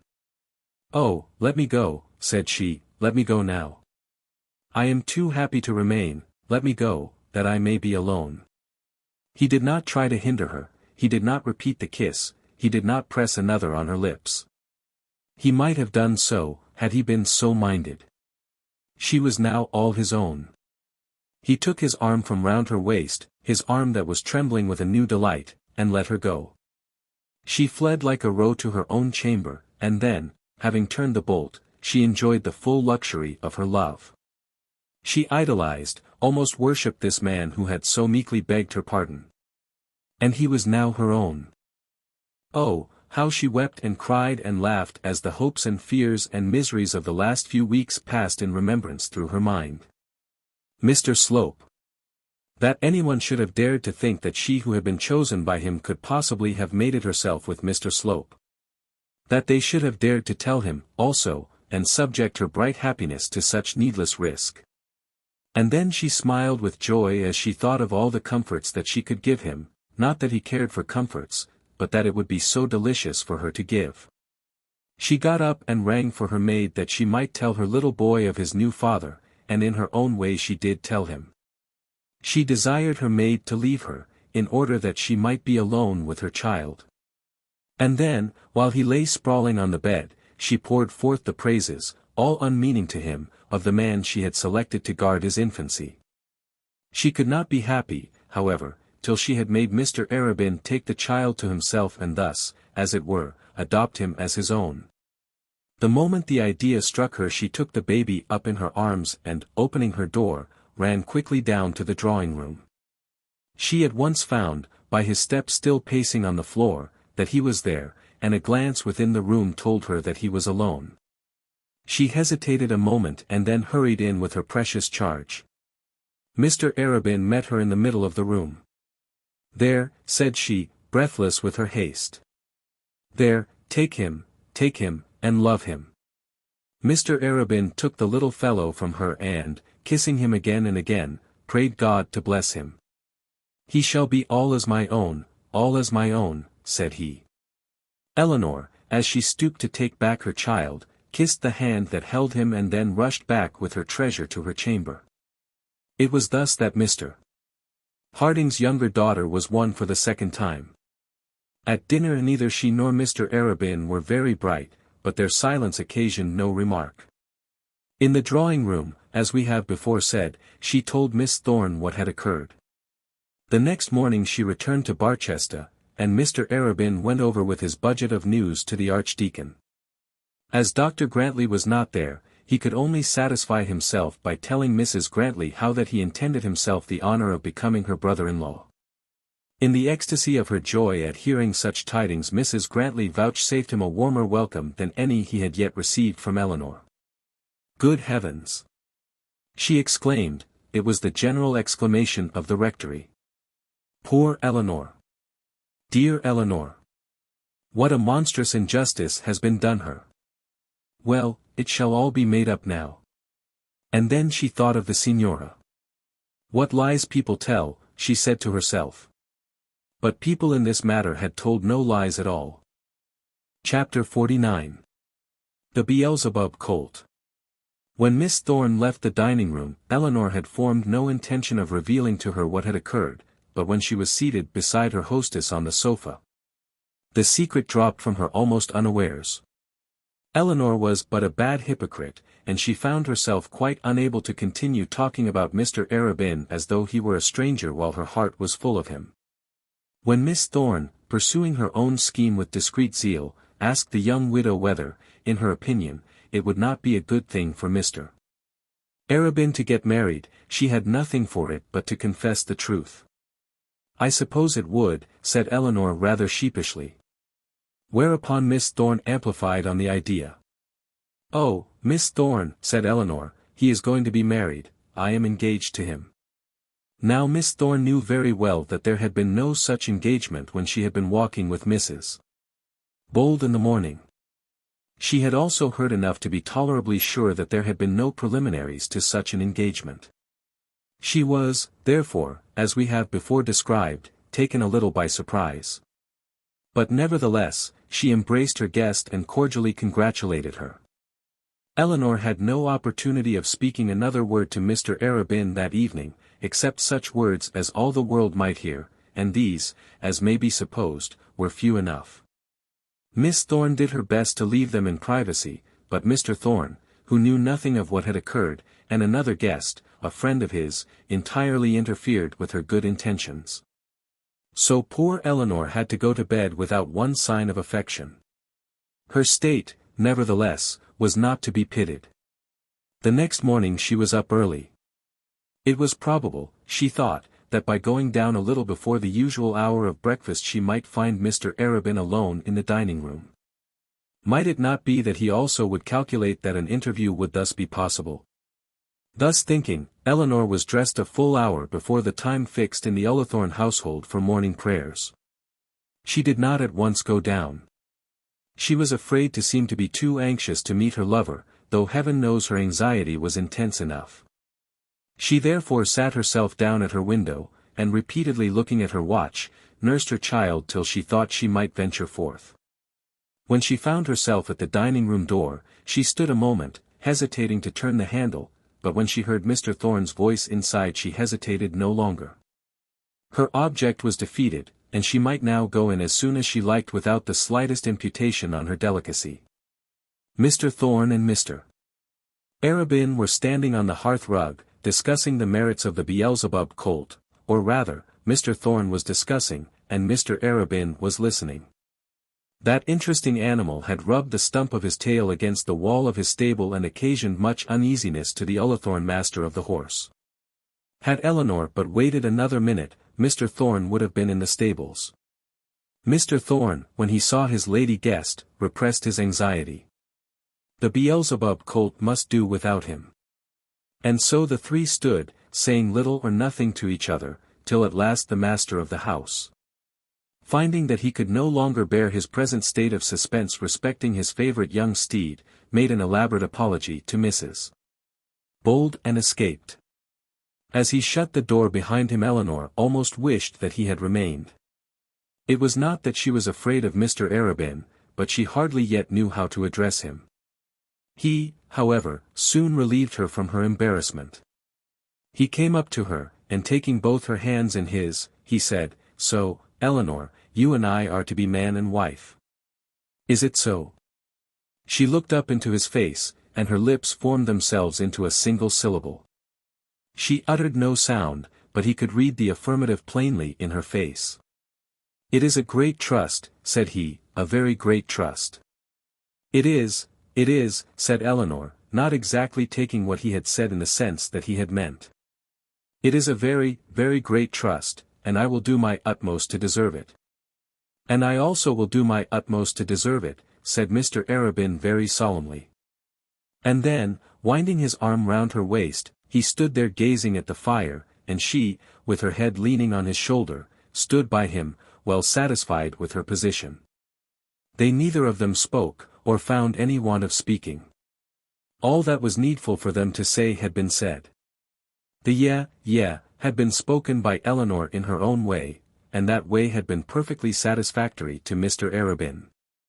And now it remained to them each to enjoy the assurance of the other's love. And how great that luxury is! How far it surpasses any other pleasure which God has allowed to his creatures! And to a woman's heart how doubly delightful! When the ivy has found its tower, when the delicate creeper has found its strong wall, we know how the parasite plants grow and prosper.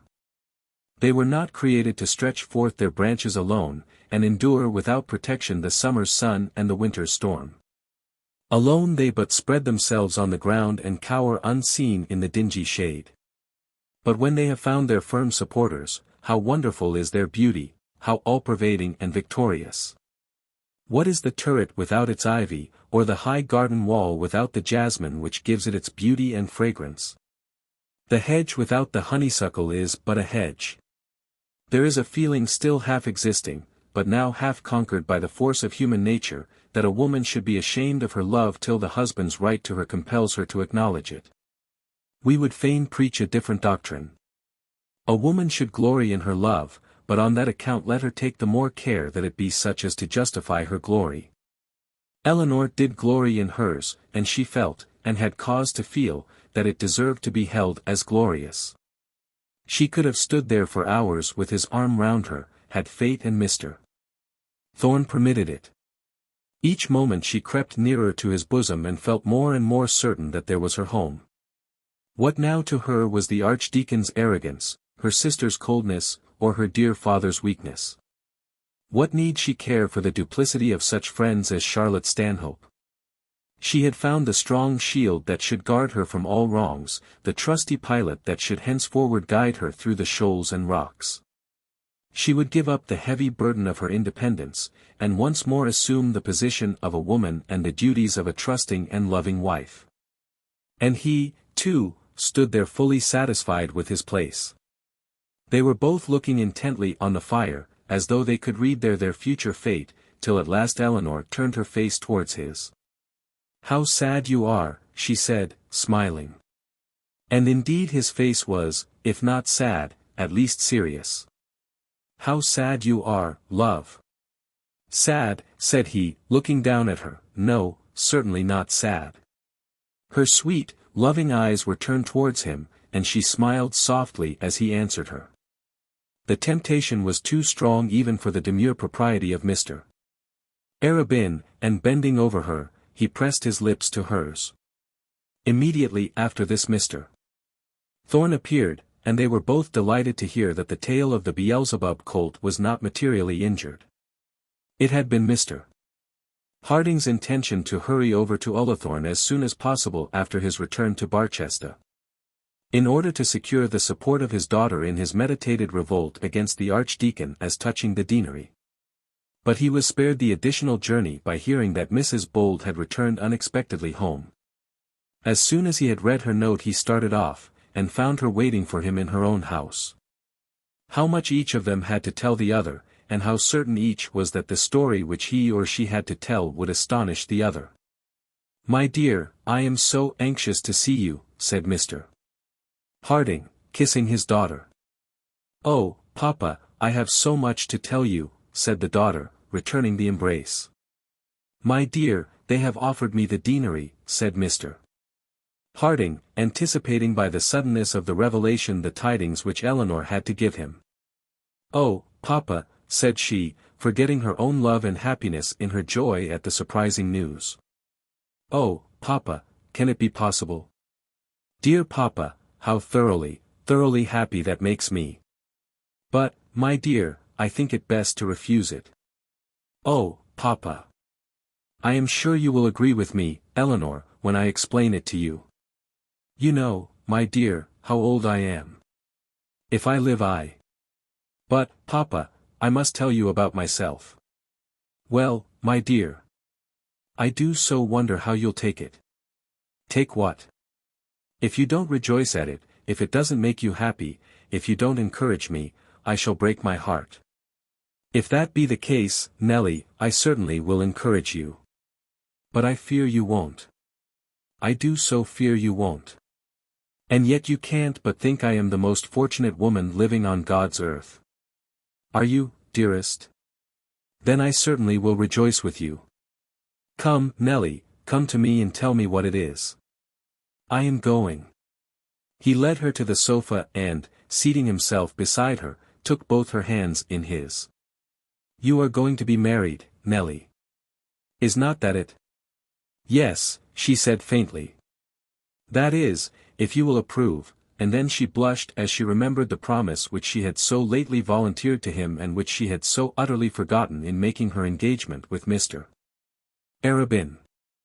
Mr. Harding thought for a moment who the man could be whom he was to be called upon to welcome as his son-in-law. A week since he would have had no doubt whom to name. In that case he would have been prepared to give his sanction, although he would have done so with a heavy heart. Now he knew that at any rate it would not be Mr. Slope, though he was perfectly at a loss to guess who could possibly have filled the place. For a moment he thought that the man might be Bertie Stanhope, and his very soul sank within him. "Well, Nelly."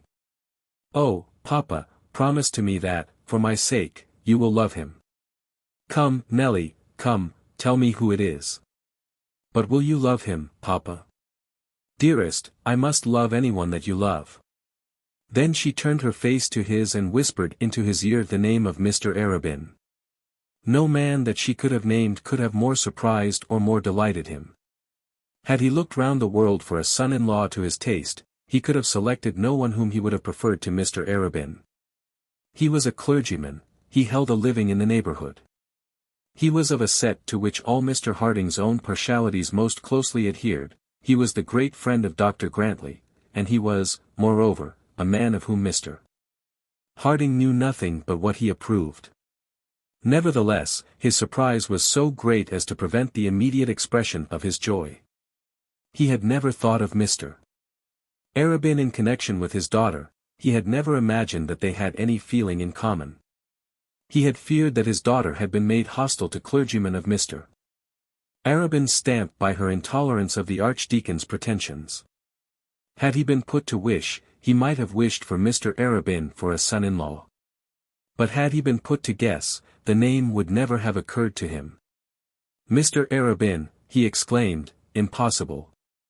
Oh, Papa, for heaven's sake don't say anything against him. If you love me, don't say anything against him. Oh, Papa, it's done and mustn't be undone, oh, Papa. Fickle Eleanor. Where was the promise that she would make no choice for herself without her father's approval? She had chosen, and now demanded his acquiescence. Oh, Papa, isn't he good? Isn't he noble? Isn't he religious, high-minded, everything that a good man possibly can be? She clung to her father, beseeching him for his consent. My Nelly, my child, my own daughter. He is. He is noble and good and high-minded, he is all that a woman can love and a man admire. He shall be my son, my own son. He shall be as close to my heart as you are. My Nelly, my child, my happy, happy child. We need not pursue the interview any further.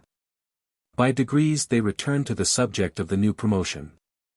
Eleanor tried to prove to him, as the Grantlys had done, that his age could be no bar to his being a very excellent dean, but those arguments had now even less weight on him than before. He said little or nothing but sat, meditative.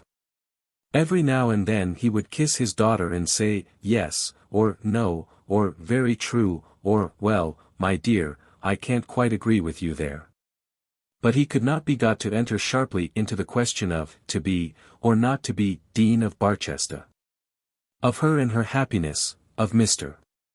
Arabin and his virtues, he would talk as much as Eleanor desired, and to tell the truth, that was not a little, but about the deanery he would now say nothing further. He had got a new idea into his head, why should not Mr. Arabin be the new dean? Chapter 50. The Archdeacon is satisfied with the state of affairs. The Archdeacon, in his journey into Barchester, had been assured by Mr. Harding that all their prognostications about Mr. Slope and Eleanor were groundless. Mr. Harding, however, had found it very difficult to shake his son-in-law's faith in his own acuteness. The matter had, to Dr. Grantly, been so plainly corroborated by such patent evidence, borne out by such endless circumstances, that he at first refused to take as true the positive statement which Mr. Harding made to him of Eleanor's own disavowal of the impeachment. But at last he yielded in a qualified way. He brought himself to admit that he would at the present regard his past convictions as a mistake, but in doing this he so guarded himself that if, at any future time, Eleanor should come forth to the world as Mrs. Slope, he might still be able to say, there, I told you so. Remember what you said and what I said, and remember also for coming years, that I was right in this matter, as in all others. He carried, however, his concession so far as to bring himself to undertake to call at Eleanor's house, and he did call accordingly.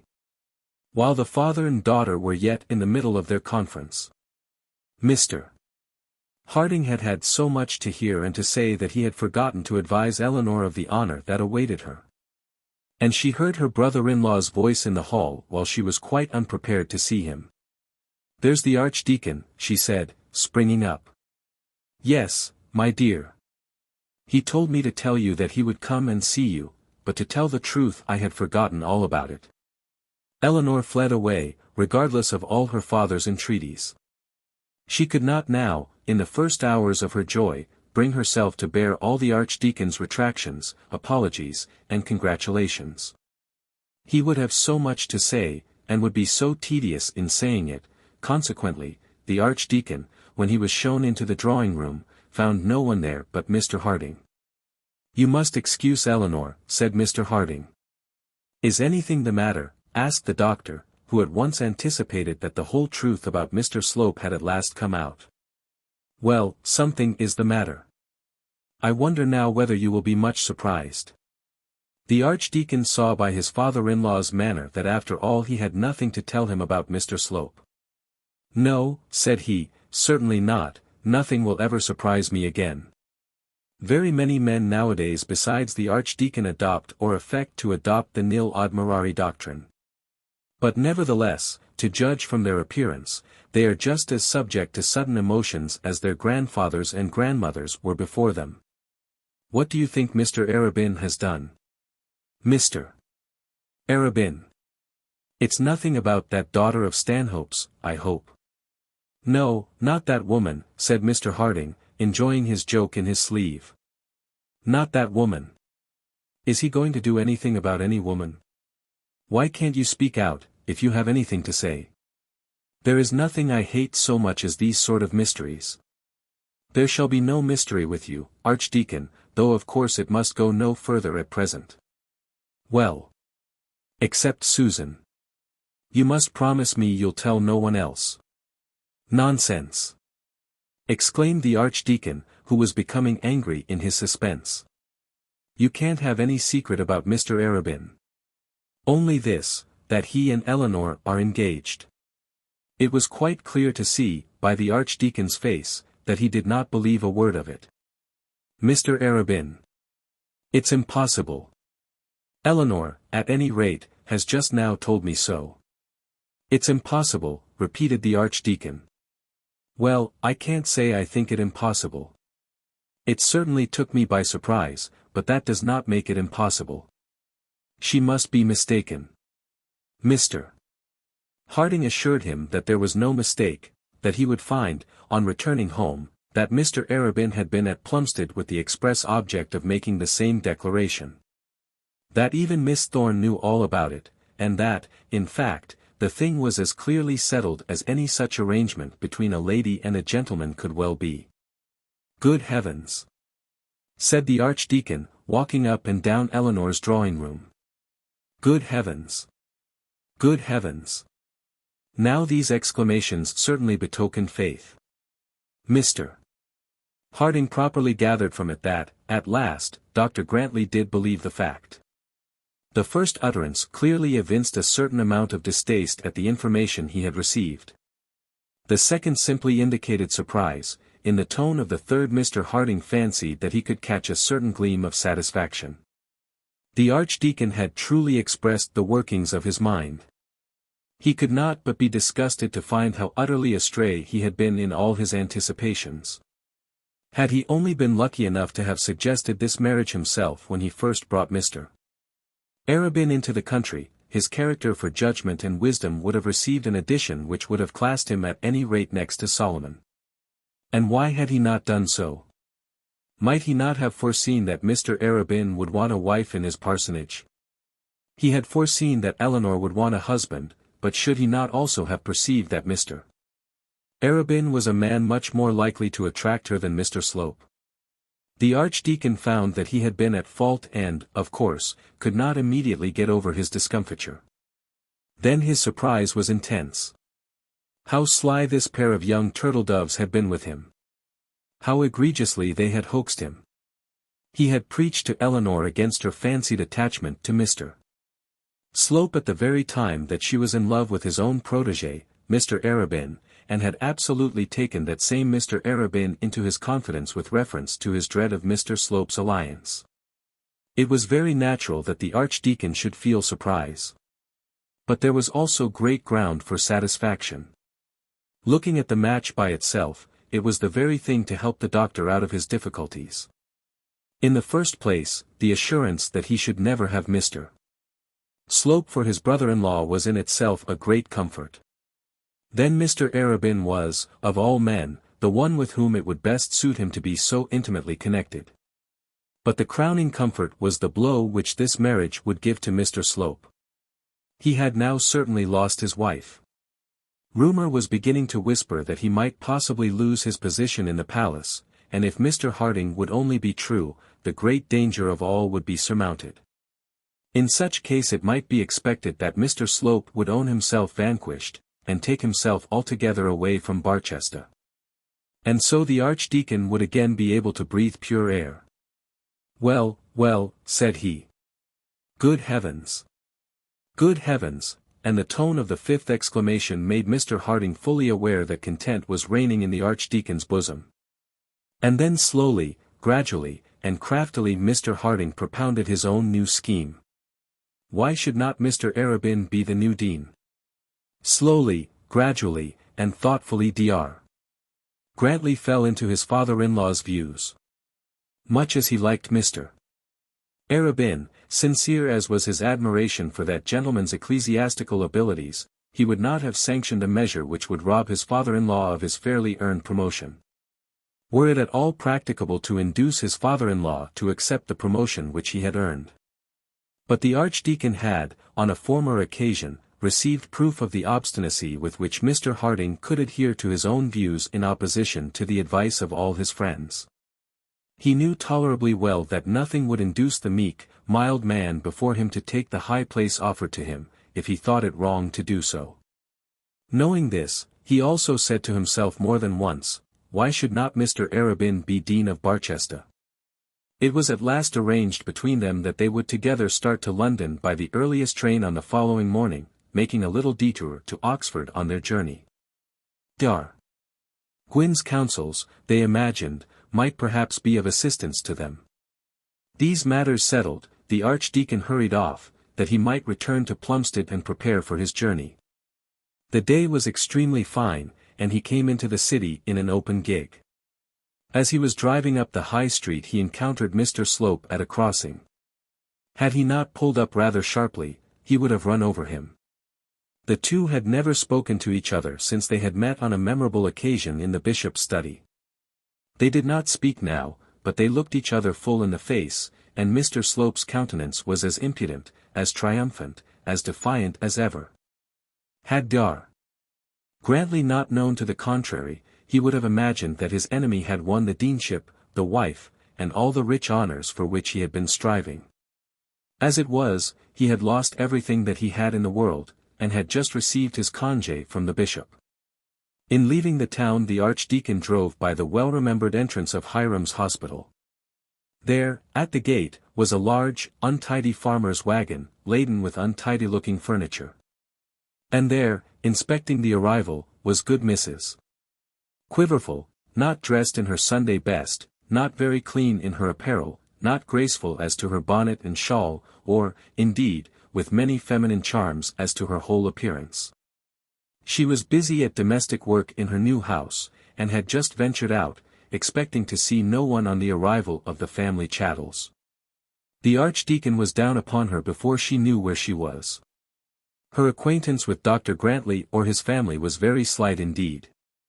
The Archdeacon, as a matter of course, knew every clergyman in the Archdeaconry, it may almost be said in the diocese, and had some acquaintance, more or less intimate, with their wives and families. With Mr. Quiverful he had been concerned on various matters of business, but of Mrs. Q. he had seen very little. Now, however, he was in too gracious a mood to pass her by unnoticed. The Quiverfuls, one and all, had looked for the bitterest hostility from Dr. Grantly. They knew his anxiety that Mr. Harding should return to his old home at the hospital, and they did not know that a new home had been offered to him at the deanery. Mrs. Quiverful was therefore not a little surprised, and not a little rejoiced also, at the tone in which she was addressed. "How do you do, Mrs. Quiverful, how do you do?" said he, stretching his left hand out of the gig as he spoke to her. "I am very glad to see you employed in so pleasant and useful a manner, very glad indeed." Mrs. Quiverful thanked him, and shook hands with him, and looked into his face suspiciously. She was not sure whether the congratulations and kindness were or were not ironical. Pray tell Mr. Quiverful from me, he continued, that I am rejoiced at his appointment. It's a comfortable place, Mrs. Quiverful, and a comfortable house, and I am very glad to see you in it. Goodbye, goodbye. And he drove on, leaving the lady well pleased and astonished at his good nature. On the whole things were going well with the Archdeacon, and he could afford to be charitable to Mrs. Quiverful. He looked forth from his gig smilingly on all the world, and forgave everyone in Barchester their sins, excepting only Mrs. Proudie and Mr. Slope. Had he seen the bishop, he would have felt inclined to pat even him kindly on the head. He determined to go home by St. Ewold's. This would take him some 3 miles out of his way, but he felt that he could not leave Plumstead comfortably without saying one word of good fellowship to Mr. Arabin. When he reached the parsonage, the vicar was still out, but from what he had heard, he did not doubt but that he would meet him on the road between their 2 houses. He was right in this, for about halfway home, at a narrow turn, he came upon Mr. Arabin, who was on horseback. "Well, well, well, well," said the Archdeacon loudly, joyously, and with supreme good humour, "well, well, well, well, so, after all, we have no further cause to fear Mr. Slope. I hear from Mrs. Grantly that they have offered the deanery to Mr. Harding," said the other. "Mr. Slope has lost more than the deanery I find," and then the Archdeacon laughed jocosely. "Come, come, Arabin, you have kept your secret well enough. I know all about it now." "I have had no secret, Archdeacon," said the other with a quiet smile. "None at all, not for a day. It was only yesterday that I knew my own good fortune, and today I went over to Plumstead to ask your approval. From what Mrs. Grantly has said to me, I am led to hope that I shall have it." With all my heart," said the Archdeacon cordially, holding his friend fast by the hand. "It's just as I would have it. She is an excellent young woman. She will not come to you empty-handed, and I think she will make you a good wife. If she does her duty by you as her sister does by me, you'll be a happy man, that's all I can say." And as he finished speaking a tear might have been observed in each of the doctor's eyes. Mr. Arabin warmly returned the Archdeacon's grasp, but he said little. His heart was too full for speaking, and he could not express the gratitude which he felt. Dr. Grantly understood him as well as though he had spoken for an hour. "And mind, Arabin," said he, "no one but myself shall tie the knot. We'll get Eleanor out to Plumstead, and it shall come off there. I'll make Susan stir herself, and we'll do it in style. I must be off to London tomorrow on special business. Harding goes with me. But I'll be back before your bride has got her wedding dress ready." And so they parted. On his journey home the Archdeacon occupied his mind with preparations for the marriage festivities. He made a great resolve that he would atone to Eleanor for all the injury he had done her by the munificence of his future treatment. He would show her what was the difference in his eyes between a Slope and an Arabin. On one other thing also he decided with a firm mind: if the affair of the Dean should not be settled in Mr.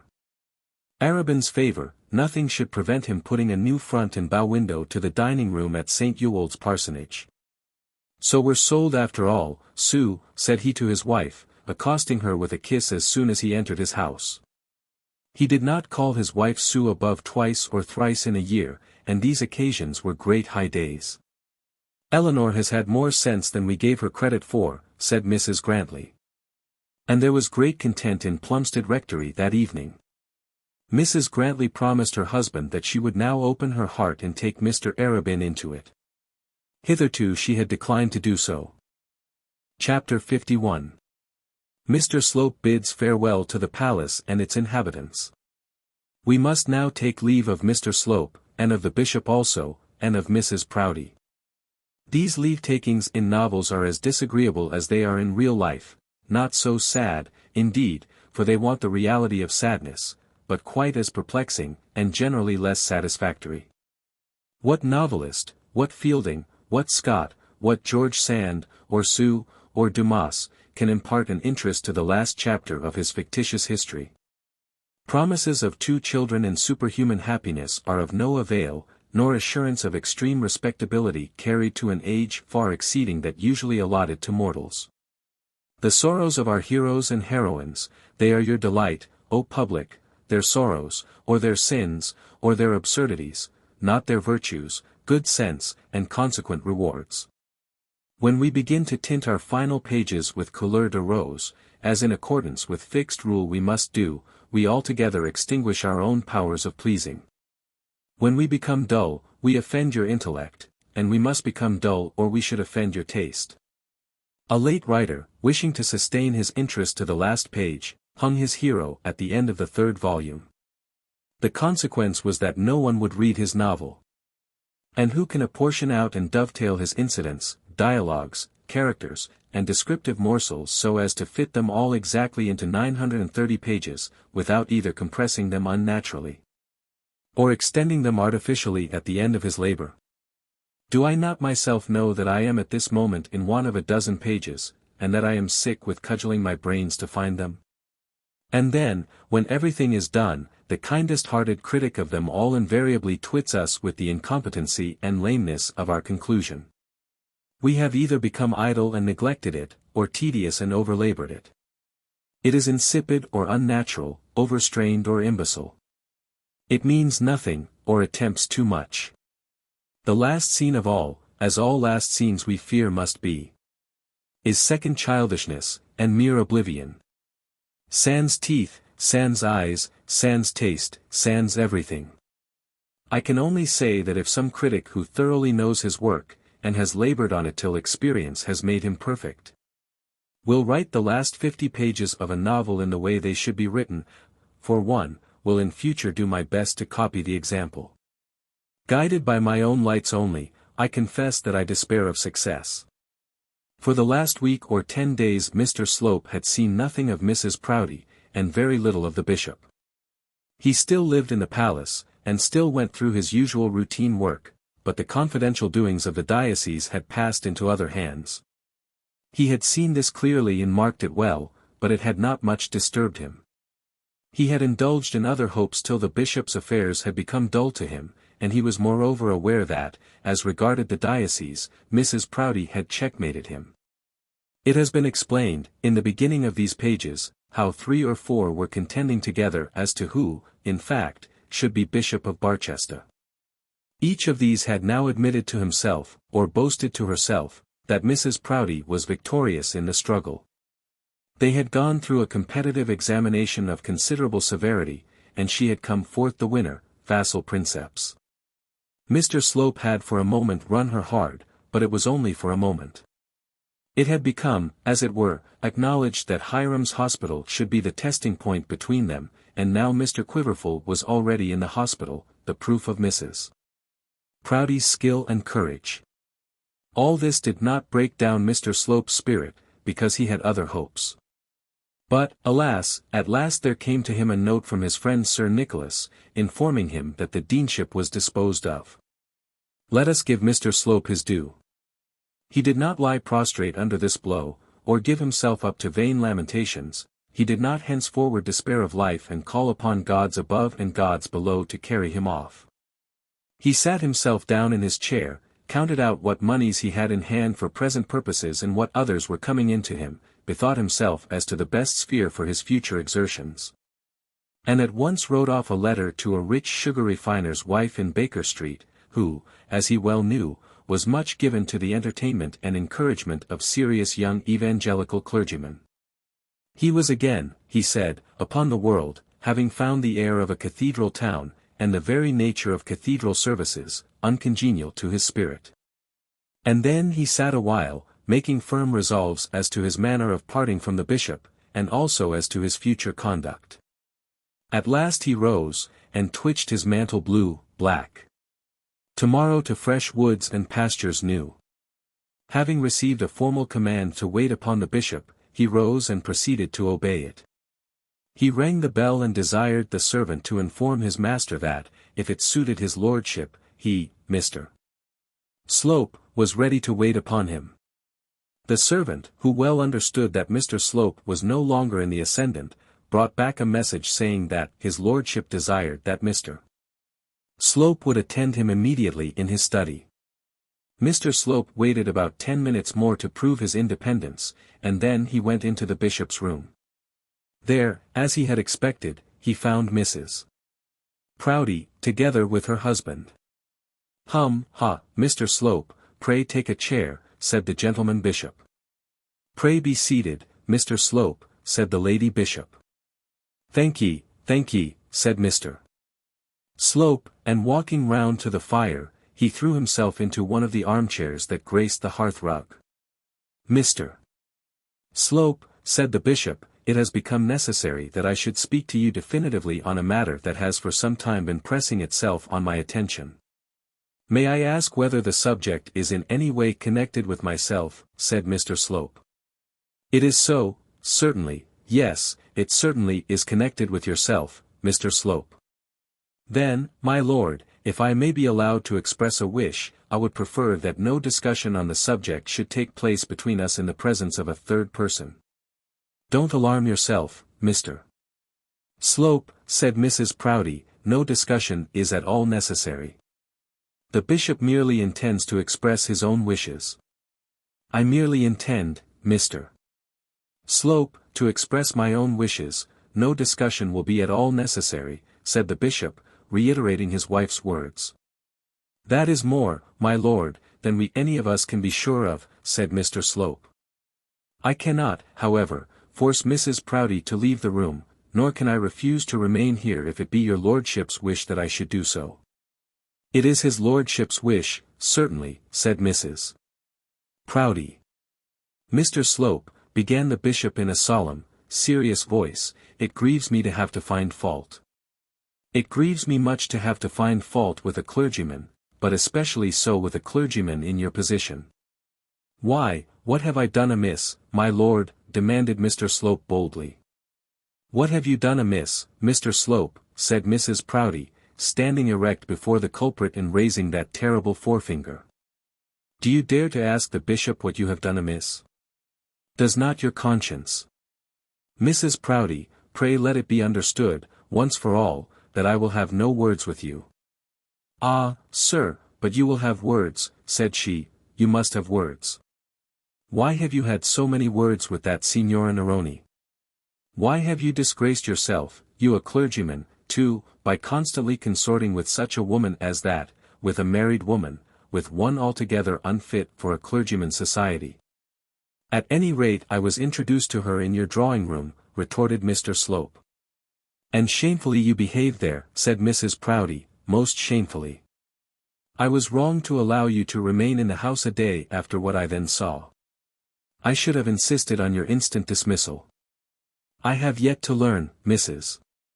Proudie, that you have the power to insist either on my going from hence or on my staying here. What, said the lady. I am not to have the privilege of saying who shall and who shall not frequent my own drawing-room. I am not to save my servants and dependents from having their morals corrupted by improper conduct. I am not to save my own daughters from impurity. I will let you see, Mr. Slope, whether I have the power or whether I have not. You will have the goodness to understand that you no longer fill any situation about the bishop, and as your room will be immediately wanted in the palace for another chaplain. I must ask you to provide yourself with apartments as soon as may be convenient to you. My lord, said Mr. Slope, appealing to the bishop, and so turning his back completely on the lady, will you permit me to ask that I may have from your own lips any decision that you may have come to on this matter? Certainly, Mr. Slope, certainly, said the bishop, that is but reasonable. Well, my decision is that you had better look for some other preferment. For the situation which you have lately held I do not think that you are well suited. And what, my lord, has been my fault? That Signora Neroni is one fault, said Mrs. Proudie. And a very abominable fault she is, very abominable and very disgraceful. Fie, Mr. Slope, fie. You an evangelical clergyman indeed. My lord, I desire to know for what fault I am turned out of your lordship's house. You hear what Mrs. Proudie says, said the bishop. When I publish the history of this transaction, my lord, as I decidedly shall do in my own vindication, I presume you will not wish me to state that you have discarded me at your wife's bidding, because she has objected to my being acquainted with another lady, the daughter of one of the prebendaries of the chapter. You may publish what you please, sir, said Mrs. Proudie. But you will not be insane enough to publish any of your doings in Barchester. Do you think I have not heard of your kneelings at that creature's feet, that is, if she has any feet, and of your constant slobbering over her hand? I advise you to beware, Mr. Slope, of what you do and say. Clergymen have been unfrocked for less than what you have been guilty of. My lord, if this goes on I shall be obliged to indict this woman, Mrs. Proudie I mean, for defamation of character. I think, Mr. Slope, you had better now retire, said the bishop. I will enclose to you a check for any balance that may be due to you. Under the present circumstances, it will of course be better for all parties that you should leave the palace at the earliest possible moment. I will allow you for your journey back to London and for your maintenance in Barchester for a week from this date. If, however, you wish to remain in this neighbourhood, said Mrs. Proudie, and will solemnly pledge yourself never again to see that woman, and will promise also to be more circumspect in your conduct, the bishop will mention your name to Mr. Quiverful, who now wants a curate at Puddingdale. The house is, I imagine, quite sufficient for your requirements, and there will moreover be a stipend of £50 a year. May God forgive you, madam, for the manner in which you have treated me, said Mr. Slope, looking at her with a very heavenly look. And remember this, madam, that you yourself may still have a fall, and he looked at her with a very worldly look. As to the bishop, I pity him. And so saying, Mr. Slope left the room.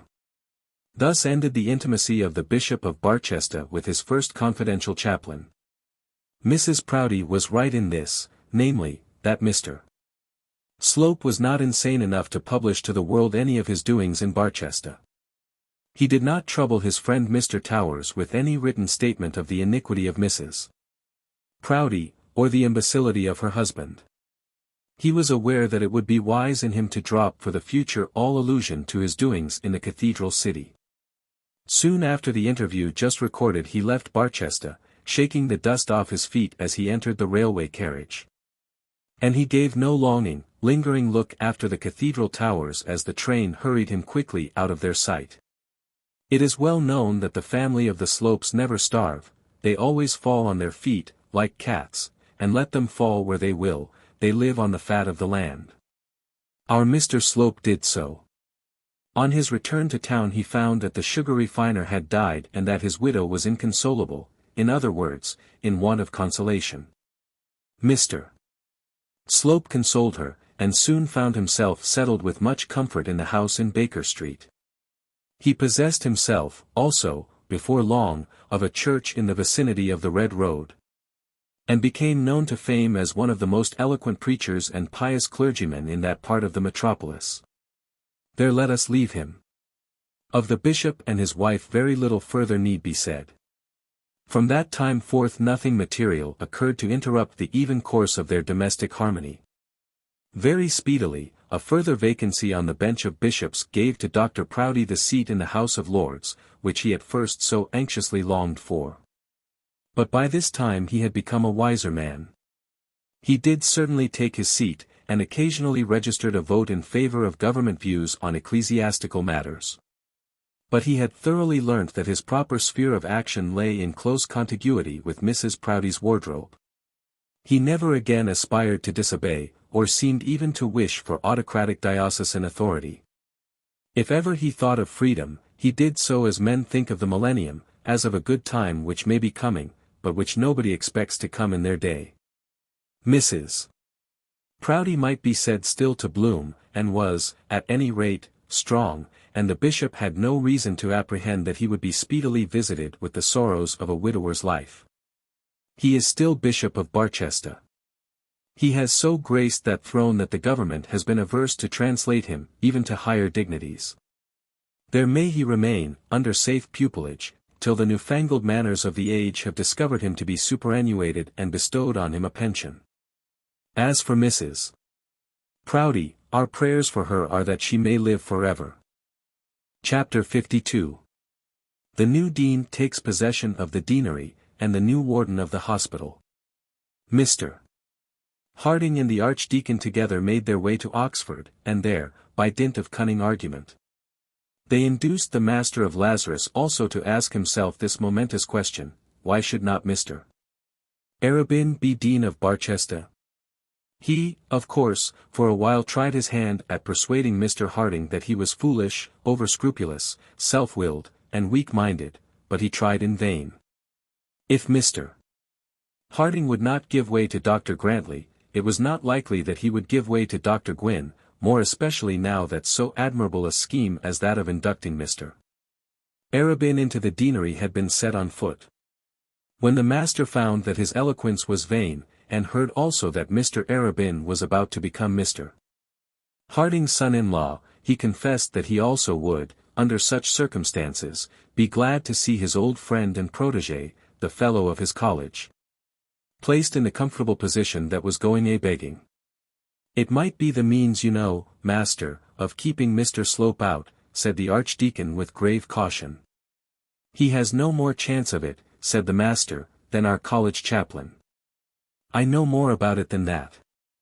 Mrs. Grantly had been right in her surmise. It was the Master of Lazarus who had been instrumental in representing in high places the claims which Mr. Harding had upon the government, and he now consented to use his best endeavours towards getting the offer transferred to Mr. Arabin.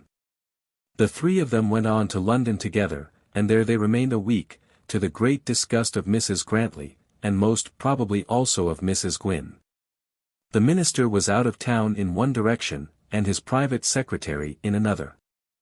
The clerks who remained could do nothing in such a matter as this, and all was difficulty and confusion. The two doctors seemed to have plenty to do, they bustled here and they bustled there, and complained at their club in the evenings that they had been driven off their legs, but Mr. Harding had no occupation.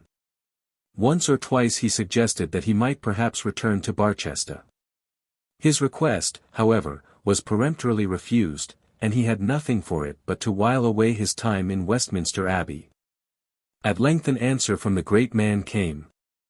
The Master of Lazarus had made his proposition through the Bishop of Belgravia.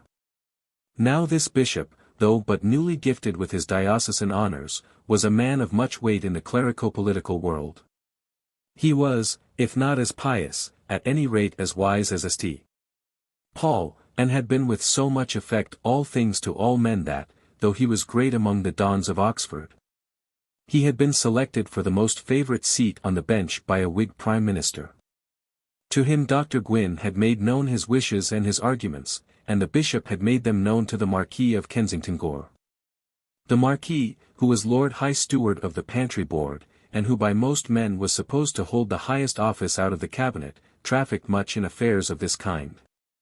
He not only suggested the arrangement to the minister over a cup of coffee, standing on a drawing-room rug in Windsor Castle, but he also favourably mentioned Mr. Arabin's name in the ear of a distinguished person. And so the matter was arranged. The answer of the great man came, and Mr. Arabin was made Dean of Barchester. The three clergymen who had come up to town on this important mission dined together with great glee on the day on which the news reached them. In a silent, decent, clerical manner they toasted Mr. Arabin with full bumpers of claret. The satisfaction of all of them was supreme. The Master of Lazarus had been successful in his attempt, and success is dear to us all.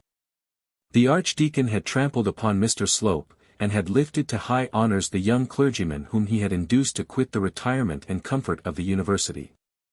So at least the Archdeacon thought, though, to speak sooth, not he, but circumstances, had trampled on Mr. Slope.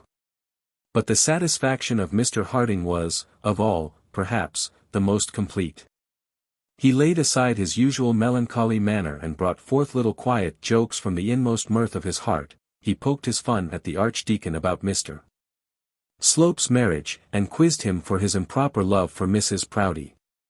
On the following day they all returned to Barchester. It was arranged that Mr.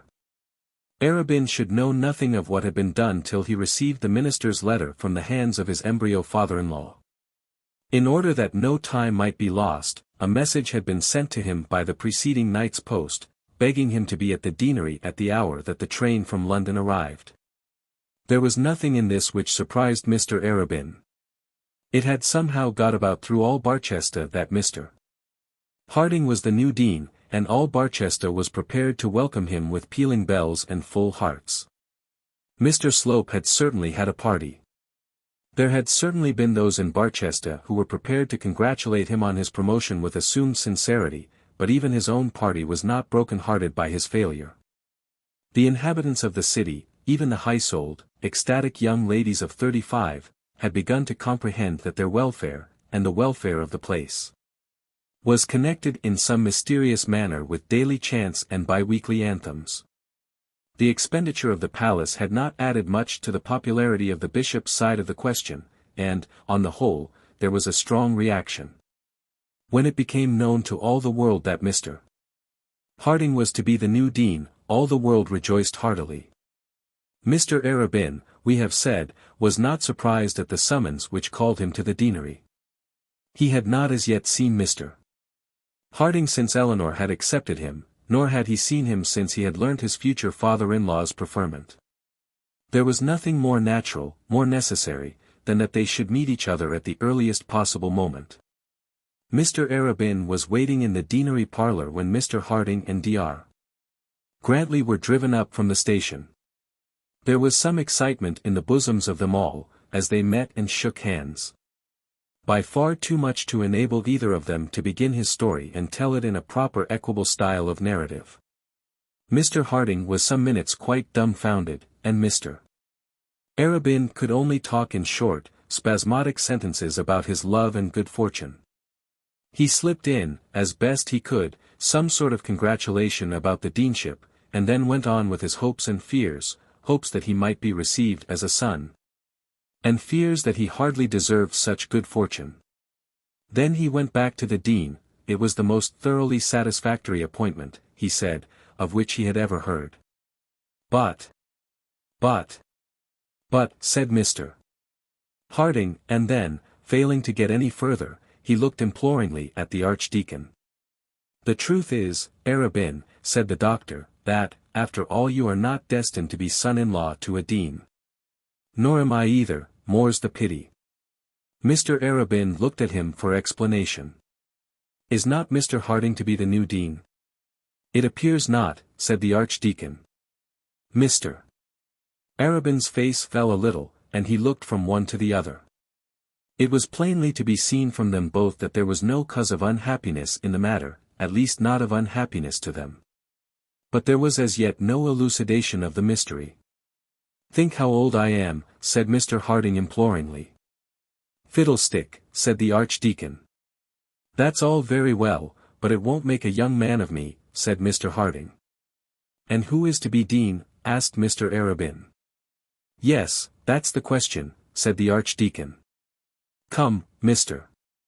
Precentor, since you obstinately refuse to be anything else, let us know who is to be the man.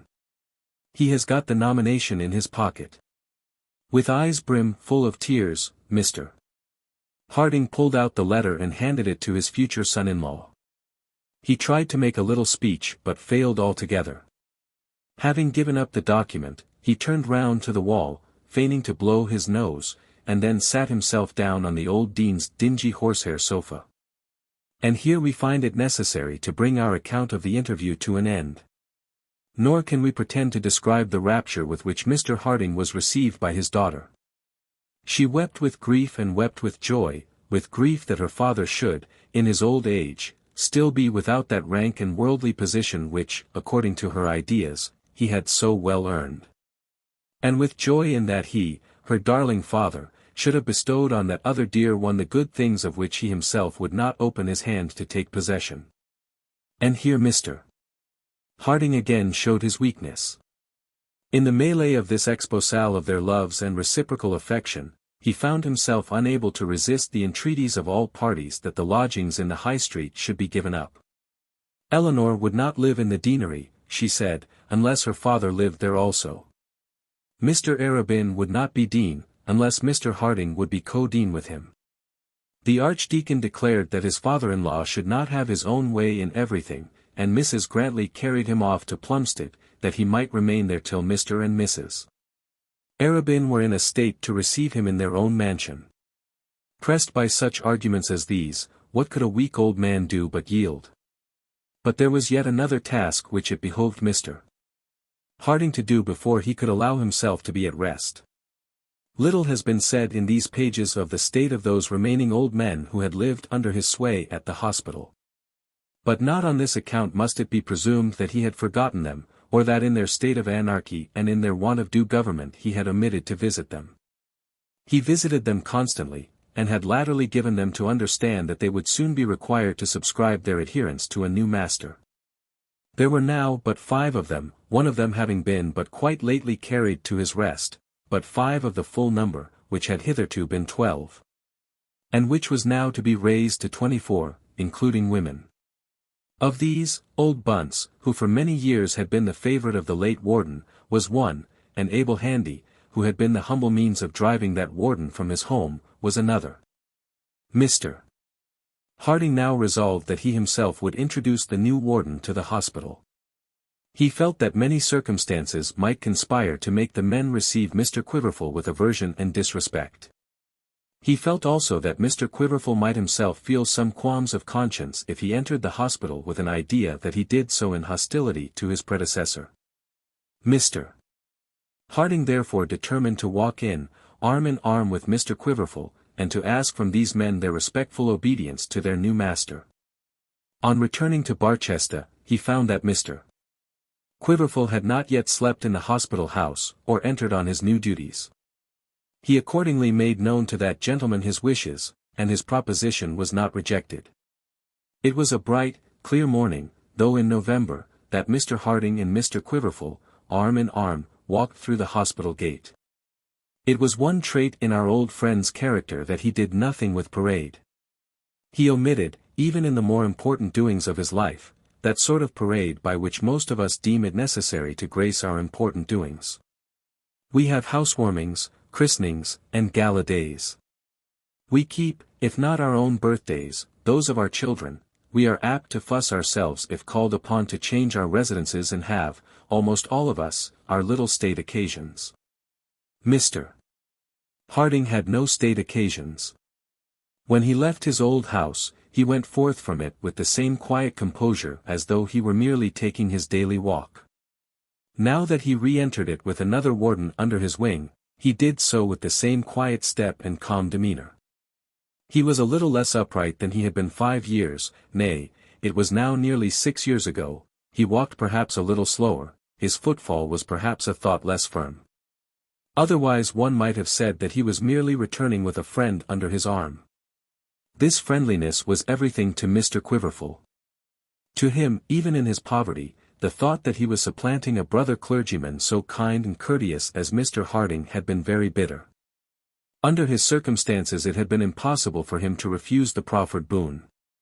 He could not reject the bread that was offered to his children, or refuse to ease the heavy burden that had so long oppressed that poor wife of his.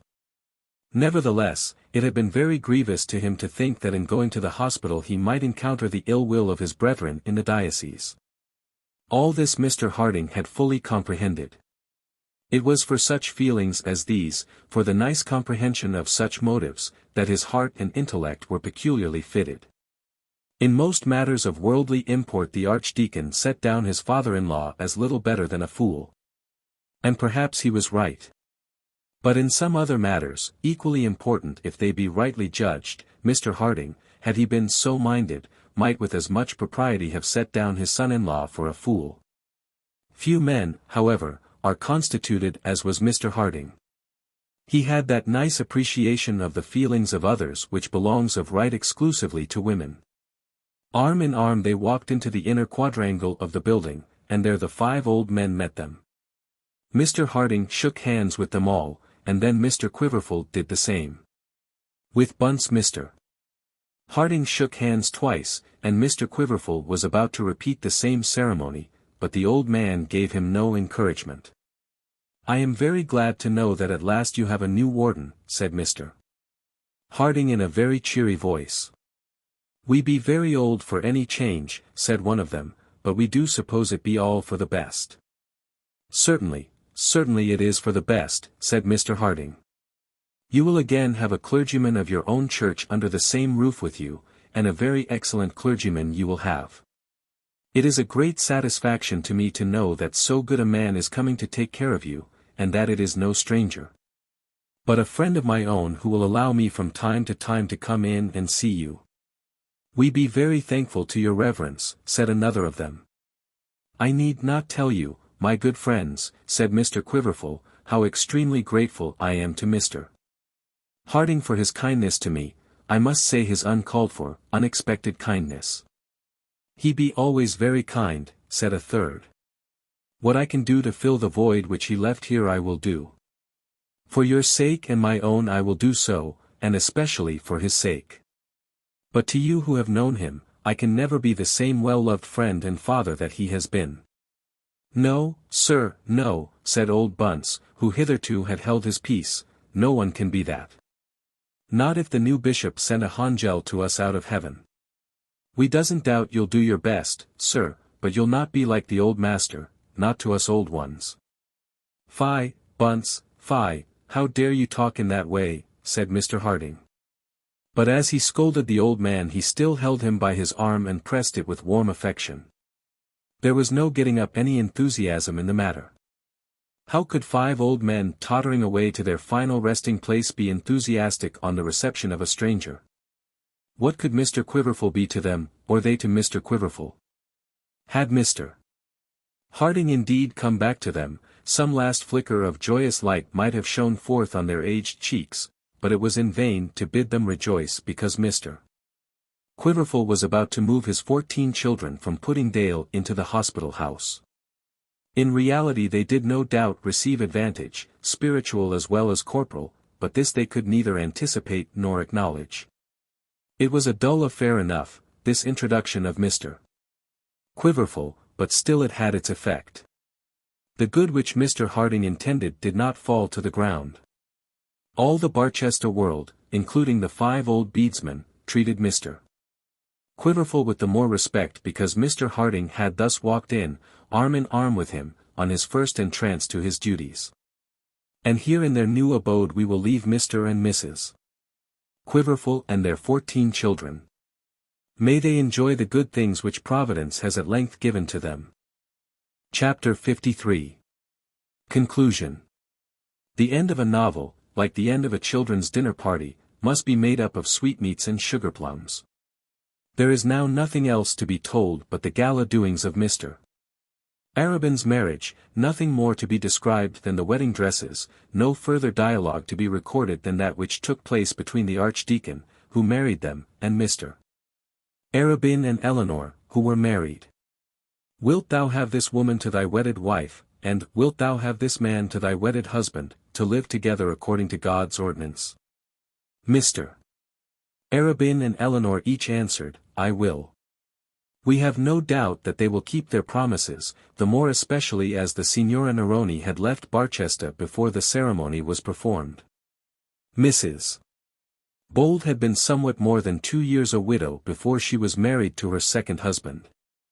And little Johnny was then able with due assistance to walk on his own legs into the drawing-room to receive the salutations of the assembled guests. Mr. Harding gave away the bride, the Archdeacon performed the service, and the 2 Miss Grantlys, who were joined in their labours by other young ladies of the neighbourhood, performed the duties of bridesmaids with equal diligence and grace. Mrs. Grantly superintended the breakfast and bouquets, and Mary Bold distributed the cards and cake. The Archdeacon's 3 sons had also come home for the occasion. The elder was great with learning, being regarded by all who knew him as a certain future double first. The second, however, bore the palm on this occasion, being resplendent in a new uniform. The third was just entering the university, and was probably the proudest of the 3. But the most remarkable feature in the whole occasion was the excessive liberality of the Archdeacon. He literally made presents to everybody. As Mr. Arabin had already moved out of the parsonage of St. Ewolds, that scheme of elongating the dining room was of course abandoned. But he would have refurnished the whole deanery had he been allowed. He sent down a magnificent piano by Erard, gave Mr. Arabin a cob which any dean in the land might have been proud to bestride, and made a special present to Eleanor of a new pony chair that had gained a prize in the exhibition. Nor did he even stay his hand here, he bought a set of cameos for his wife and a sapphire bracelet for Miss Bold, showered pearls and workboxes on his daughters. And to each of his sons he presented a cheque for £20. On Mr. Harding he bestowed a magnificent violoncello with all the new-fashioned arrangements and expensive additions, which on account of these novelties that gentleman could never use with satisfaction to his audience or pleasure to himself. Those who knew the Archdeacon well perfectly understood the causes of his extravagance. 'Twas thus that he sang his song of triumph over Mr. Slope. This was his paean, his hymn of thanksgiving, his loud oration. He had girded himself with his sword and gone forth to the war, now he was returning from the field laden with the spoils of the foe. The cob and the cameos, the violoncello and the pianoforte, were all as it were trophies reft from the tent of his now conquered enemy. The Arabins after their marriage went abroad for a couple of months, according to the custom in such matters now duly established, and then commenced their deanery life under good auspices. And nothing can be more pleasant than the present arrangement of ecclesiastical affairs in Barchester.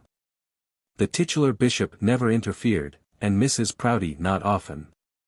Her sphere is more extended, more noble, and more suited to her ambition than that of a cathedral city. As long as she can do what she pleases with the diocese, she is willing to leave the dean and chapter to themselves. Mr. Slope tried his hand at subverting the old established customs of the close, and from his failure she had learned experience. The burly chancellor and the meagre little prebendary are not teased by any application respecting Sabbath day schools, the dean is left to his own dominions, and the intercourse between Mrs. Proudie and Mrs. Arabin is confined to a yearly dinner given by each to the other. At these dinners Dr. Grantly will not take a part, but he never fails to ask for and receive a full account of all that Mrs. Proudie either does or says. His ecclesiastical authority has been greatly shorn since the palmy days in which he reigned supreme as mayor of the palace to his father. But nevertheless such authority as is now left to him he can enjoy without interference. He can walk down the High Street of Barchester without feeling that those who see him are comparing his claims with those of Mr. Slope. The intercourse between Plumstead and the deanery is of the most constant and familiar description. Since Eleanor has been married to a clergyman, and especially to a dignitary of the church, Mrs. Grantly has found many more points of sympathy with her sister, and on a coming occasion, which is much looked forward to by all parties, she intends to spend a month or two at the deanery. She never thought of spending a month in Barchester when little Johnny Bold was born. The two sisters do not quite agree on matters of church doctrine, though their differences are of the most amicable description. Mrs. Arabin's church is 2 degrees higher than that of Mrs. Grantly. This may seem strange to those who will remember that Eleanor was once accused of partiality to Mr. Slope, but it is no less the fact. She likes her husband's silken vest, she likes his adherence to the rubric, she specially likes the eloquent philosophy of his sermons, and she likes the red letters in her own prayer book. It must not be presumed that she has a taste for candles, or that she is at all astray about the real presence, but she has an inkling that way. She sent a handsome subscription towards certain very heavy ecclesiastical legal expenses which have lately been incurred in Bath, her name of course not appearing. She assumes a smile of gentle ridicule when the Archbishop of Canterbury is named, and she has put up a memorial window in the cathedral. Mrs. Grantly, who belongs to the High and Dry Church, the High Church as it was some 50 years since, before tracts were written and young clergymen took upon themselves the highly meritorious duty of cleaning churches, rather laughs at her sister. She shrugs her shoulders and tells Miss Thorne that she supposes Eleanor will have an oratory in the deanery before she has done. But she is not on that account a whit displeased. A few High Church vagaries do not, she thinks, sit amiss on the shoulders of a young dean's wife. It shows at any rate that her heart is in the subject, and it shows moreover that she is removed, wide as the poles asunder. From that cesspool of abomination in which it was once suspected that she would wallow and grovel. Anathema Maranatha. Let anything else be held as blessed, so that that be well cursed. Welcome kneelings and bowings, welcome matins and complines, welcome bell, book, and candle, so that Mr. Slope's dirty surplices and ceremonial Sabbaths be held in due execration. If it be essentially and absolutely necessary to choose between the two, we are inclined to agree with Mrs. Grantly that the bell, book, and candle are the lesser evil of the two. Let it however be understood that no such necessity is admitted in these pages. Dar. Arabin, we suppose he must have become a doctor when he became a dean, is more moderate and less outspoken on doctrinal points than his wife, as indeed in his station it behoves him to be. He is a studious, thoughtful, hard-working man. He lives constantly at the deanery and preaches nearly every Sunday. His time is spent in sifting and editing old ecclesiastical literature and in producing the same articles new. At Oxford he is generally regarded as the most promising clerical ornament of the age. He and his wife live together in perfect mutual confidence. There is but one secret in her bosom which he has not shared. He has never yet learned how Mr. Slope had his ears boxed. The Stanhopes soon found that Mr. Slope's power need no longer operate to keep them from the delight of their Italian villa. Before Eleanor's marriage they had all migrated back to the shores of Como. They had not been resettled long before the Signora received from Mrs. Arabin a very pretty though very short epistle, in which she was informed of the fate of the writer. This letter was answered by another, bright, charming, and witty, as the Signora's letters always were, and so ended the friendship between Eleanor and the Stanhopes. One word of Mr. Harding, and we have done. He is still precentor of Barchester and still pastor of the little church of St. Cuthbert's. In spite of what he has so often said himself, he is not even yet an old man. He does such duties as fall to his lot well and conscientiously, and is thankful that he has never been tempted to assume others for which he might be less fitted. The author now leaves him in the hands of his readers, not as a hero, not as a man to be admired and talked of. Not as a man who should be toasted at public dinners and spoken of with conventional absurdity as a perfect divine, but as a good man, without guile. Believing humbly in the religion which he has striven to teach, and guided by the precepts which he has striven to learn.